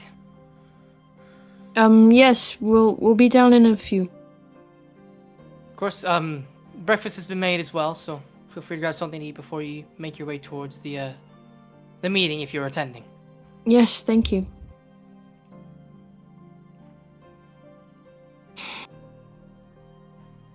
I can bring up some food if you'd like. You can maybe eat it in here and then. Sure, just one favor. Hmm. Can you make sure Bonelia didn't make the food? Dare you? I can do that. Get wrecked, dude. Of course, I can do that. I'll be back, and we'll kind of leave Yeah. and get the food and come back. Okay. However you may, kind of gotta get breakfast in you. Eventually, the Lascivious, you do arrive at the door. Michaelis, you see Sarah begin to head out. She's got a couple papers. She goes, "I have to get some things ready before the actual meeting starts. I assume I will meet you and your I'll crew there?" I'll make sure the rest of my friends are prepared and ready to go for the meeting. Of course. We will see you at the meeting then. As she gives you this kind of assuring kind of look as she goes to leave, and as she opens the door, Lascivious, you're almost hit with the door as it opens. She goes, "Oh, Whoa. I'm so sorry. No, it's fine. I didn't even knock yet, so. That's please feel free." lascivious. Yep. Well, yeah, she knows. No, I know. She kind of leans to you. Lascivious, I- just let him have his thing. And Okay. There's nobody there's else. breakfast. There's breakfast on the table. Yeah. Okay, sweet. Thank you. Your friend Mabel, I believe, mentioned that she'll be out eventually having some breakfast, and then you will all meet at the meeting for the peace treaty. Yeah, okay. Hopefully, I will see you all there. Yeah, I mean, if they're there, I'm there. Okay. She kind of like lets you go inside and Thank you. shuts the door behind you. Is it good? You see you see Michaelis and Bonelia Yeah. sitting at the table with I mean, of just course it's a good. nice spread. Ilia stands up and she has her hands on her hips. Oh, I don't like how that. Where did you sleep? Mom mode. I You're slept. rough shredder. I slept under a tree by a campfire. Why? Why didn't you sleep inside? Because I'm complicated. I just, I needed to have some space. That's all. You always need space. That is not true. I mean, Cornelia, to be frank, like, if this wasn't my house, I probably would have been sleeping outside. It's like, it's comfortable. As long as it's not pouring rain, which I don't know how you did with that. Well, I was under a tree. I guess it was thick enough, so Yeah. good on you. But there's fruit here, so eat something before we go. So If it's any consolation, Bonelia, I'm feeling better. And I talked with my mom. You Yeah. talked with your mom? Yeah, she's out, and she was speaking to me through some sort of projection magic that she was experimenting with. When everyone's kind of gathered, there's some things that I should probably mention about what's been going on. But yeah, talk to her. Did you guys have like a bad sleep or like a weird sleep at all? oh, it happened again. What again? What happened again? like, like we all had a weird kind of dream kind of thing, Right. Oh, okay. I didn't have a dream. or a nightmare. I No. kind of. Okay, This is gonna be weird, but I just need to check. Do you guys? I gotta take off my shirt and stuff. I'm like, do you guys see anything different on my shoulder blades? Do we see anything different? Can I see No. that his horns are? Okay. They're an inch bigger, so it would be extremely hard to Probably notice wouldn't- it right yeah. away. Did you? My horns Like- grew, which doesn't make sense, and That only happens when you're growing up, or like when you're a child, right? well, I mean, yeah, like once you've matured, your horns are your horns. Like that's it. Think that's something to do with your special little gift, like your elder being mumbo jumbo. I mean, I guess that's the That seems only like the explanation. big yeah. Yeah, I had like in between my shoulder blades, I had like this crazy like pain, almost like a growing pain. I kind of felt it in my horns too. So I don't know. I just wasn't sure if it was weird. I was a bit sore all over because I was training, but Because you were sleeping under a tree. no, I was training. And then he slept under a tree. As you guys kind of continue to talk, Mabel and Sonnet would eventually kind of make their way out. Well, weren't they You eating two- together in their bedroom, little loners? Well, they finished. After some time, Oh. the two of them kind of come out with empty plates. Mm. The both of you see Bonelia, Michaelis, and Lascivia sitting at the table, kind of finishing up some food of their own as well as they chat. Oh, hey guys. Morning, guys. Good morning. Did you guys sleep? Not I mean, I guess for me, not crazy amazing, but Well, I had something that happened last night. I'm guessing maybe you guys had something too. Didn't affect how I slept, but Well, I mean, No, nothing last night. all right. Mabel. Mabel. Mm-hmm. Mm. You had something too.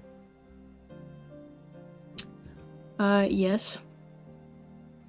Not Anything something you revealing? wanna talk about? I mean, more nightmare stuff that really isn't. Mm. But Has that still been a thing? Like the nightmares? Ever since I got my banishment back when Cheshire gave it, yeah. It's every night. Oh. Yeah, but there was something else. It was like I had something happened, and I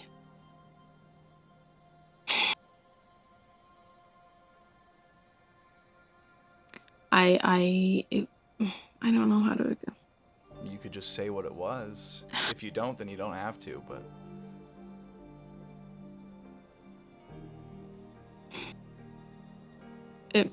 It was with Croc and Gatekeeper. I saw what happened.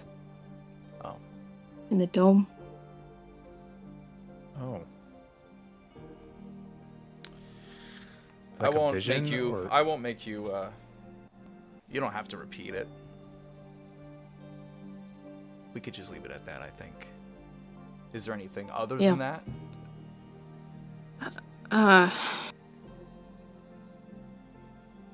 No, He looked at her. Who? there was that. Yes. Tekwin. Tekwin? He was there. He was in the dome when it happened. So. Oh. But that happened. Mm-hmm. So we can just. I don't know what to make of it. It was like I was there, but it wasn't me. But then Who It- was it? It was, well, I don't know. Mabel, I mean, we have like an idea, don't we? What are you thinking? Well, you heard Lol's voice say the word. It Well- was both. And then I'm. Okay, yes. In the Nat 20, you said she like knew it was her looking through Lolth's eyes. Mm-hmm. Oh, okay. How did I miss that? It happens. Lolth. And while everything was happening, there was a moment where, I mean, Tekwin was involved, but then it felt like when he was looking at Loth, he was looking at me. Hmm. Like he knew I was, Watching. yeah. Of course he was. And I don't know what this means if I may be, Mabel, Mm. may I? mhm. What it's... I don't know if this is again, not a magic user, but the fact that this happened in the past, like a month ago, right? Michaelis, I get visions. It happens. I know, but I'm just thinking, like, if you think that Tekon was able to see you through this vision a month ago, would that not mean that he's able to like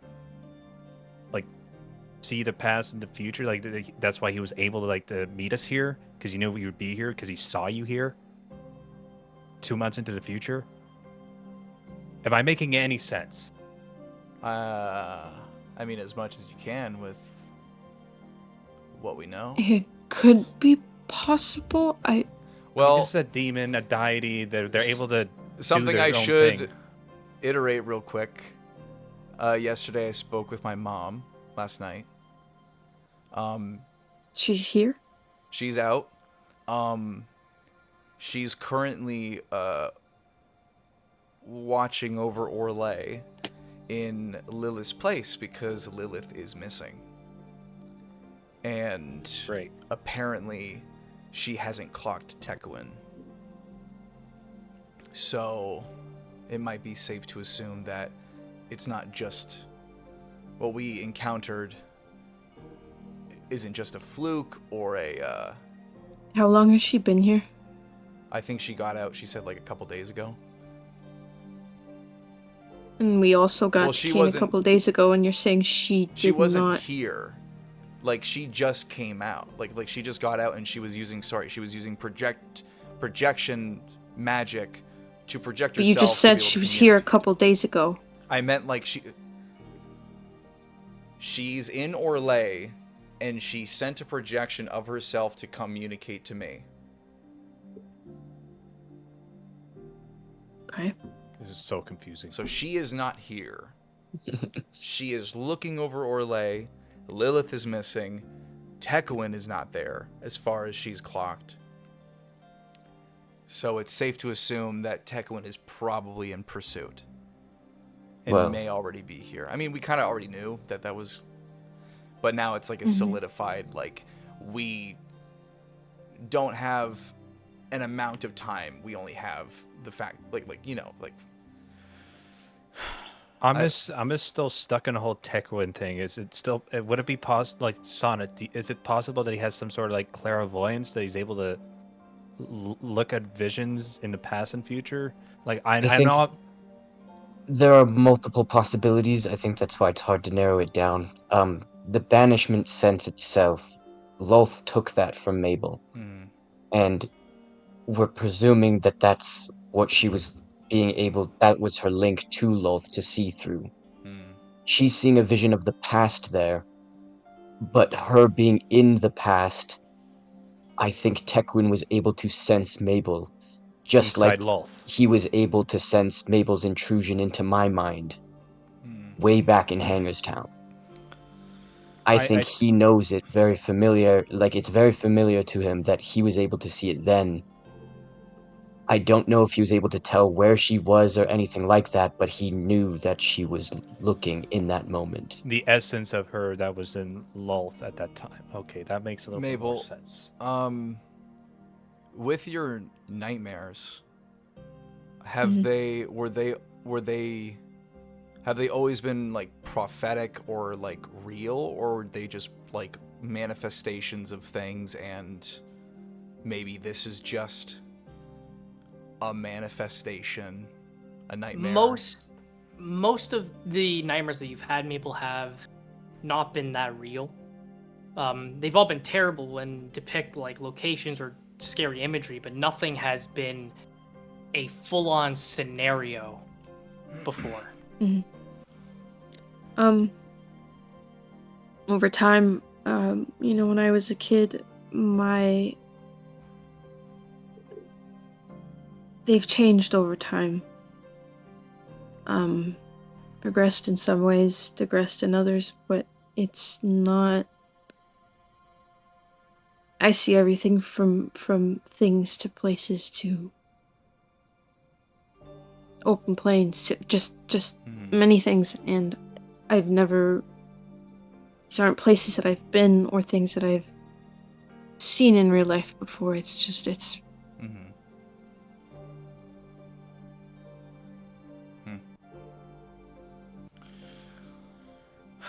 But this felt different. This felt different from that. Right. And I've had visions before. You've all seen. Well, you helped us see some of ours as well, so yeah. That's not that out there. But this time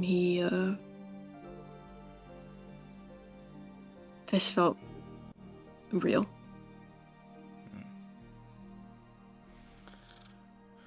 And I also have to wonder, yeah. Do you think Lolth might know that you saw through her eyes?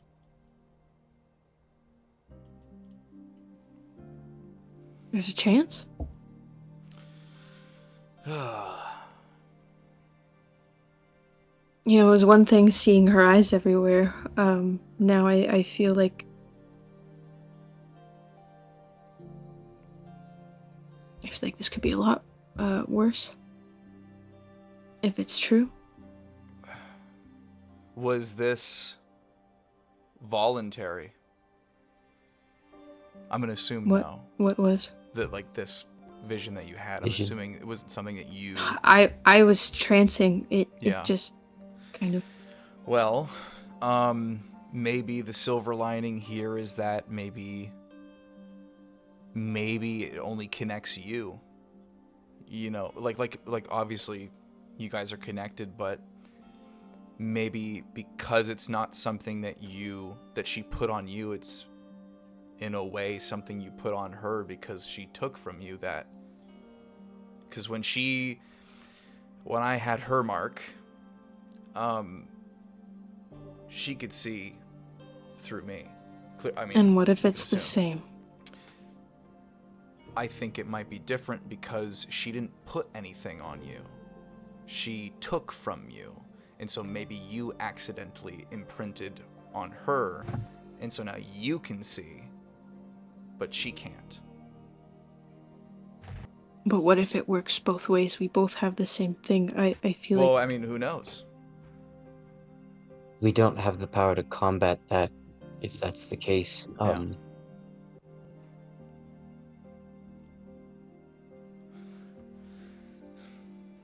Which means I'm a liability? No. Which means... Mm-mm. She was gonna find out eventually. Well, Lolth will have many facets of like finding information and getting her way through here. Like, just connection you have with the banishment stuff with her. Like, I think I have to. You believe shouldn't be that putting this all on you. All right, this is not all on you. I personally have to believe that it's not something that works both ways. I think this is a potential convenience for us. Also, this is in the past, so she might not even see what we're currently seeing. She might be only seeing what has happened. So, Because that was all happening while we were dead. So until you came back. no, The we weren't banished- dead when that happened. The dome? Yeah. Dome being put up happened when we reached the observatory. Just But I before mean, we I'm died. talking about the attack though. The attack you saw that happened. Was that Just not? That was- before we yeah. died. Mhm. Oh, That was in the shit. dome. My apologies then. Well, you're good. As you guys Mhm. are kind of confirming information, telling each other about the recencies, there is a knock at the door. Is here this little cock. Cock, And then- cock, cock. Fuck you. I go and answer. It's my house. Of course you he know. does. You see Cock. Sorry. you see two guards that are elven in descent, drow in descent in particular. Are we wearing under these kind arrest of, again? Sorry. You see these basic kind of armaments. They're just kind of looking to you, Michaelis. As you look Yes. past them, you see down at the very base of the stairs, you see a drow male with long white hair and kind of a solid kind of jaw. As he kind of turns around, and you see a face you have not seen in years. As Urzin Jade Oh, damn! Shit. Smash, smash. turns around, goes, Michaelis? Urzin, it's Husband? nice to see you again. I have been requested to come and retrieve you and your group. That is a. Who requested that? Was it Sarah? The rest of the leaders are waiting. Sarah wanted to hold off the meeting for as long as possible. For what reason? Is for us? I'm guessing. So that's why we. Yeah. Okay. Yeah, we should get going. I'm gonna look over. It's like, okay, guys, get your things. We gotta go. Okay, And I'm putting in a Okay. new earring. Mhm. Oh, guys, And- by the way, my horns grew. I'm gonna Oh. walk down to Urzin and like I'm not holding out my hand to shake. I'm just kind of awkward, kind of like how he is, I guess. Just like standing there. It's just like I guess we just both start slowly walking towards the meeting. Bonelia, disguise self, or do you put on the robe? Oh, yeah, I'll let you know. You only disguise wear self. the one. Okay. I Cool. go to Bonelia. Hey, Bonelia, could I maybe? Oh, yeah. I Sweet. give him back the cloak. Sweet, thanks. If Absolutely. you ever need it, let me know. But Are you disguising yourself just as Ophelia again? Yeah. Okay. I disguise myself as Um, Bonelia. Wait. As you all kind of make your way out into the public space, you see this drow who's got this intense fervor looking at Michaelis. You can tell there's definitely some tension between the two. The drow kind of has this very locked jaw until eventually the two of them kind of turn around and begin making the way as Michaelis calls you out forth. I lean over to San and I go, do you think they were that they had a thing? They're exchanging pretty intense glances at each other. Does seem pretty intense, but it seems more. It looks like how Yeah, I maybe look at like a Azria. fling. Yeah. What is that? Oh, it's you know what? I'll catch you up later on that one. It's Oh, okay, cool. Interesting. Maybe I'll try that out with Azria. Don't do that, buddy. you all make your way out into the streets. The guards kind of staying behind as Erzin kind of leads you all. As you're kind of getting in closer to the Just on the way there, I just want to say quickly to everyone. Oh yeah, Ashanta saw me last night. We gotta go north real soon. Okay, sounds good. And I Did spoke. she say why? I have to be there when something dies. Oh, damn. All right. You hear Okay. Erzin kind of perk up from behind and go, "Don't we all?" As he continues to walk. Yeah, man. As I'm walking Anyways. beside him, as I'm walking beside Urza, I just want to be kind of to him, just one moment. I'm gonna go back just to speak with the group of you guys as quietly as I didn't want to intrude on talking about what Mabel saw, but I was able to speak with my sword yesterday, and the lady who was I'm guessing the first champion has said that she's banning the rest of the champions in the sword to help conquer the blade for me. Oh. So I think they're willing to help. Real quick. I don't. I'll just reiterate, the tones of the first two were not friendly. Yeah.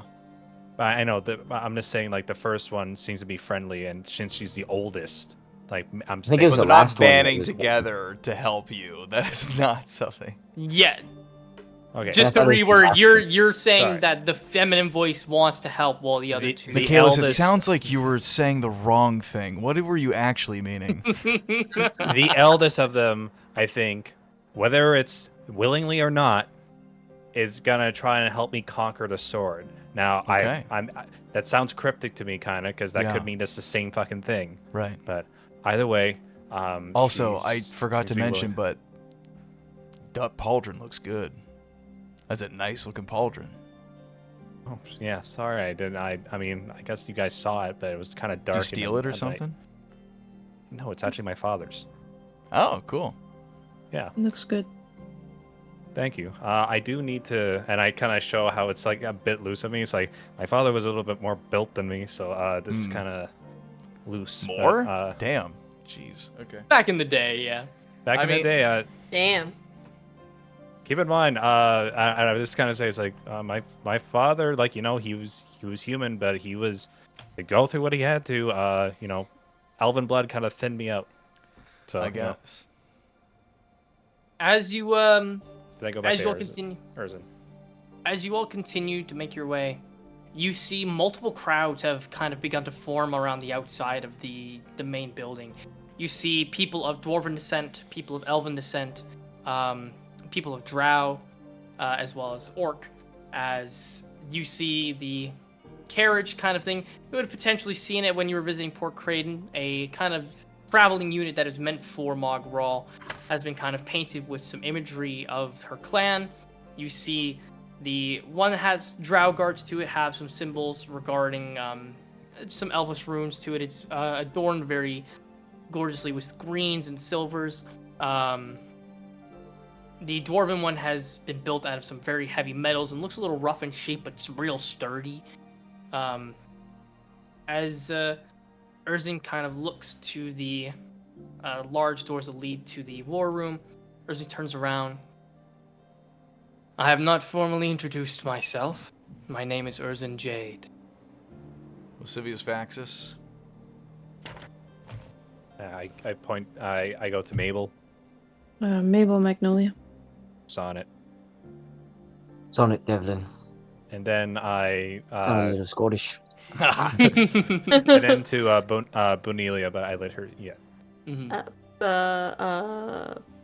I mouth her. Which one? Call me Leah. Leah. Leah is. Erzin kind of turns himself back around. He's got like this really kind of proper up stance. This is a little bit of a different Erzin than you're used to, Michaelis, as he appears to kind of like matured in a way since taking over leadership.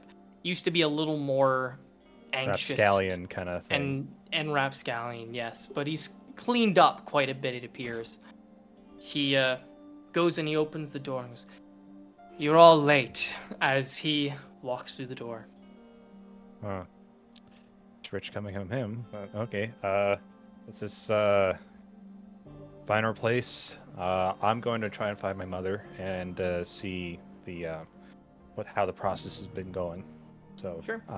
If you guys want to mingle about, maybe we'll find more things out. Otherwise, we'll just keep an open eye out for any trouble. Don't mind me as I clean up my tokens. You see Sarah standing at the head of the war room table.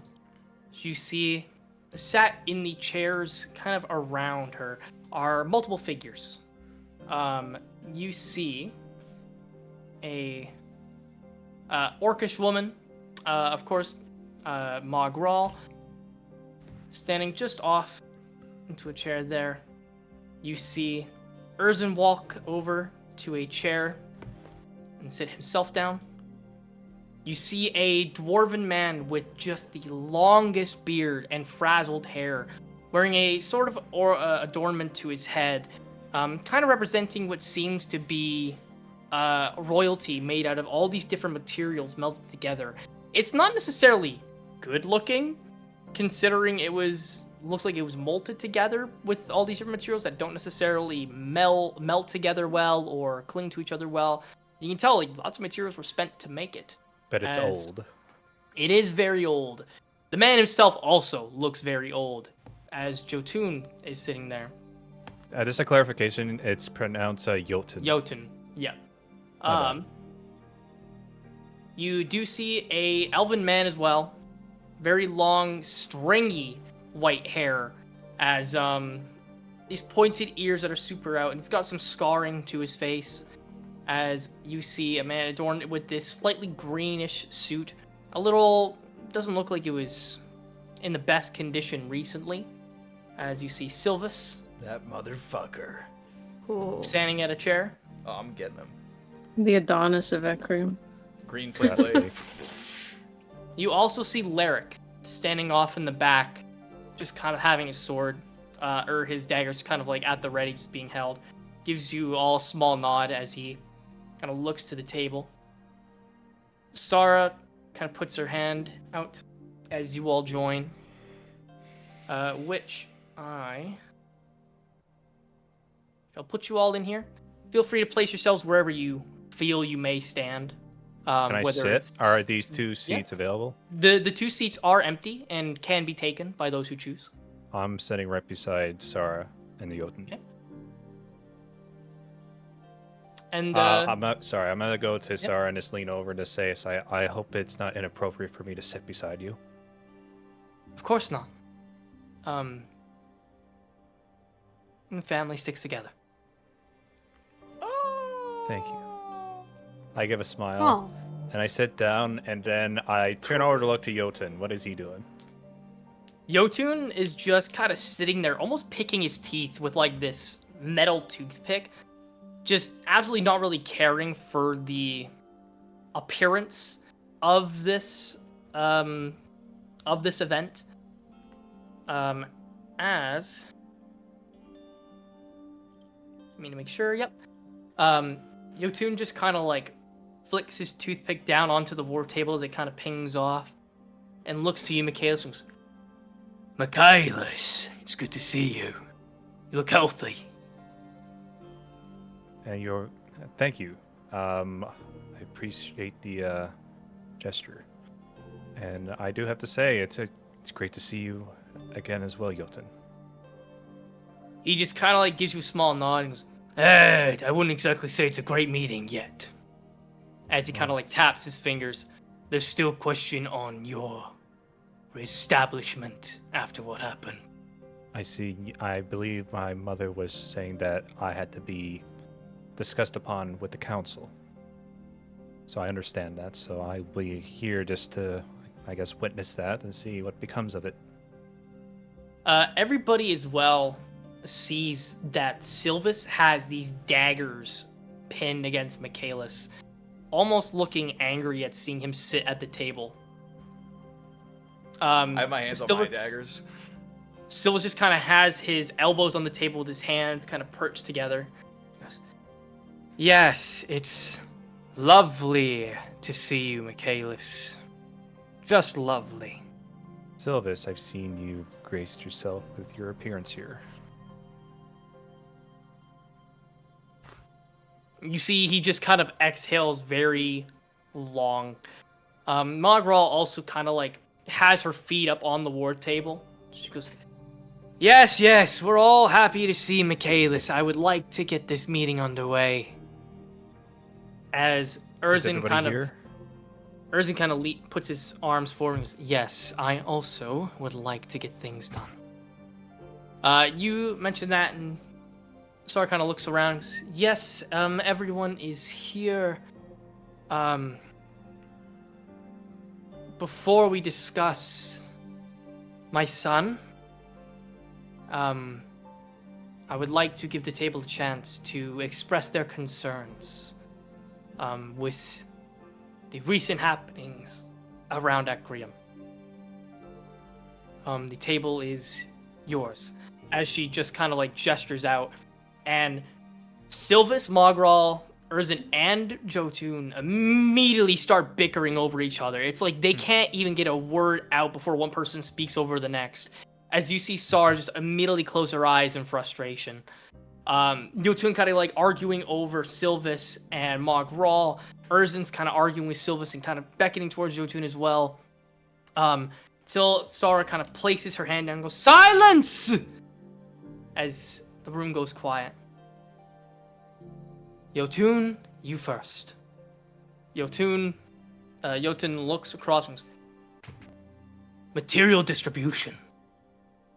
I have been Magral over there doesn't understand that it's incredibly difficult to get materials out across Ecrium right now.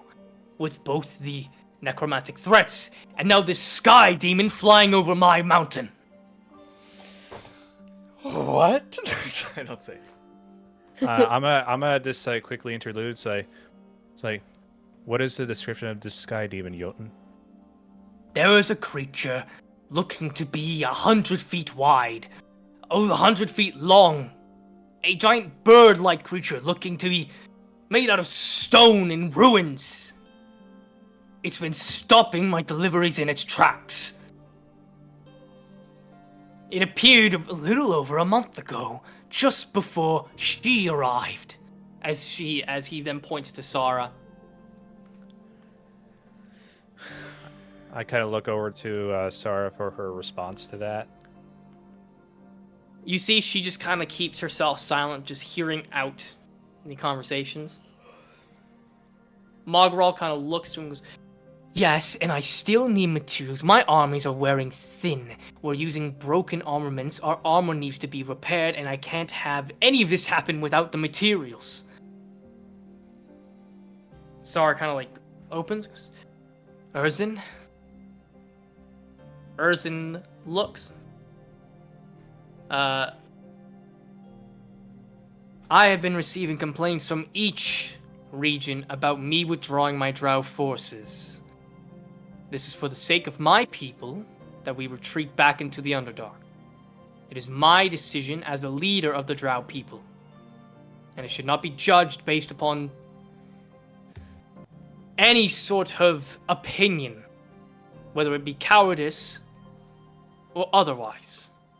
These are my people. The necromantic theft is coming back, and we are retreating. As Margral kind of slams her hand down and goes, yes, and you're not going to help the rest of the nation.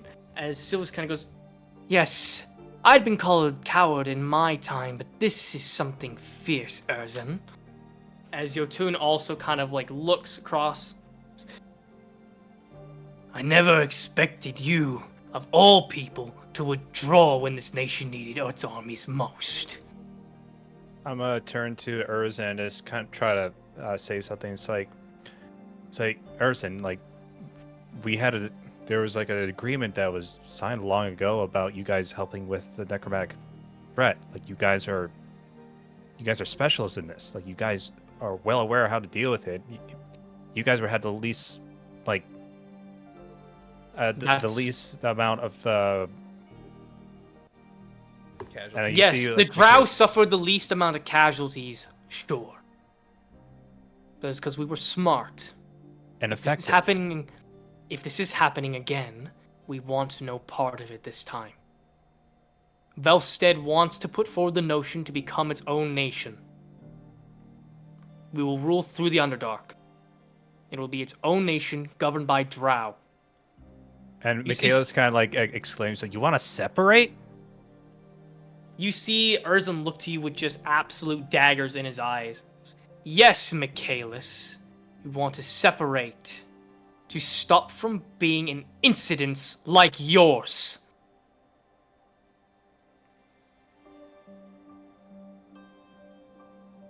You see Erzan kind of readjusts himself. My apologies, but that is the notion that I put forward. You see, Sara kind of backs down.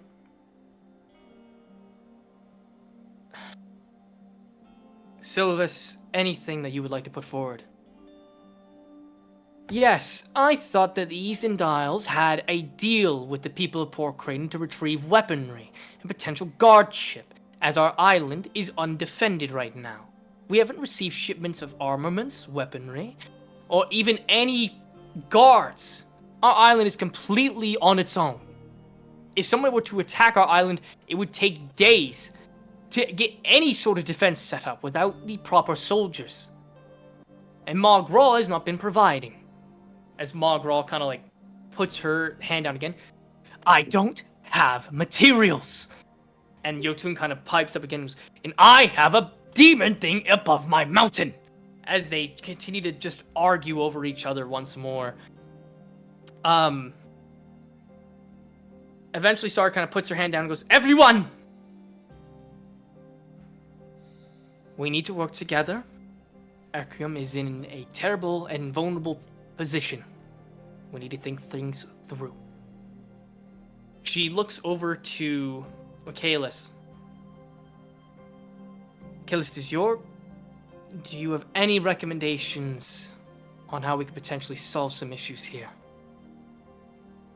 I'm gonna stand up and just say, members of the council, as you know, I am Michaela Stonerose. I have, until otherwise convened by the council, I've been temporarily being reinstated as a citizen, so therefore my word now carries a little bit more weight than as a foreigner. You see Jotun kind of like puts his hand out and goes, that hasn't been approved yet, Michaelis. I am well aware. As of right now, it's only a piece of paper has yet to be written by the council. But I do have information.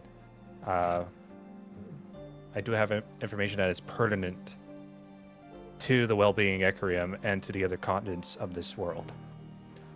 And as for what you have witnessed, Jotun, this flying beast, this demon, out of the Game Walker, this is the Yeah. Titan.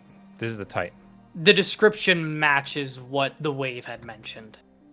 And now, out of all of us guys, which one would be the one that has the best recollection of the information on the Titans? Would it be Lascivious or Sonnet? We could It do would a history actually check. it would actually more than likely be Bonelia Yeah. Yeah. as a champion of Yeah. LaRouche. She was Oh, the right. keeper of the keys. Sorry, I Mhm. just remember that Lascivious and Sonnet also found some She also of the... gave me the ability to hold a key, but Mm-hmm. Oh, right. that's it. I'm going to look towards Benelia and wave her over toward the table. Slowly make her way over. What? Sorry. Also, I'm gonna be like without anybody else seeing. It's just like I was gonna say Benelia. It's like What? come over here. I'm just gonna message in his Oh. head and say, just say Ophelia or Leah. Oh. I say oh audibly. Yeah, I know you do. Oh. You see everybody at the table just like looks at you with a little confusion. Oh, Ophelia. Ophelia. Yeah. Ophelia, if you may. She has information that would be pertinent to the creature that is over your fort, Jotun. And then I sit down and I let Ophelia speak. As you approach the table, Bonelia, you see Jotun just eyeing you with just this most not confident isn't the right word, but he's got such a sight on you, considering it's his mountain that's being overrun by this creature, and mentioning that you have the information. This Jotun is uncomfortably staring at you as you approach. Hey. Yes, it's one of the Titans. There's 3 Titans in the world. And if I just check my notes real quick. You see Ophelia is bringing out like notes from her like vest and says like, according to my research. Oh god, this is gonna take me a minute. Can I just do a history check? Yeah, I don't even need you to roll a history check. As champion, you know there Yeah. are 3 Titans. One that was already taken over by Lolth before you came across the other 2 keys, which was known as the Forest, and then there was the Wave, which you had actually met, and then there was the Sky. Right. There were 3 Titans. The Wave we met during our journeys between Orlais. There's the Sky, which I believe is the one over your mountains. And there's the Forest, which was taken over by Lolth. You see Erzin like flinch at the name a little bit. I'm sorry. You're saying the Spider Queen. The goddess of spiders and lies, yes, Spider has bitch, taken more over like. Orlais. I And thought that- the Underdark. I thought she was merely legend. She's real. Oh yes. Oh yes. Yes. Yep. Yeah, she's as real as ever. We've had many altercations with her and her cult in Orlais before she had taken over the whole of Orlais. This is a month and a half ago. So now, as Ophelia has stated, she has taken over one of these titans. The Sky Titan is over at the Ember Fort right now, and the Wave one, the deep sea creature, is currently somewhere on the west coast near Port Creighton. It's some miles out, it seems. Could be anywhere else now, but that's where we bumped into it. You remember you actually bumped into it in Orlais Yeah, between it was in Orlais. Zoar Yeah. and Imperia. It was before sorry. we even went to the Mhm. vault. But Did we not yeah, bump easy- into it again? I No. swear we did. Nope. Or is No, this a just the storm? once. Nope, just Just the once. once. You had a Okay. storm, but That's no, what it no was wave. then. Sorry. We had these altercations with him, but with that one, I We kind of also- look over to Sonnet real quick. I'm like, do you think that Tekowin made a deal with the flying one? With the Sky? Yeah, I mean, there was we spoke to an actual living thing, not just the thing itself. Do you think that there was a persona? And maybe he said it's like a crow-like thing. No, it was I like a dragon is how it was Oh, I thought you said described. bird-like. I mean, the giant creature is bird-like. Hmm. I'm like, I'm just thinking. Do you think maybe that's how he's over here? If he's I couldn't say. I find it unlikely, but I don't know a lot about the Titans and right. And then I'm just to continue to Jotun and say, from what I recall, when it comes to these Titans, there's these disc keys. I think they're called, and these things grant the ability. Like these things were originally the things that locked them away, but now, I believe whoever is controls the key is able to control the Titan. Can I do a history on check on it to make sure that is correct? You don't even need to make a history check because Bonelia can be there to confirm that. I look to her and it's like, and I just like, it's like, is that the correct way of putting it, Ophelia? Sure. Yeah, in a way. Yeah.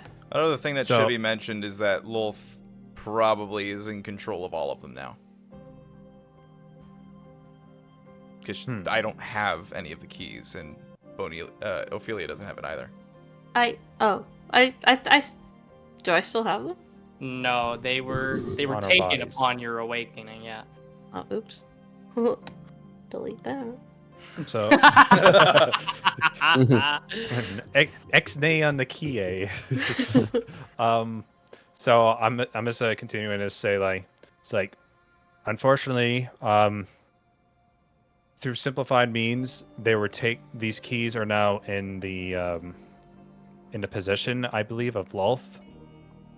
And now the only Jotun speaks up and looks to Ophelia. So, this Lolth is the one responsible for shutting down my mountain. Yes. Probably. And She's you responsible can, for a lot of things.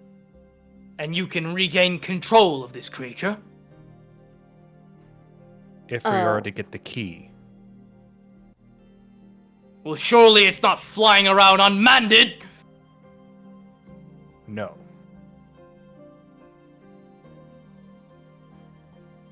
Probably someone nearby. They would, and then I guess to Ophelia, and I guess as a history check too, would be like, say they would have to be in rather close proximity for them to be able to control the Titan. Otherwise, just the possession of the mere key would do nothing. Do we know that? You kind of know. Seeing the wave up close, you wouldn't know like how it fully operates, having not been on it.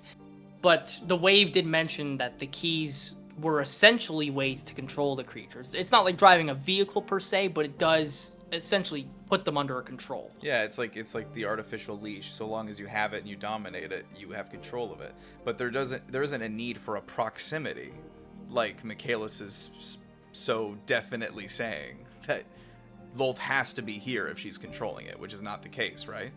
It doesn't have to be Lolth. It could just be any of her vassals or any of her like minions. I don't know about that. There's a Margral- chance someone could be close. Margral speaks up. I don't think that's entirely out of possibility. If Lolth is as powerful as you have worded it, especially back in my tent, who knows what she's capable of, especially at full strength. That being said, if you can regain control, you can stop it from hindering the mountain, stopping it from hindering supplies, stopping it from hindering my shipments to Eastern Isles. And I'm not exactly sure if it would benefit you, Erzin, but it would potentially put one less threat on our map. As Erzin kind of takes a deep breath, I would need to reconsider, but I would at least be willing to negotiate if the threat is neutralized. This also leads to the second part of this, and this is only something that have come to thought as you were talking about the Titan Jotun. We eventually are going to have to travel up north, anyways, to pass through Githyanki territory. Now, it has been a while since Githyanki have used the riders of dragons, have been the riders of dragons, given that they are mainly land striders now. That is However, correct. It is not an exactly defined plan yet, but one of many things that while we're in Githyanki territory is the possibility that we could contact the Githyanki shaman and its chief to, despite it being a bout of several hundred years, possibly bring in flyers so we can actually convene with this flying titan. You see Jotun kind of like looks down for a second. I never thought of the Githyanki. They Now- could be a boon if they could bring in dragons. They could kill the beast, and you see his eyes light up at the idea of felling this giant monster and the materials it might bring. Bonelia, you know that this is a living creature, one that is a peaceful nature and is kind of like almost like an ancient deity of Orlais in a way. Not in the same way that LaRue and such are, but this is a significant thing for Orlais' balance. I'm gonna just interrupt Jotun and say, this is not a common beast, Jotun, that you slay as a prized beast. It's This a is- bird! It will die like any other! You shouldn't kill it. Like this It's- Titan, this thing is a deity. It's revered, Jotun. It's be like trying to kill a god.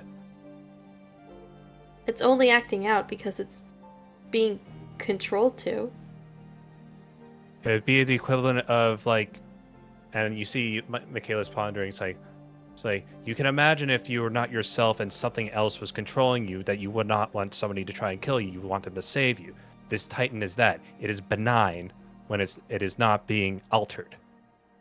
Right now, Lulth and its minions are altering it to make it lash out. Now, my proposition is that if we're able to get Yankee help and we're able to get riders and we're able to get up there to face this beast, that we're not trying to kill this thing. We are trying to garner control of it, or at least free it. And then out of its own free will, perhaps it will either help us or just become dormant enough just to leave us alone. I'm not quite sure which of these options would actually happen. So Jotun puts his hand down on the table and goes, "One chance. That is all that I will give. If you fail, it dies. And we'll make sure Am that I chance will not fail. understood, Michaelis?" We will make sure that chance will not fail. See, Jotun looks to you again, Bonelia. One chance. I nod. See, he brings his hands away. If the beast is tame, then I will be able to bring materials back. And Ecrium could potentially heal, and we can make this treaty work. You see Jotun takes a piece of paper that was sitting in front of Sara, and you see he just puts his thumbprint down on it and leaves a little signature of his thumb. I will sign this now. If everybody else signs it, it can take effect after everything is done. Does that make sense to everyone? As Mogral kind of like stances himself up, not liking that Jotun is being overtly overwhelming on the table. That is fine by me as long as materials are being shipped back. Silas goes, and I am fine as long as my people are being guarded again. And they all turn to Urzin, and I will rethink once the threat is taken care of, not before. Sarah kind of gives a small nod. If we are all in agreement, then let's put some pen to paper. As she kind of hands this piece of parchment around, Silvus signs it with some very eloquent writing. Mogral kind of does it. It's like this horrible chicken scratch. Silvus writes his name, or Urzin writes his name down on it as well, and hands it back to Sarah. Can I cast message to Sarah? Sure. I just want to quickly, subtly cast message to her and ask, are we not discussing Zexus? You get a message back. We'll take care of that once the nation is in unison. Okay.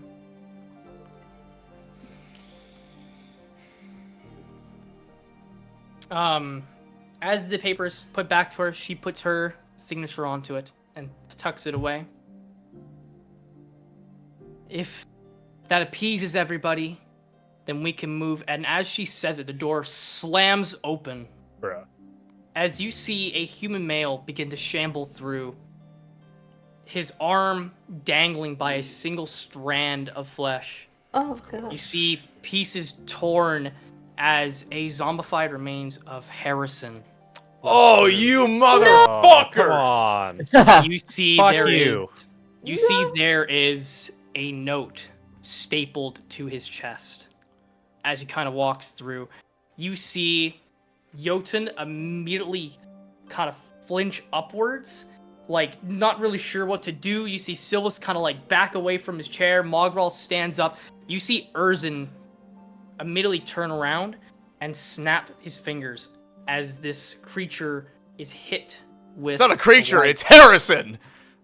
As the creature is hit with blight. Motherfucker. Oh, Harrison. Harrison, Isn't blight no. necrotic damage? It is necrotic, but Yeah. undead are immune to poison, not necrotic. Oh, okay. Sorry, my bad. I'm thinking Baldur's Gate. You Whoops. see, it hits Harrison, and Harrison's form just practically crumples as it practically falls apart, like limb by limb, until it's just a pile.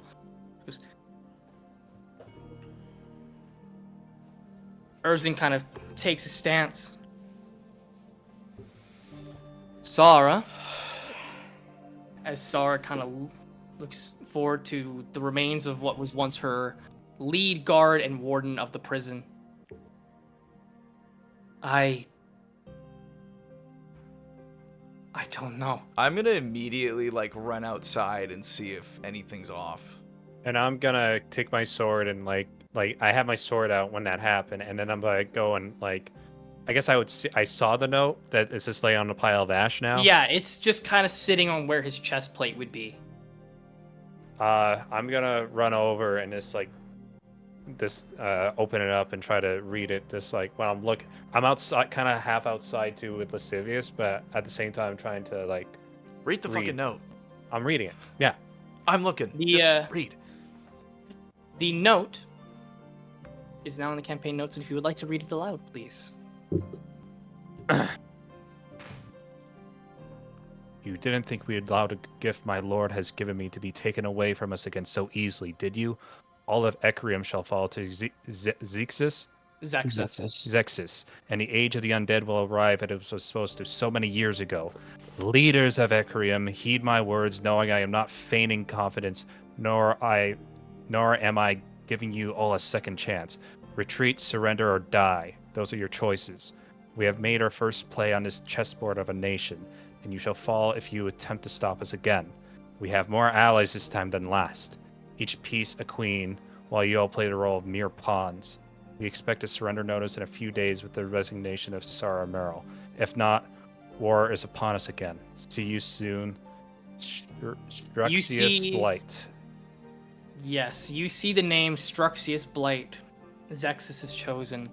And Michaelis, you were immediately hit with a flash as you remember the name of Struxius Blight being the necromancer that you killed that cursed you. Oh, shit. shit. And that's where we're gonna end today's session. Yeah, Oh, felt like it. I was about to go right into a panic attack. All right, and